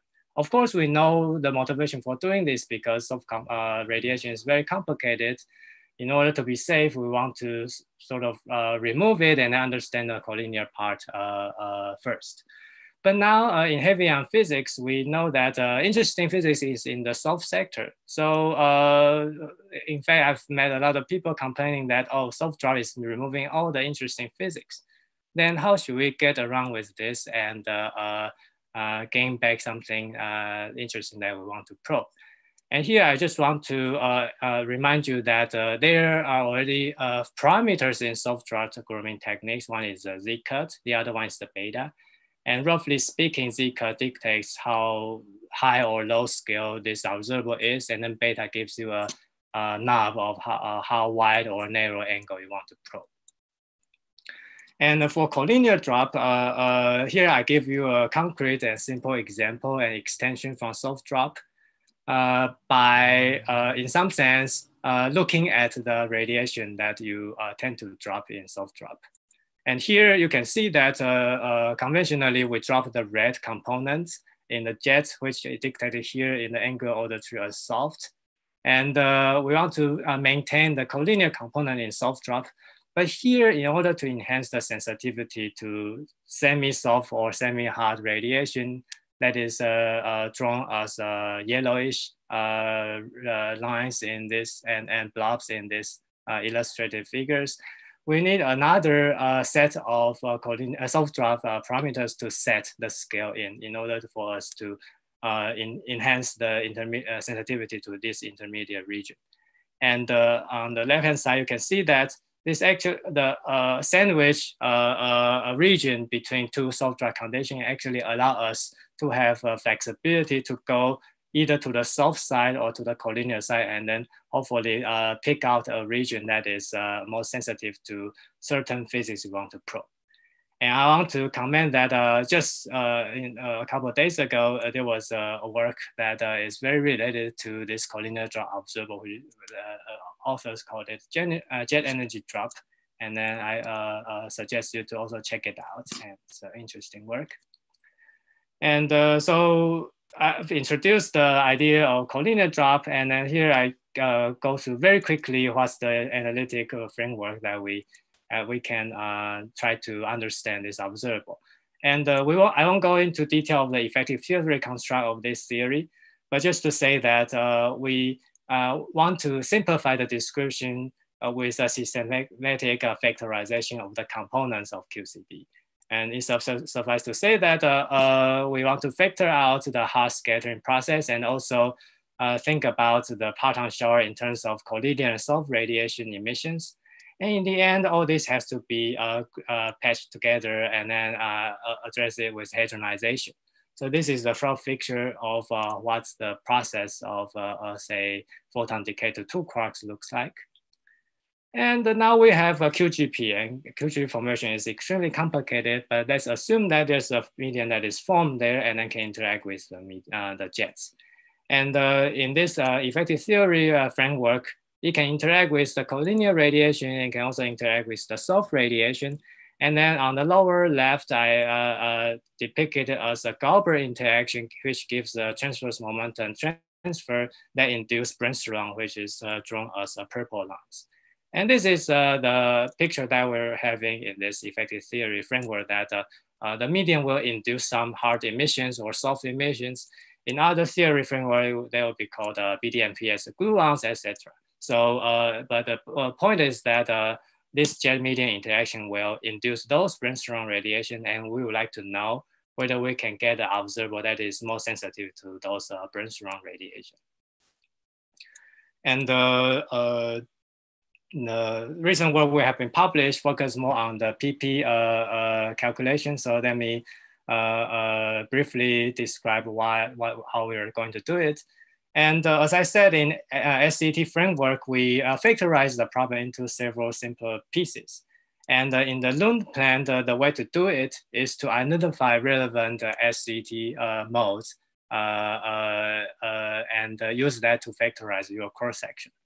And to do that, first of all, we need to make sure that the sandwich conditions for 2 different soft drop conditions need to be hierarchical in order to define the white region that is in both of the illustration that allow you to use that region to probe the Lund plane. And you can see that there are several lines and intersections. And I want to point out that the crosses such as that is labeled the purple CS and GS, those labeling is not very important, but the point there is that through this phase space and constrained intersections, those are exactly the SCT modes that we need to introduce in order to factorize the cross section. And the lower side of this slide shows you that the differential cross section for this typical collinear drop observer that we define as the difference between 2 invariant mass square. Just one example, we'll have the following factorized form that is proportional to the quark-gluon fraction times some function, and then those function p raised to collinear drop p can be factorized into 2 components that is related to the purple intersections that we can identify as the SCT mode. The bottom line is that we know the factorization of this observer, at least in PP collisions, and then we will be able to extend this and use that for heavy ion studies. And so collinear drop, you can see that it's a slight extension of soft drop. Therefore, by choosing appropriate soft drop conditions, it will reduce to the usual soft drop distribution. So here I just want to verify our theoretical construct and also observable introduction by showing it how it reduced to the soft drop jet mass distribution that people have been studying over the years.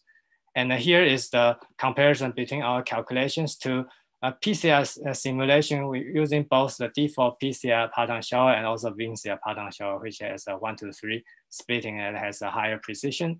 And also compared to the recent ATLAS measurement that is depicted as black crosses throughout the plots. And there already ATLAS was making some scan of the soft drop parameters by choosing z equal to 0.1 and 3 beta values, 0, 1, and 2. Allowing us to probe the angular region with different betas. And you can see that at the parton level, our theory prediction agrees quite well with the simulations and also the data, but with notable discrepancies, of course.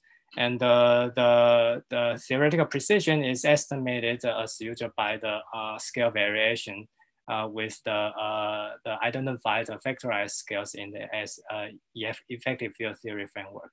And I just want to point it out that you can see that the blue bands are pretty wide, meaning that in order to have precision studies of this observable, both theoretical precision need to be increased to the next level, and also hopefully the measurement can be done more precisely. Another thing I want to point out here is that quite notably that the way Atlas did the measurement is to look at the log scale, which says that we wanted to explore the small observable values in greater detail.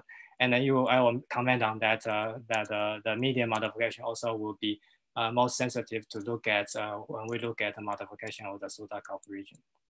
And here, this slides, I want to show a few studies that shows the sensitivity to pattern shower differences. On the upper left corner, you can see that we compare to Pythia and then Vincia predictions, and then find that our theoretical guidance points to the fact that the improvement of pattern shower precision is actually favored. You can see a quite impressive agreement between our theory calculation and Vincia pattern shower predictions. And on the lower left, I want to show you an impressive plot showing that we can actually tune the collinear drop parameters by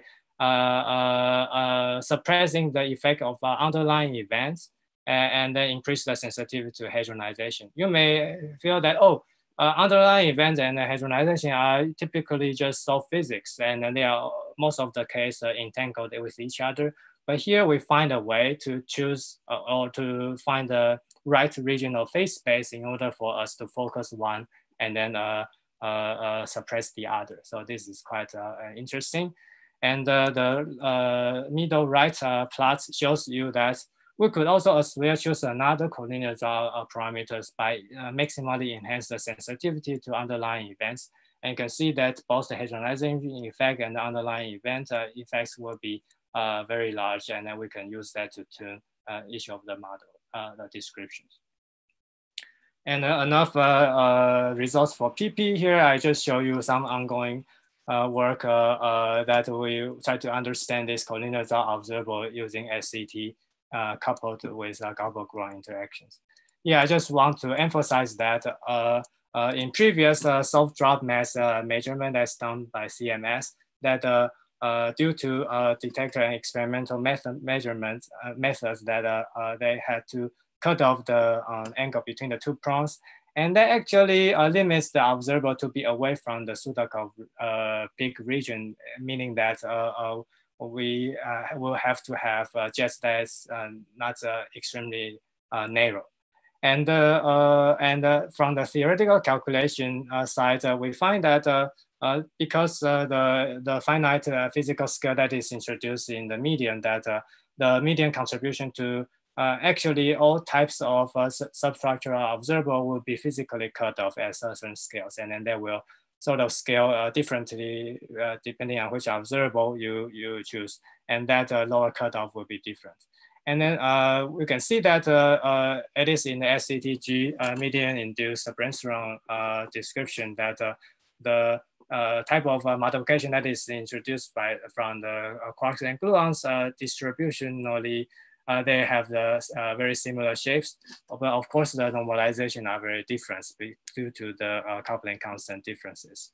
And I want to point out that we expect that by looking into the deep Sudakov region and see modification patterns there, we will be able to use the difference between quarks and gluon, and also the different natures of median contribution, and then vacuum Sudakov characters to understand the modification pattern that we may see there.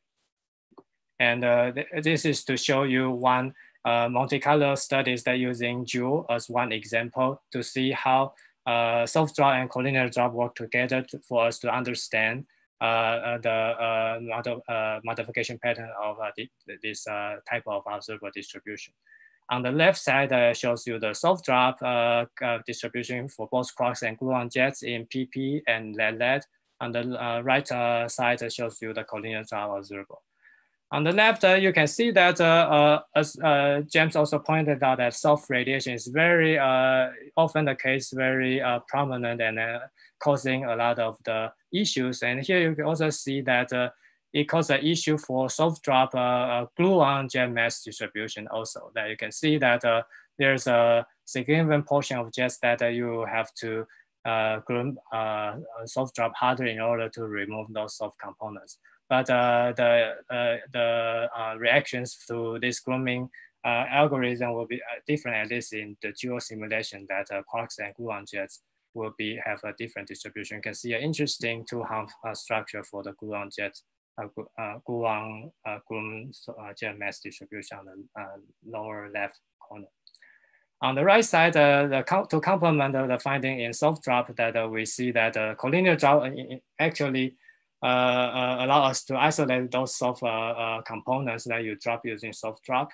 And then in this particular slide, we show the difference between groomed and ungroomed distributions, jet distribution. And on the lower right corner, you see that the thing that has been dropped by soft drop actually has universal features that's across quarks and gluon jets that gives you the same, almost the same collinear drop distribution.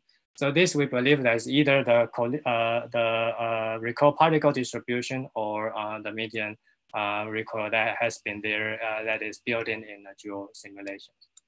And I will quickly flash these slides by saying that we could use this observable to also probe LAP and EIC. And then there, the energy scale is lower and the potential is not that prominent there. And then the main focus will be on the understanding of hadronization. You can see that the hadronization effect is so huge there. And it's even larger in the energy choice for the future EIC, that most of the case that a stroke quark will just totally hadronize into the hadron that you will observe in the EIC energy. So let me conclude very quickly. Collinear drop observer is a new class of observable. I hope you enjoy it and then use that for your purpose. And it has been able to increase the sensitivity to a lot of the components, including soft radiation contributions, allowing us to test Monte Carlo simulations, determine hadronization correction, and then literally almost all the soft physics you want to study can find a place in collinear drop observables. And then besides introducing a tool, I like to emphasize that we theorists also we've been able to gradually catch up by having analytic understanding of this observable, and the median understanding will be hopefully be finished in the near future. Thank you, and I hope you find this observable useful. Okay, thank you very much, Yangting, for that very interesting developments. Especially the application to the EIC there at the end. Okay, so let me look for questions. I don't see hands raised or things in the chat. I do see a question from Yuri on slides 12 to 15. Yuri, I don't know if you want to go ahead and just read your question out. Yeah, sure. So on slides 12 to 15, you were comparing the delta M distributions from Pythia and Vincia showers. So basically, I'm wondering, are those both vacuum showers, and what's the difference in them, which basically causes the different profiles? Yes. So there are several differences. The most notable difference would be the higher precision of the parton shower. So the default Pythia parton shower is 1 to 2 splitting. And then Vincia has been able to increase to 1 to 3 splittings, even though as a non-author of the parton shower, I'm not very exactly sure what's the technical advance over there, but that is at least the things that have been described in the paper. And another difference is Vincia will be able to do some fixed order matching also. So the interface between parton shower and the hot scattering is also a little bit more advanced over there. And that will have effects that I didn't describe here, that some initial state radiation that come from the beam direction that also can also affect your jet aperture distribution. That also has to be included and modeled correctly. So So all that you will have to, at least from the perturbative side, be more precise in order to really know that what's left over for the non-perturbative physics. Yeah, I had a question about this slide as well. I noticed that the generator predictions at the parton level, in some regions, they miss the data, but then as soon as you move to the generator hadron level, now they come into nice agreement. And so certainly, so I was wondering, I mean, is there any way where you could take your calculation and populate it? I guess that's the calculation, not a generator, but there's some way you can incorporate these hadronization effects, which in some regions seem to be important. Yes, so my response is that, so there are two things I want to say. One thing, of course, is from the simulation side that as soon as you increase the parton shower or parton level description, you have to work out your way of hadronization model to fit the data. So that part is that you will almost always find that you have to fit the data. And then the fit may not be easy, that you may struggle with the hadronization fit. You may need to improve your hadronization model, but there will be a fit in order to achieve that. And on the analytic side, for us, we need the way we need to do is to have theoretical control of the certain hadronization correction you can fit or you can use to describe your data. And then recently, there has been progress trying to understand from the soft drop distribution that several hadronization parameters are needed. I think if I remember it correctly, around 3 parameters. So usually people will say, oh, you need one that sort of describe how the distribution is shifted. But now we have 2 more knobs of Z-cut and beta that sort of allowing us to have different sensitivity in different regions. Therefore, the hadronization parameters will increase a little bit there. And then there, the universal 3 numbers allow us to really understand a whole class of soft drop distributions. So that is the controlled way of trying to understand hadronization corrections. And then the ultimate goal, of course, is you write down QCD and then you know how to describe it, and then it's done. But we are not at that stage yet. We may need the lattice input at some point also. Yeah. Okay. Okay. All right. Well, thank you again, Yangting, for the nice talk and discussion. So we've reached the end of the agenda. It's been a very busy day with many interesting talks. So I want to thank again all the speakers and all the participants. And we will go ahead and stop recording and close the session. Okay. So thank you, everybody. Thank you. Take care. Okay, bye-bye. Bye-bye. Bye-bye. So let's see. Stop. Bye.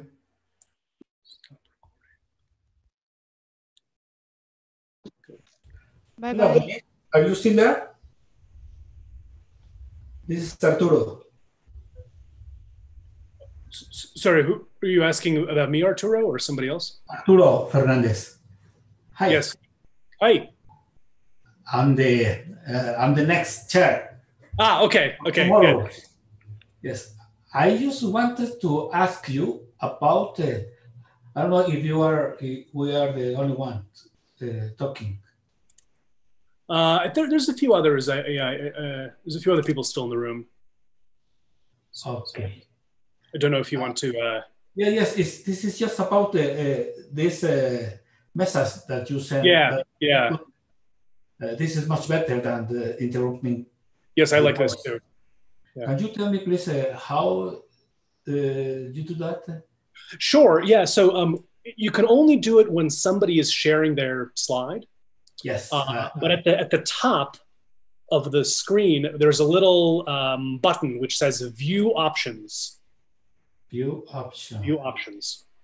And if you click that, there's a menu, and one of them says Annotate, and you want to click Annotate. But you can't do it now. Somebody has to be sharing a screen to do it. Okay. So shall I do it? Well, but so okay. So this is very nice. So the heavy ions person is is sharing their screen. Thank you very much. Thank you. Yeah. But you might need to be a co-host to do it. Let me see yes, if I can. Am I? I am. I think I am. You are not yet. Can we make Arturo a co-host? Yes, wait a second. Okay, thank you very much. And thank you, by the way. I don't know who you are, but thank you, by the way, for all your work during the conference.